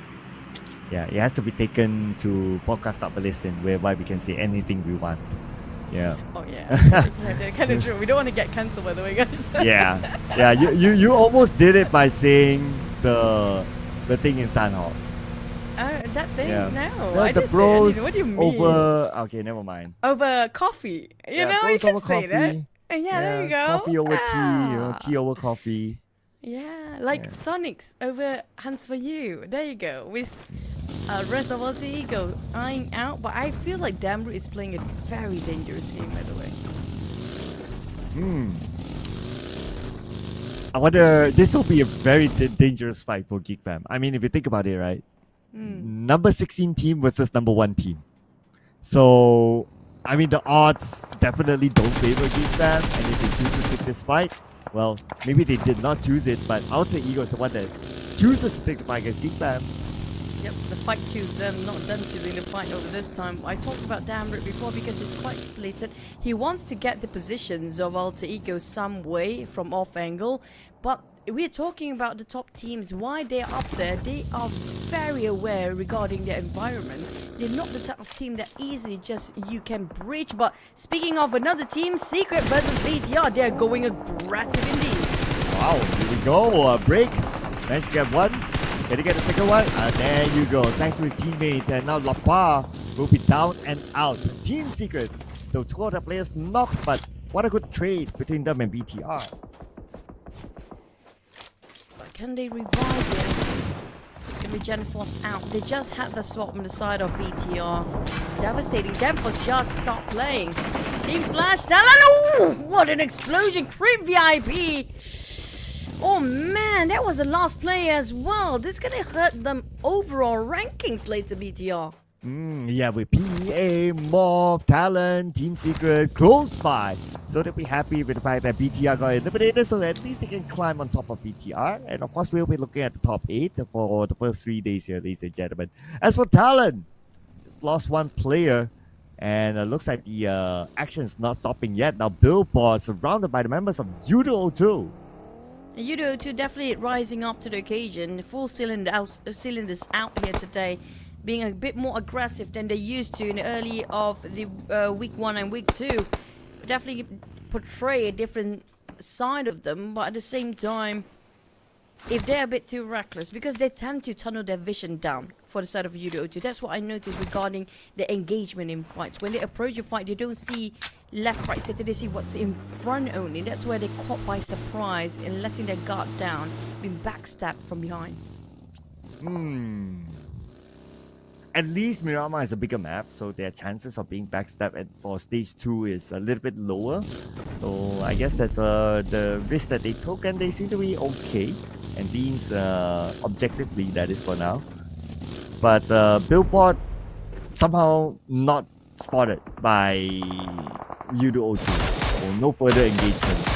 But this engagement looks like they're not stopping yet between the 2 of them, Alter Ego and Geek Fam. It'll be interesting to see if Rosemary gets a knock. If they got that knock, then Geek Fam is in big trouble. With the red dot, I mean, if he got 4 times, then high chance he will actually connect those shots. But the red dot, that's quite ambitious coming out from still Rosemary. But the next circle will be just on top of Chris De Verli or on the southern side of Torre Ahumada. PEA, this is going to be their circle. If they just hold the north, nobody coming up from the north. But if they don't keep it closely, then let other teams bridge in, there's going to be a bit of problem. I think Alter Ego that engaged to a sort of GEEK fam. They lost damn route in an explosion of vehicle, but PIGMY versus Sam9 with Vampires watching the other side. Yuhai went down and out. Brian can't move further forward because of the molly. Dap is inside the building though. He got one for himself and he got needed down instead. Now it's down to Kenny testing out the other members of PIGMY, but Kenny eliminated from the outside. 7-9, they are out, but at least they bring with them 2 points. True, not going empty-handed. YOODO next. Now YOODO Kid going into his side of PIGMY Jabranki. PIGMY actually have a bit of recuperation done at the back. But for Kid, he's giving the pressure off towards the member of PIGMY. There's going to be only 2 players left on the side. They can finish off the job quickly, it'll be better because it seems like Vampires very interested to be part of this business as well.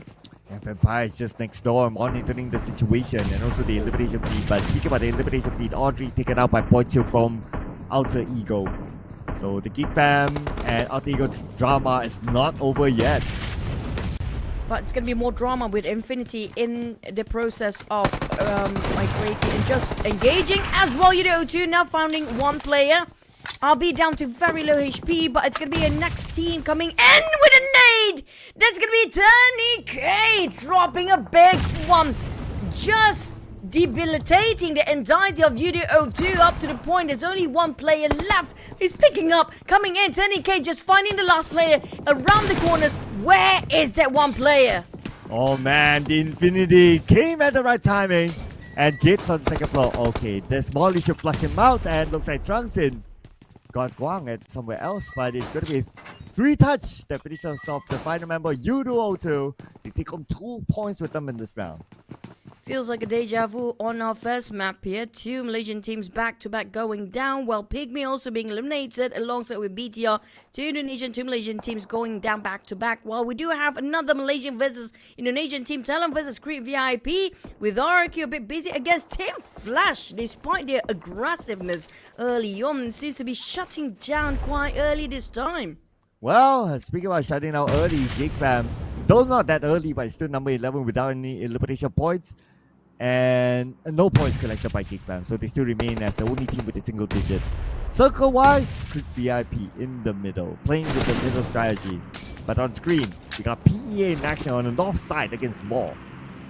And I have a feeling Rosemary pretty much know there's going to be PA on the northern side, so might actually want to take advantage as a third party watching from afar as MORPH approaching and closing the distance between them and PEA. The silence will be broken in a couple of seconds. Yeah, the tension will be loosened up with Zero charging in. Kiddo from the flank side. Rosemary actually will backstab MORPH if they tunnel their vision towards PEA only. Zero a bit busy dealing this all by himself in the front.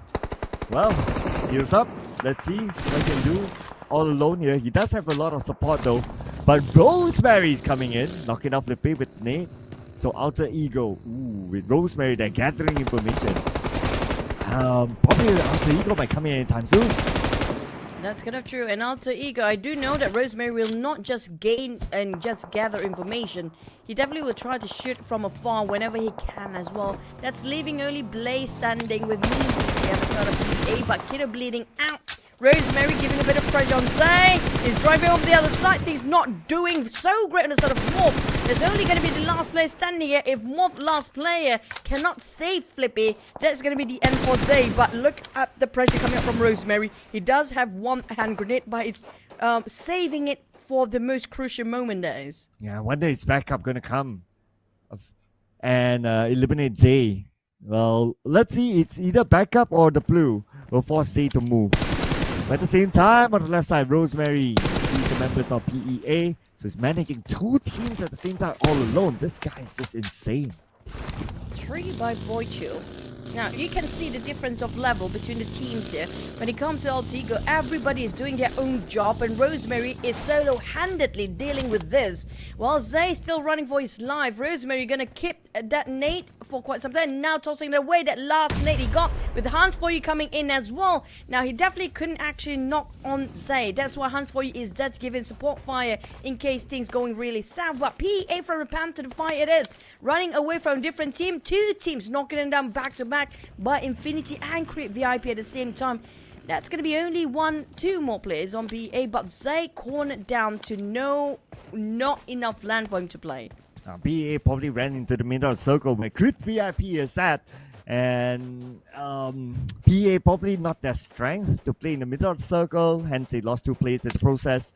But speaking about losing players, Rosemary now has this angle. That is it. Let's be real, it's a matter of time.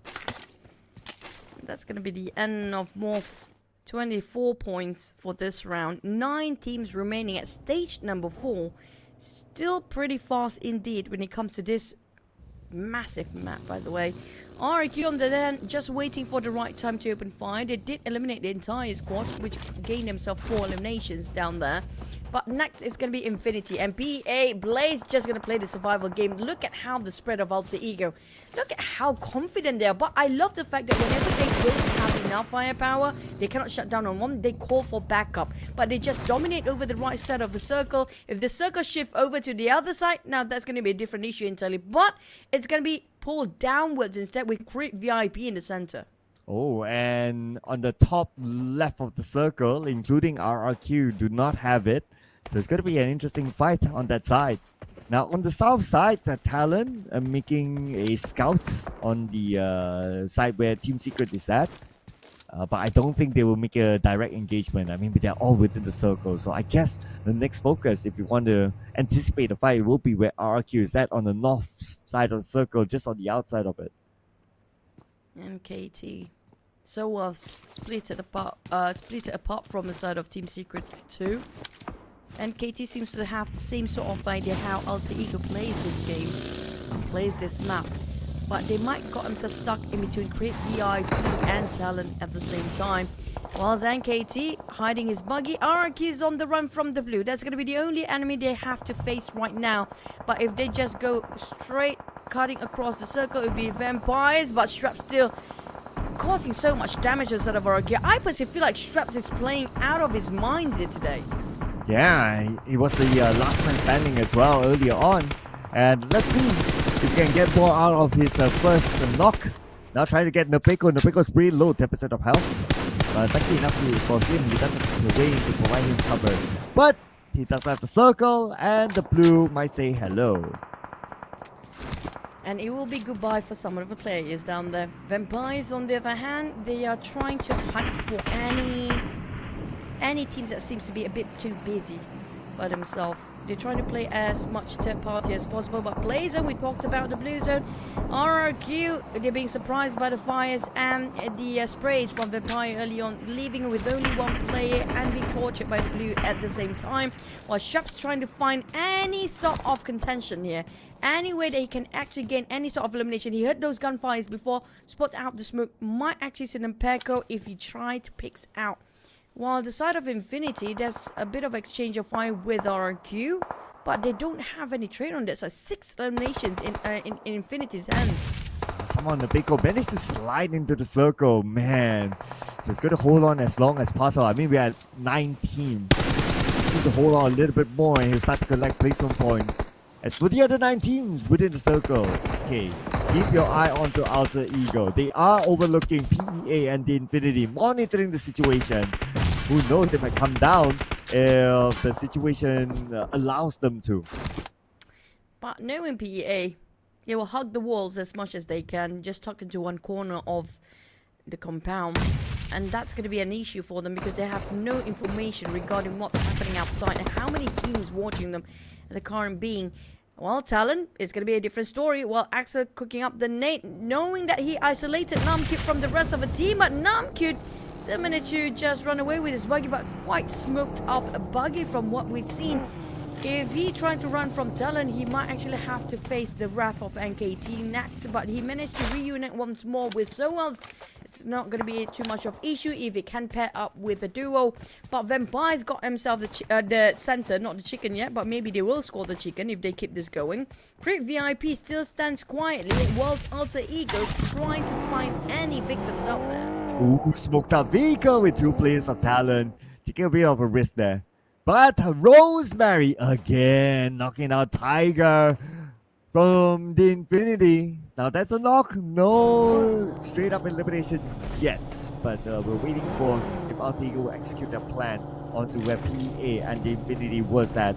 As for Talon, move to the left, saw Team Secret, changed their plans, moved back to the right, and so far so good for them. They have this compound with the circle, they'll be fine.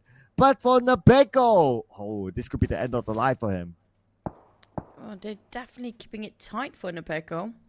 Couldn't even pick out for 1 second. Look, it's not. Look at that. Look at that. No mercy being shown by Fluke at all. Fluketh or Fluke. Spotted out Nabeko within the smoke here. Just keep it tapping and just gonna buy and run for Nabeko for now. But it's not going to budge too much because it's another side. NKT is giving the pressure as well. He's stuck. Yeah, pretty much the end of the line. But guess what? It's Iron Pro for Crit VIP who stole that point. Oh man, Vampire Esports, they were looking at the Nabeko for the longest time just for it to be stolen by another team. Fluke is definitely devastated right now. That's going to wipe off the smile of space. Infinity next is going to be against the wrath of Vampires, possibly. Never mind, it's actually PEA. Now I love this, the fact they're not sitting it quiet on their hands anymore. PA, Mizi and Blaze needs to get out from this compound since they are not in the circle, but there's going to be a lot of walls and a lot of hiking to do with Alter Ego right on top of them as well, and drop the nade coming from Tiger Axe, the last player of Infinity. Not really, there's another tourniquet on top of them, but the thing is Tiger pressured by the blue with the wall in between. Mizi have to find an opening. He's going in for the rush.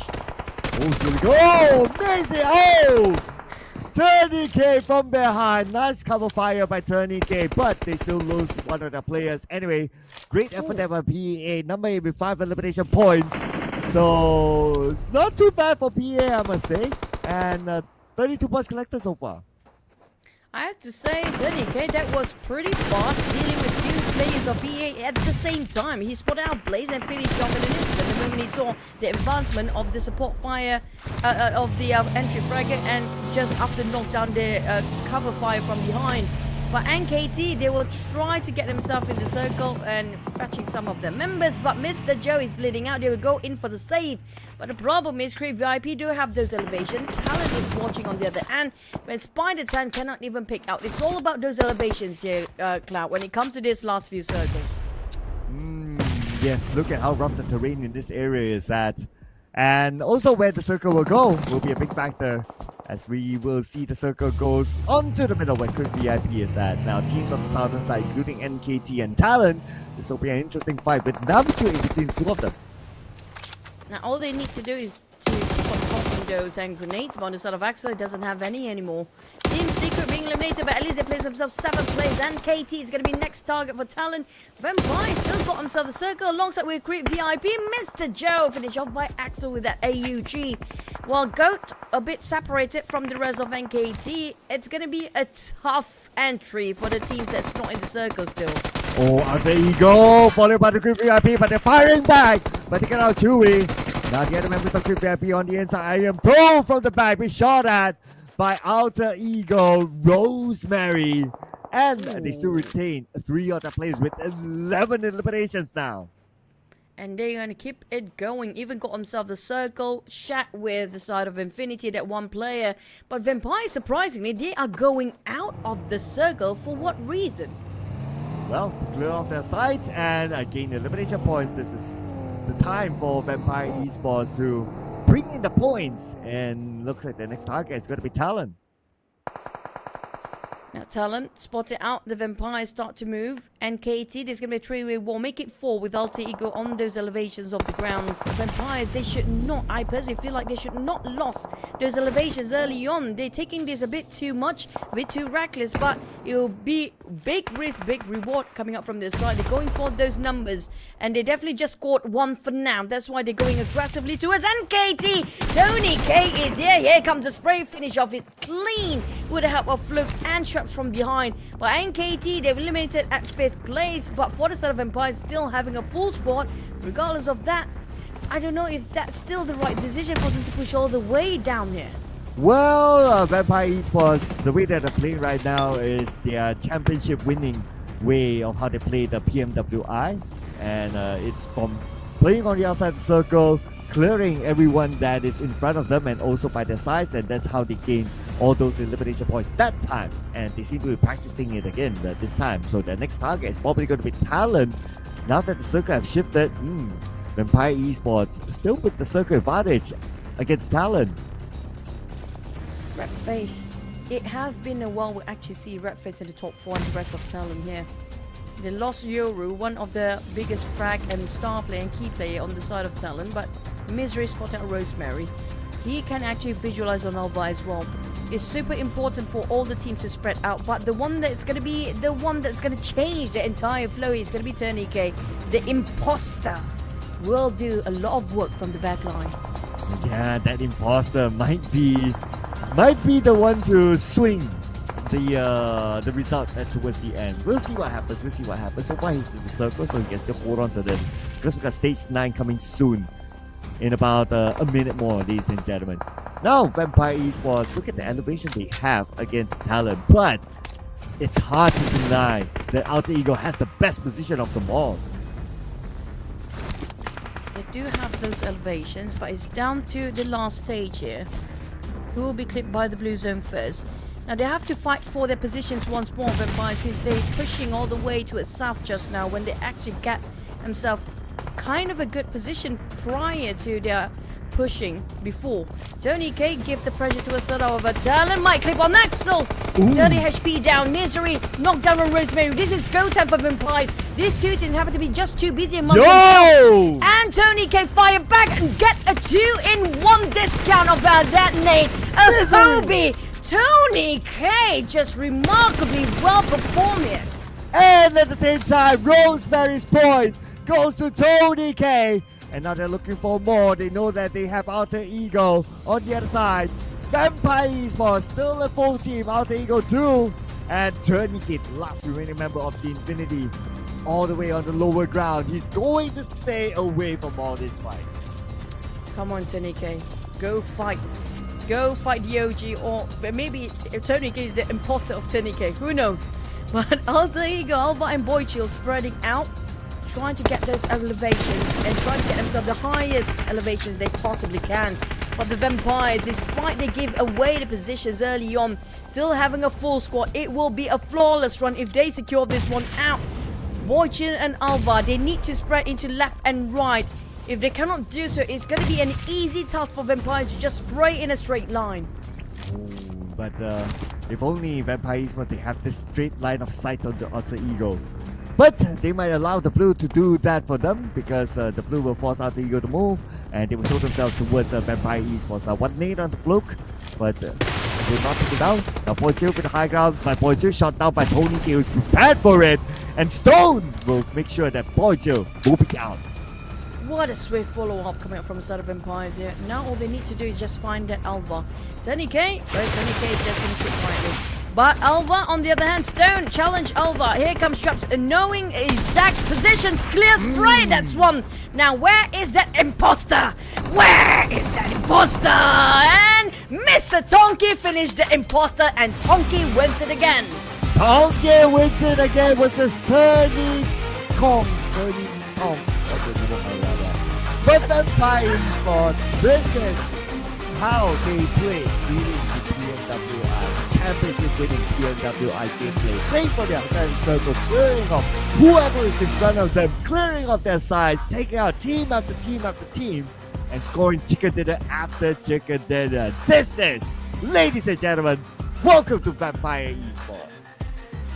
We don't see them celebrating, but we can see a bit of a relief on the lineup of Vampires here just now, trying to discuss what really happened. And by the end of the day, they responded, finally got time to rethink about the decision making. But Schraps, I have to give it, incredible throws by Tony K. Definitely, he always got himself that Kobe nade, tossing one, get two. But Schraps, you cannot deny the fact he did so much opening for the rest of Empires as well. And that is answered by the fact that he came out with 737 damage, the most of them all, with 12 throwables used, just one behind Tony K. And of course, we have to award him the MVP. 3 eliminations, 737 damage, 101 damage received, 26% team contribution, and a survival time of 28 minutes 50 seconds. Who needs the headshots if you get dished out this amount of damage to create that opening for your main fragger Tony K to seal the deal? They took the risk and it cost them a big reward indeed when it comes to the chicken dinner. But when it comes to top 4 teams, the ties has risen and finally coming back into this tournament. We're talking about the entire lineup of the Thai region dominating over the top 4, except for Alter Ego, very consistent indeed. Vampires, Infinity, and KT and Alter Ego, when it comes to travels, it has to be given to Alter Ego. 55,000 meters they've been driving around the map. Yeah, that stood out to me as well. The fact that they have been driving around, they still can score this amount of points. But let's check out the best moments here, brought to you by Vampire Esports.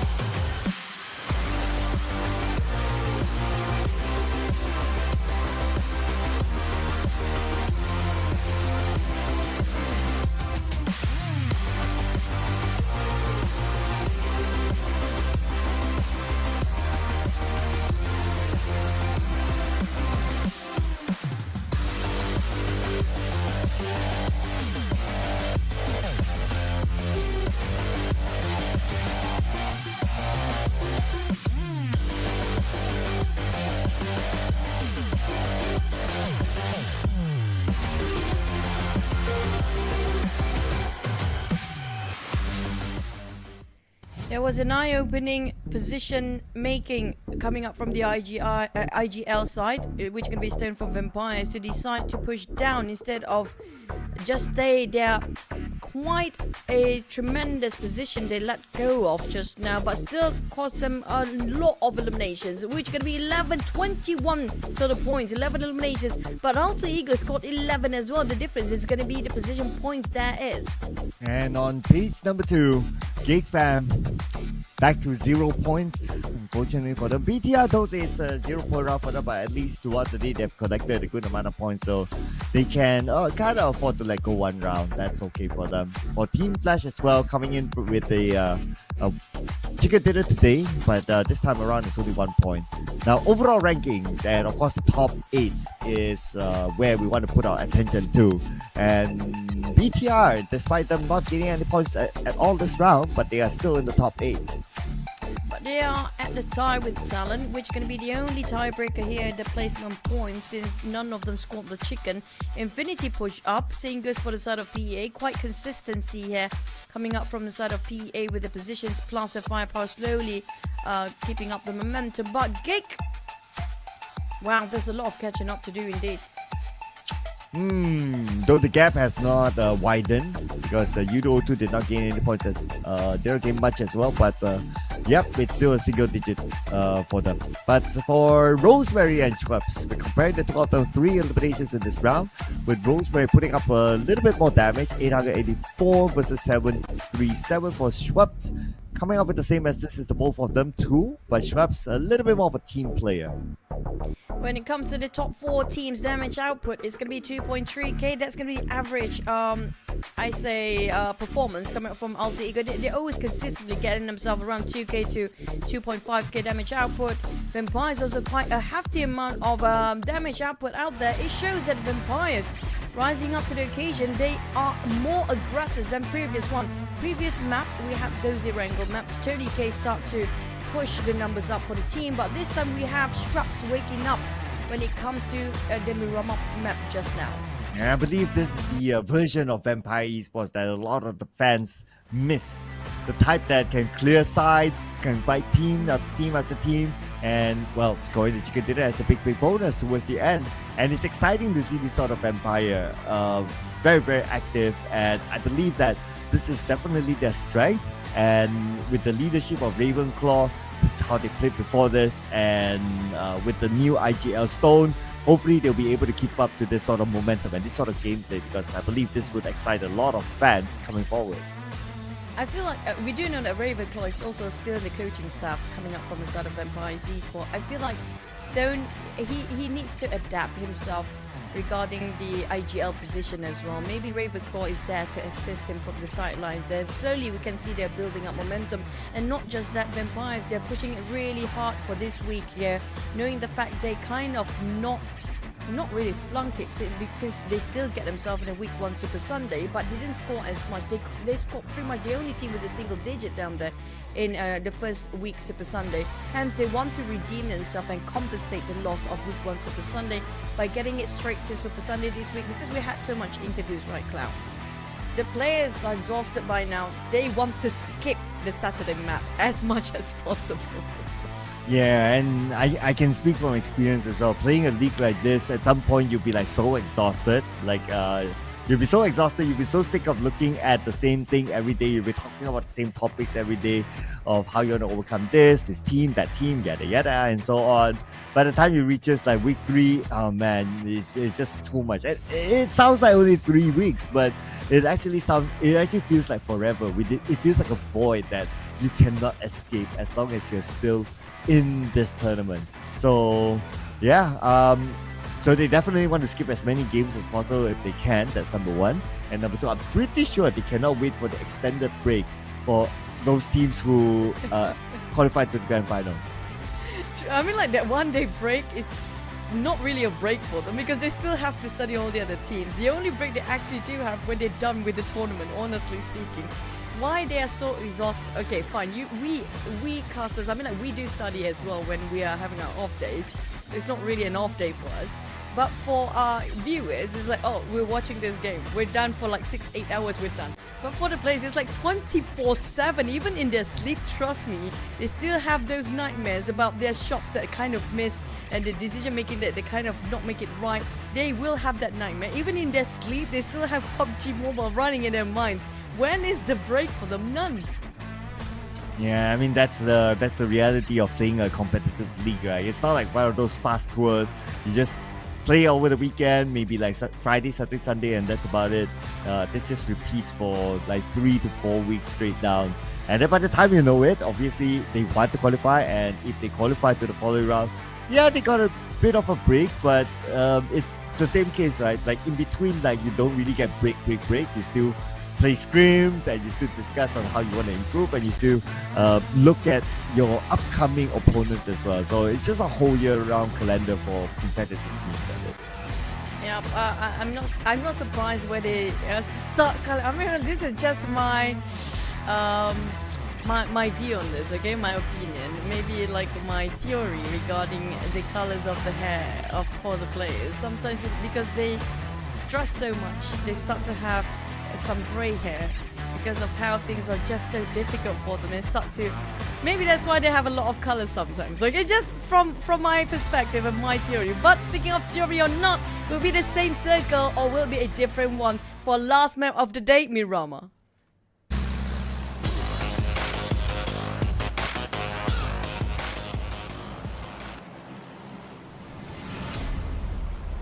Well, our last game for today, Mirama, ladies and gentlemen. Whatever it is, these two teams, or these two set of teams, will still be playing another day, whether it's tomorrow or the day after.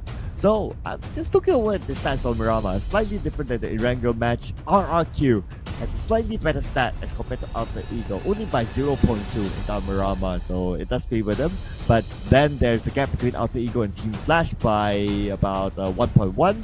So we can still say that this is a map that favors both RRQ and Alter Ego.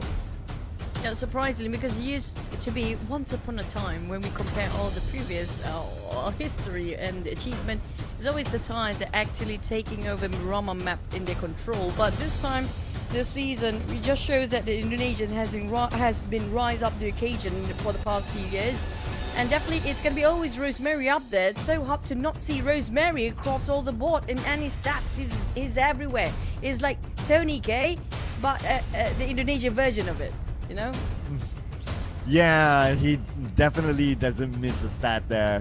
Although it's not like number one, but still he has to be like, okay, you don't even need to open up number 5 for him. You still be like, okay, standard 4, and he still be up there. So yeah, Tony K, Rosemary is just one of a kind. But what's not one of a kind for Alter Ego is that they start their drop spot the same as before on the south side, around the area of Patona and also some of the unmarked areas as well. So that's where they're going to start their journey. Circle-wise, it's going to be up north again this time, and they will need to travel a fair bit there. And I think that will be something that they wouldn't mind, because they are a team that if they see any other team in front of them, they won't shy away from a fight. True. Speaking of not being shy at all, we've seen a lot of team fights quite early for today. And it has been a crazy second stage onwards, because we don't see a lot when it comes to stage number 1, unless they happen to be dropping in the same compound, in the same vicinity. But other than that, it's going to be always a second, third stage. It's going to be crazy. We're down to only half of team or half of a population live. Then when it comes to stage number 4, that's where we get to see all the mass happen at the same time. It's going to be down to 4 or 5 teams. Then it's down to a bit of, you know, a bit of peacefulness due to the distance between them and the circle. But then it has been, you know, when it comes to Mirama, it's always about the elevations and grounds. Whoever got that first, it's going to be them winning over it. But just like it was proven otherwise by the side of Vampires. Yeah, it's all about map knowledge and knowing what sort of angles that even though your opponent is on the high ground, they cannot really see you, or they don't have a good line of sight onto you. So Vampire, they definitely play that very well. And as a team, that is. So each individual needs to have the same level of map knowledge and also knowing their surroundings. So I must say that was their peak performance in terms of knowing their grounds and how they navigate around the rough area that had like what, Alter Ego on top of them, the number 1 team, and they still overcome it.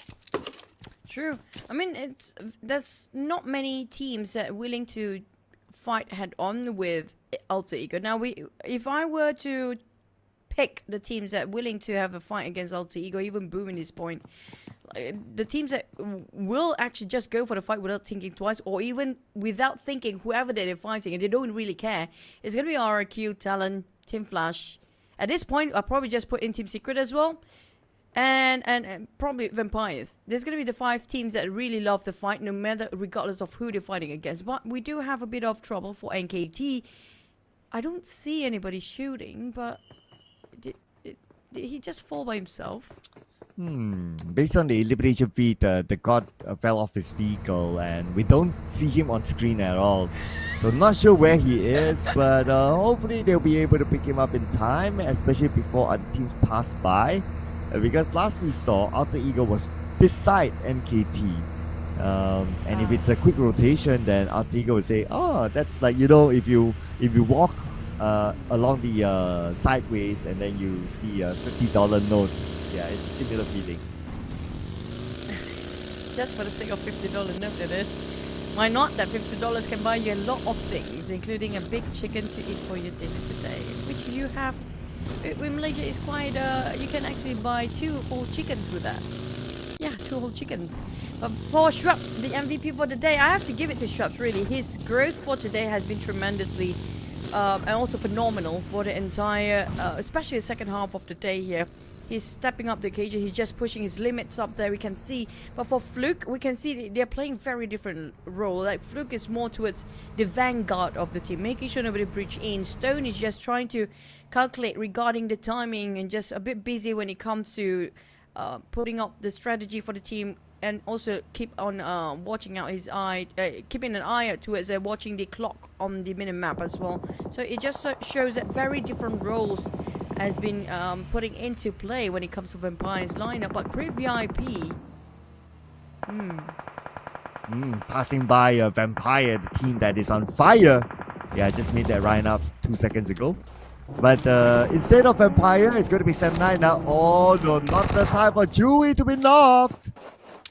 now Sam9, they definitely heard those vehicles coming and they prepared. The nades already cooked up and Chewy's down on the ground in an instant. They part ways with Vampires, but it's gonna be Sam9 that they have to fight against now. When it comes to Sam9, we have to give it. Sam9 do have a bit more over the edge when it comes to CQC, but the problem is it's gonna be third party coming up from the back. BTR and Infinity is watching on the other end as well. So Sam9 have to be assured that they will not overexpose themselves, but Great VIP fight back. It's gonna be 1-to-1 trade, make it almost 2. Kenny now coming in from the other side. Spots one up, but oh, Kenny lost that long range. But oh, wait a second, it was actually Lapa who shot it from afar. So Crit VIP indirectly, they got a little bit of help from BTR. True, but at the same time, they're helping both teams at the same time, or just demolish the entire both team at the same time. But Sam9, despite they got a bit of slight advantage, but due to how open their backs were against BTR, that's giving a straight line of sight for BTR to take advantage from the sideline. But Tourniquet, oh, the imposter, here comes. It feels like Tourniquet always know how to sniff around Vampire's positions here. Yeah, sniffing from the high ground, but not sniffing from the high ground. It's going to be BTR. Now they're going to come in onto Crit VIP as a third party. Let's see how many they can get out of it. So far, BTR has managed to get 3 elimination points and looking for more right now. Knocking out Chewy. 2 left for the other side. There's going to be Lucis and Putra. Now they might actually help the Crit VIP, but now they just slamming them down in the death boxes laying around. Putra next is going to be the last play for Crit VIP, fighting the entire crew of BTR. Well, they don't have any exchange, they don't have any loss here. But for BTR, next target might be Vampires, but will Vampires engage or will they just stand by on watch? Looks like a Vampire. They might think to themselves that they are a little bit too far away without a clear advantage, because BTR no knocks onto their side. So without a clear advantage, Vampire will, okay, maybe not for now. We'll see you guys later in maybe stage 3 or so. Yep, we're waiting for stage 3 in probably another minute or 2. But for now, it's going to be some teams transitioning about the second checkpoint. So we assume there won't be any more casualty. Or never mind, we might have more. Monte Nuevo seems to be vacant, but everybody moving towards the same direction of Alpozo. The southern side will be super packed and stacked. And nobody coming out from the power grid area, not too much. Now that's going to be the best way to come in for the latecomers. But on the left side of the circle, there's going to be probably just remain with 4 teams survived there. It will be interesting to see that sort of situation happen. That means, yeah, the round will be as fast as like the smaller maps kind of round. But we can see that the movements are starting to happen though.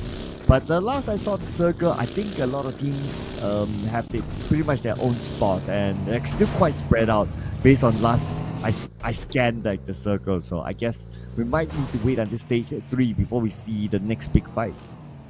True. Whether it's going to be a hot chef or not is also another issue. Or will we have some urban war fight later on is another question. But YOODO to happen to just freely get into the compound. Lucky enough, but not so lucky for Abi. If he caught himself right where Jabranki might just pull over. Achul and the rest of PIGMY definitely got some information that they heard the vehicles running over the other side. Vampire split it into 2-1-2. Infinity, TODAK taking those elevations right on top of the Vampires. Now, if he just overexposed himself, he might be knocked down by these guys. They got quite a scope to work with already. 4 times, 8 times possibly around the lineup of Vampires. But I don't think Vampires want to sit this one quietly as well. MORPH happen to be approaching.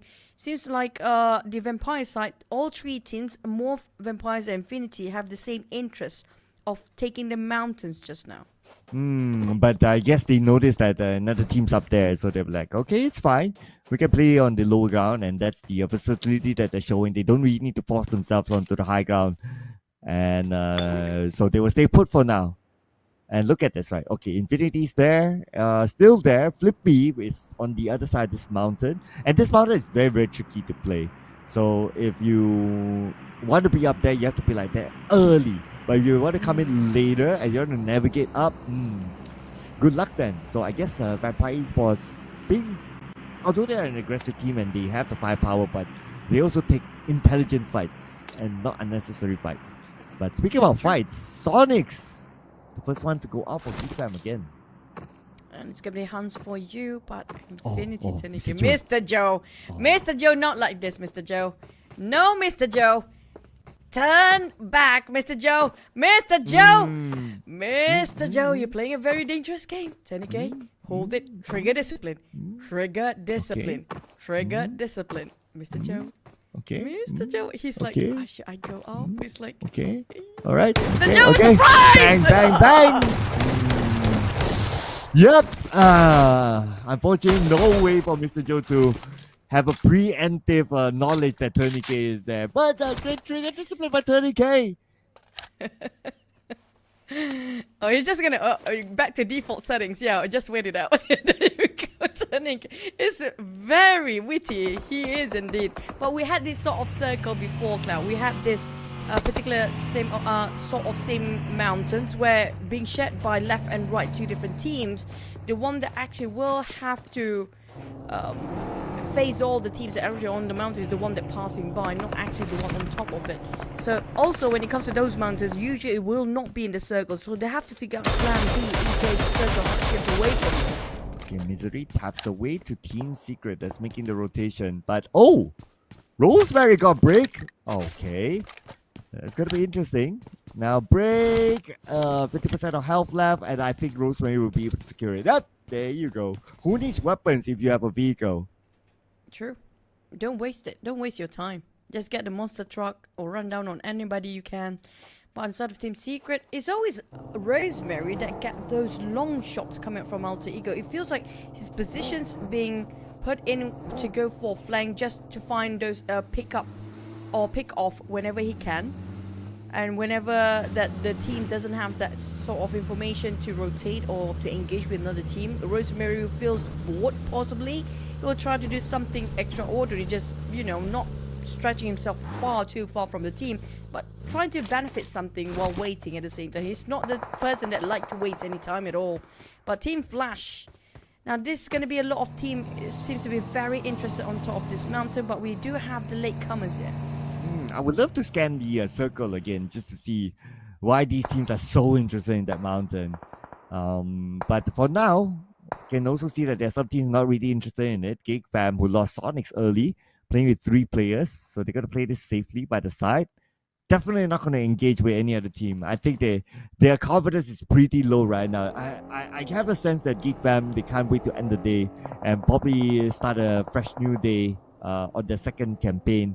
Hopefully with Aizen back in the line. Speaking of getting the campaign done, BA still trying to go for the elimination sun. But for GEEK Fam, I mean, like, they need to at least finish off today with another 5 points to start off better for their day number 2. But MORPH try to flush out the rest of NKT with the blue start to close in. They are at the edge of a circle. Within 20 seconds, we get to know where the circle shift. But Zay being bombarded by a Spider 10. Here comes the push. It's going to be effortless from a side of MORPH.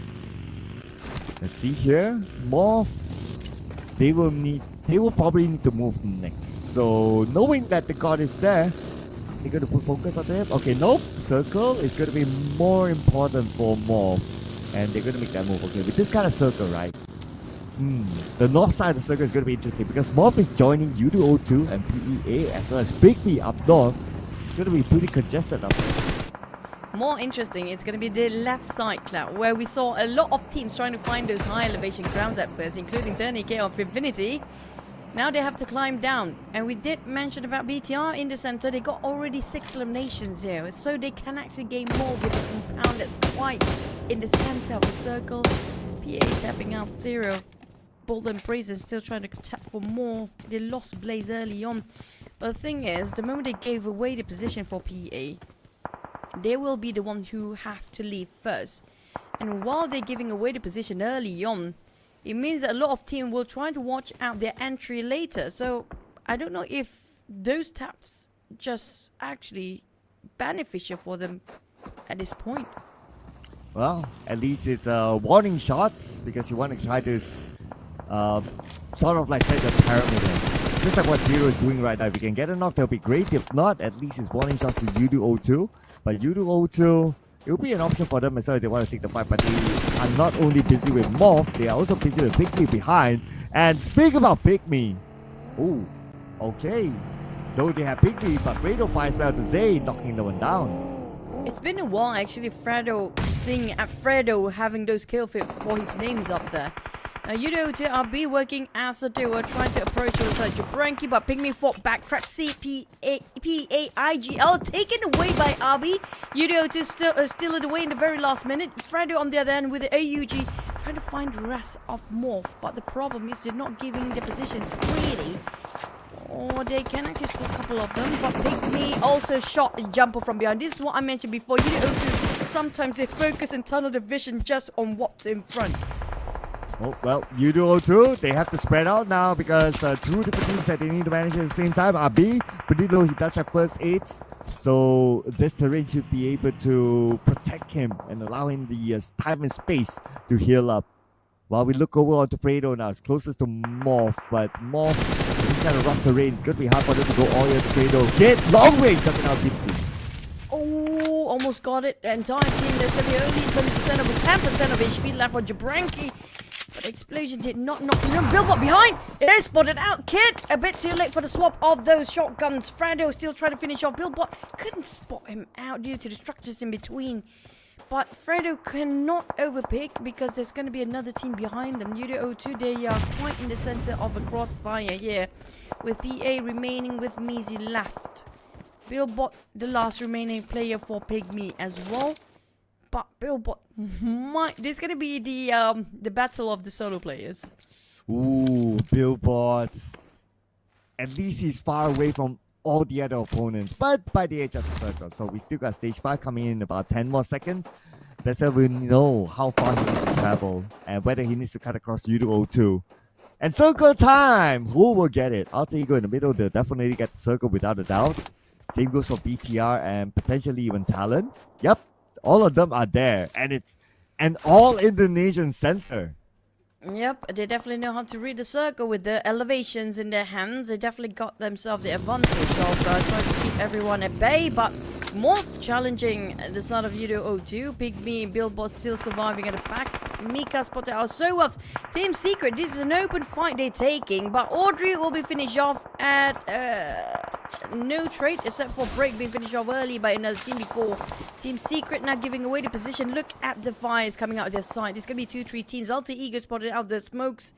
Rosemary again with the GEEK fam also start to pressure to the side of Team Secret. Have to get out from that small shack. But yeah, Team Secret, at least they have the circle though. So they can still kind of hold on to it. But like what you said, getting out is going to be hard if the circle is not onto them. But for MORPH and YOODO 02, okay, we're going to continue on the fight right now with Radio down on his knees. RB together with Jumper. Now, Jumper is going to provide further support. But look at the map. It is Vampire Esports. Hello.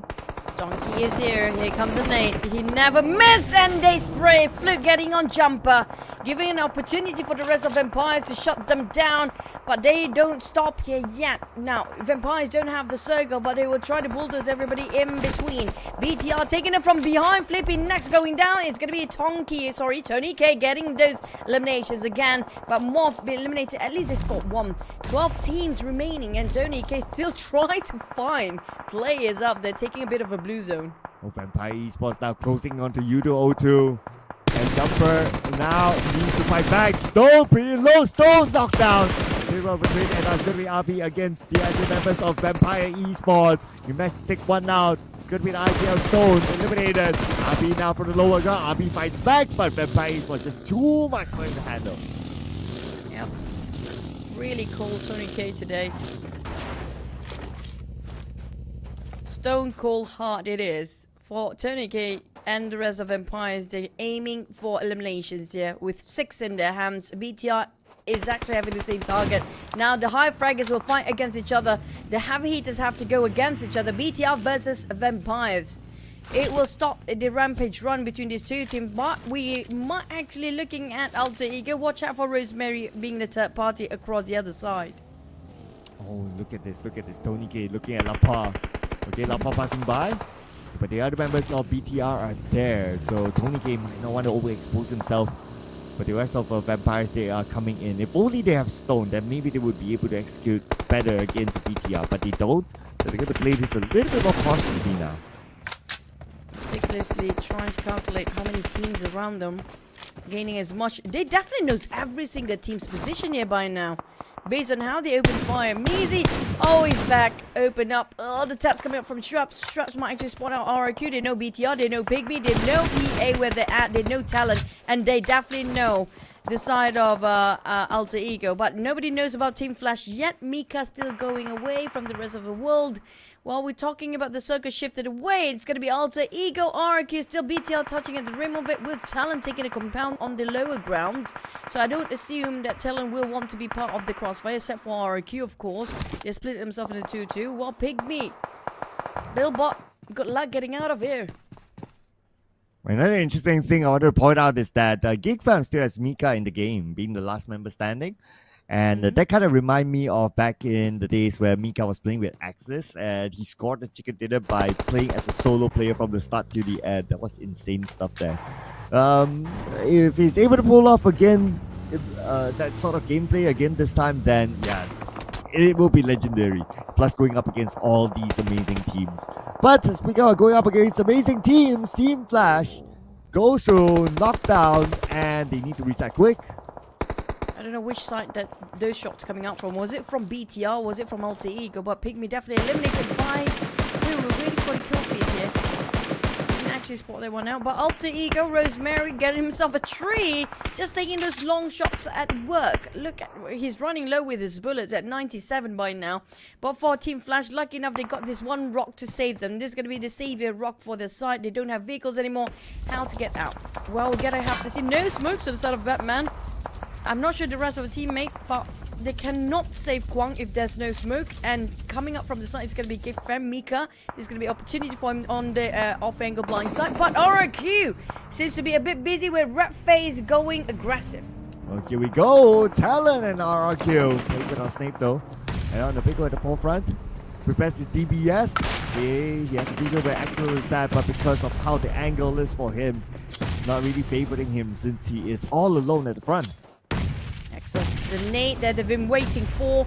Nade Galores is here again to take the game away, but RQ exchanging the nades. Nobody seems to be knocked down yet, but they slowly chip down the health of the players. Team Secret creeping from behind. Well, Talon spotted out. Hexas, he still managed to reset himself. Team Secret taking on GEEK Fam. The last play finally out. Mika, it's going to be impossible for him to punch it out now. But on the side of RQ, they are in shambles. Talons, Vampires going against RQ too. Different angles of war. And RQ couldn't hold it as Red FaZe finish off strong, knowing that Tony K is here to steal it away. What a nice blind spray there into the smoke to secure that elimination point. But now, Vampire Esports joins in onto the party. Tony K. Oh, lots of damage onto Tony K. I mean, he does not have any helmet now. Gotta be extra careful. first 8 left. One hand grenade, not much to work with, but he still got a lot of sprays in the magazines. But for the side of Schwabs, he tried to just make a way for Tony K to have a position that we can actually just go back for a retreat. Sorry, and then it's down to 10 more seconds to go to see whoever favors by the next circle. The high shot at winning the chicken dinner still, but Misery just randomly spray, trying to just give a bit of a warning shot against Vampires, who still want to challenge them anyhow. But BTR now focus on Vampires. Vampires, their back and their front seems to be charged by two teams differently, which is going to be BTR and Talon. Now, if Alter Ego seems to be interested in this, Vampire will be roasted possibly by three-way angle war. This could be interesting, a three-way war. But the pressure's big on the BTR since they don't have the circle. And they have about 25 more seconds before the zone starts to close in onto them. With Zaxi now knocked down, they've saved their teammate. However, it is 8 eliminations in the hands of BTR as of now. Even if they go out at this point, it's still 8 eliminations collected already. Almost going to get themselves double digit by now for BTR. Now Tony K finally being knocked down multiple times, and next going to be Talon. Axel coming up from the back. They're a bit too busy dealing with BTR and Talon at the same time, with Alter Ego also giving the pressure.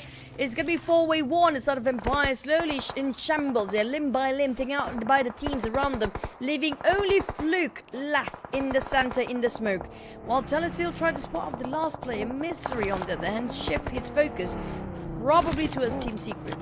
Oh yeah, and the fact that Team Secret is on the lower ground, I mean, geographically wise, it's kind of hard for Team Secret. The brighter side is that Team Secret has the circle, so they might put focus onto the other teams that is making their move in.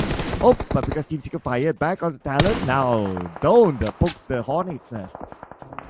I don't think they know exactly where Talon's looking them from, because the way they just focus on position of the crosshair is right across the other side. So if actually FaZe push all the way towards the flank, that's going to be dead end for a side of Team Flash. Rosemary, well, he's having a great day, but Team Secret Namki is also giving pressure towards the side of Team Flash. Play zone is that converted towards Alter Ego's positions or Alter Ego's eliminations. Red FaZe randomly sprays. He needs to just go slightly towards the front, but for Team Secret, they definitely have no way out here. Yeah, I mean, they gotta hike up to the high ground, assuming that stage 8 does not favor them at all, that is. But Red FaZe not gonna let them go easy. No vehicle for the side of Team Secret. The one and only vehicle together with them has been blown up. Now we know for sure where will the circle go, where's to favor Team Secret. And looks like no, it went up north, so Team Secret, all the best. Look at how they push in Yoru, Red FaZe, and Axel spreading out, trying to just box into the rest of Team Secret, while another boxing coming in. BTR, knowing the fact they already knocked down on Hans, but what a nice counter nade by Alva, pushing them back, but that's not going to stop BTR from flushing them out. They're already in, they're already way too deep. They will not retreat here for BTR, despite their members being knocked down before. But Rosemary cooking up the nade, hoping it will land on somebody. It will just tiny bit save them, but Rosemary have to deal with this by himself. The trio's already entered in for the BTR. Okay, here we go. Rosemary now. It's time for you to get in action against BTR. Rosemary knocked down. Okay, the rest of them has to follow up right now. Hans for you is going to come in. Gen Force by Snipe, but Gen Force knocked down as well. Satar is going to be the last one standing for BTR. But no class for Satar, because it is Alter Ego to take out BTR. It was 1v1. And when it comes to the deathmatch between Rosemary and Zoxy, Rosemary wins it. And now back to us, the side of Talon. Spot out the rest of this. How? Whoa! Why is the car like that? Haunted car it is. But Nam cute with the car just now. The buggy actually saved him from Fluke pushing towards his side, blocking the entrance entirely. Alva being shot from Talon's side. They got a view, but this is going to be a high chance. Talon winning this chicken dinner with the advantage of the manpower, but so what? Still fights back. Alter Ego, despite got double-digit elimination, they're still trying to go for more in the last minute. But on the side of Vampires, Talon, what a sneaky window it is. Well, full squad against the one single player of Team Secret. This is definitely Talon's round. It's going to be Soas at the other end, and they know exactly where he is. It's a matter of time right now. Misery comes in, dances together with Soas, and it's going to be Yoru who lands the final blow. Talon takes on the final chicken dinner in day number 1, week number 3. It was a flawless run not the cleanest, but was a flawless run without any casualty on the side of Talon. They definitely keep it at bay. They know for a fact Team Secret will be the biggest threat, imposing the threat towards their side if they don't deal with it since the start. So they keep it an eye close towards Team Secret, and that actually plays the chicken dinner in their map here as well. But speaking of which, that vehicle by Team Secret, I don't know what is the secret of the buggy. Well, the secret is that it's used by Team Secret. Well, we still got them in second place. But anyway, here checking out Talon. So let's see, how many is that? 10 elimination points here by Talon. So a lot of damage by the new signing YOODO, 640 damage. Definitely going to be awarded the MVP. And what I do like about Talon as well is their variety of weapons, including Misery, using the Mini 14 for long-range situations. Now we do miss Micro Uzi. We had that before in Miramar. Why not we just bring it back sometimes? But YOODO from MORPH now jumping into Talon, definitely a great asset for the team with MVP this time. I feel like this is definitely the missing piece for Talon as always, because now Redface have his companion going all crazy alongside with him, because look at the damage output and the damage received. This guy just exactly like Redface. He doesn't know what fear is. And also to add on, he's the missing piece for MORPH, and yeah, unfortunately that gave I did mention it, like even during the preseason, like for MORPH losing YOODO to Talon. I mean, it's a big nerf for MORPH, frankly speaking. But other than that, Alter Ego, well, what else can we say about Alter Ego, right? They have to be up here somehow. BTR is here as well, and Vampire Esports has shown a lot of consistency inside of Miramar. They've been enjoying themselves inside Miramar. If only they had a stone, then maybe they could have gotten more out of this. But what they got the most is Talon. Let's enjoy the best moment.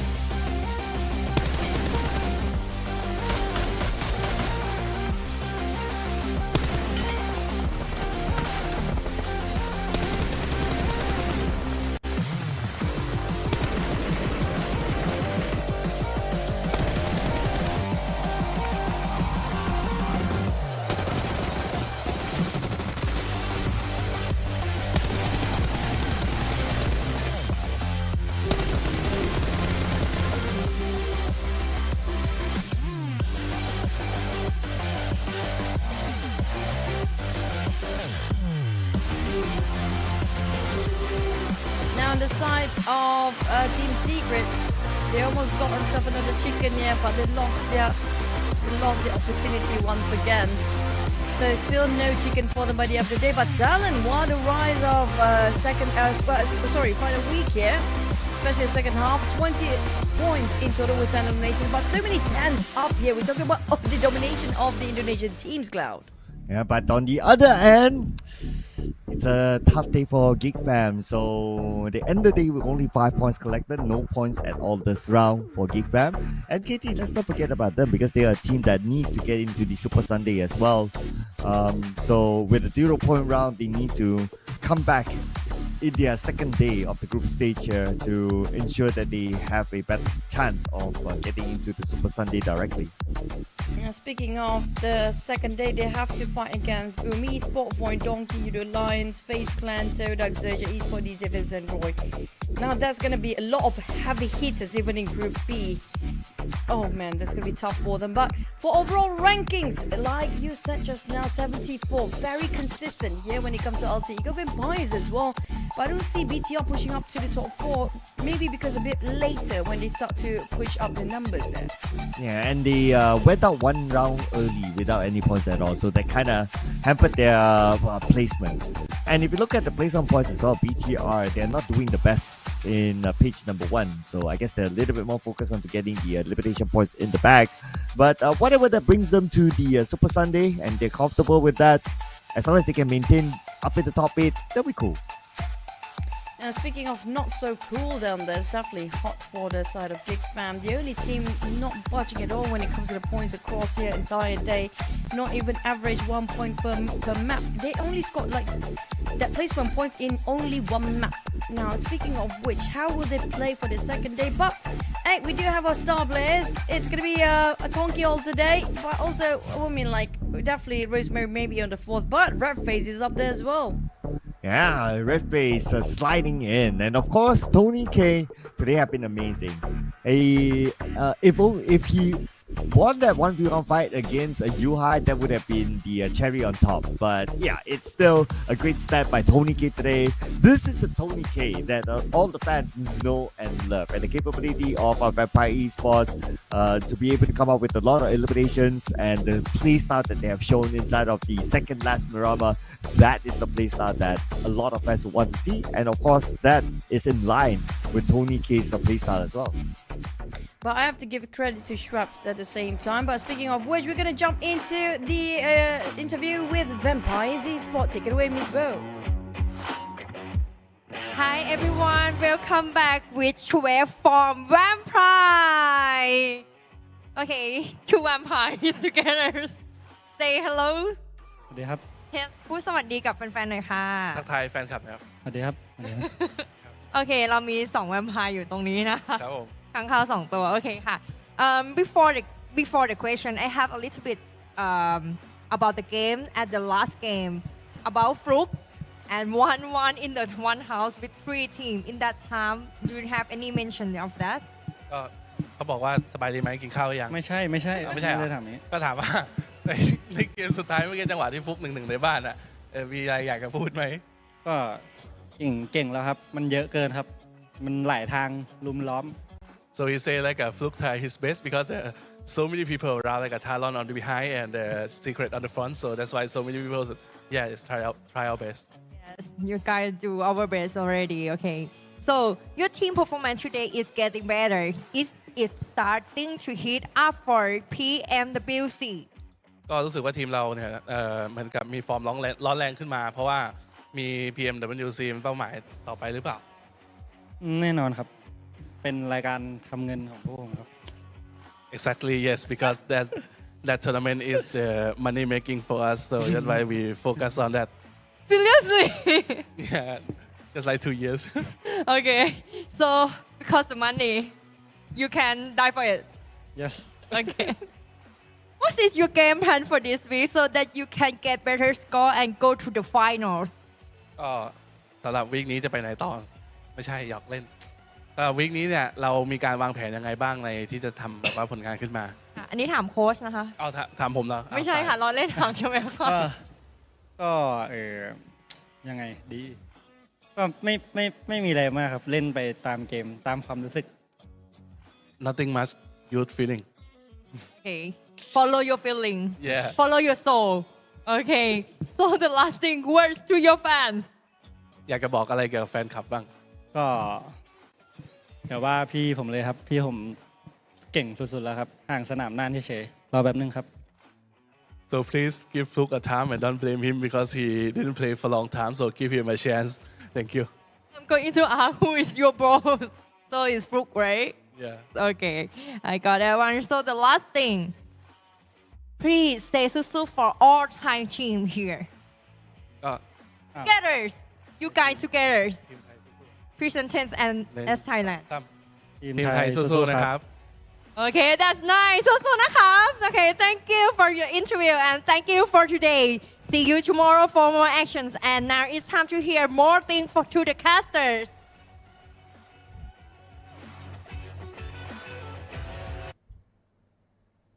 You know, Bo Susu, one person, is louder than the 2 people Susu, Like they gotta work on that cheer, you know. You gotta work on that cheer. So, Tanny, that's a message to you.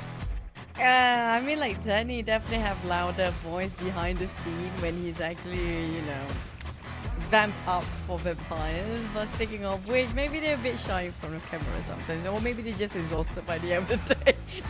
They want to get themselves some dinner and just sleep for the rest of the remaining evening. But yeah, I think that's going to be wrapping up our day number 1, week number 3. But it just shows that a lot of teams start to focus on eliminations up there.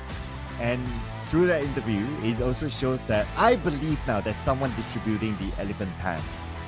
Agree. For sure. But we do have different colors though during Super Sunday. We have the blue one. Yeah. So it feels like they have some variety of it these days. Yeah. I wonder if it's done back in Malaysia, right? Like what sort of pants will you distribute? The kind flick up pants. Oh yeah, true. That one we should. It's actually very comfy too. Yeah, actually that's not a bad idea, you know. Maybe you we give should. that. Yeah. And there's like now the version that is like you just like it's like Aladdin pants, right? the Aladdin pants. Yes, that one. That one. Okay, if it's back here, you know, somebody has to distribute those pants to them. Maybe it's actually psyched out by the way, guys. Yeah. I will sell it to them because they have more money than me. Yes, because they, like you mentioned, this bigger money. Yeah, they're aiming for the bigger money. The bigger ka-ching and bling bling, man. It's all about the money down there. Yeah. Speaking of which, before I'm gonna leave it to Cyclop to wrap it up. Even if you guys down for PMSL for the day, like Cyclop mentioned before, we also have PMCL running at the same time for the World Cup region. And also, if you guys also interested looking at the Central South Asia going on, there's also the watch party with Jason Kaplan and Maxman going on for the English side of the PMSL Central South Asia League going at the same time. They're not like we finished earlier than them, so you guys can just jump over to that channel for a lot more PUBG Mobile tournaments. Yeah. Or if you miss Lufa, he's now with Nigma Galaxy, so you can check him out inside the MENA region. And that is it for us at our region. Ladies and gentlemen, this is the PMSL Southeast Asia. My name is Sir Cloud together with Chuchu. We'll be seeing you again tomorrow for more action, especially including Group B. So till then, see you guys. Bye-bye.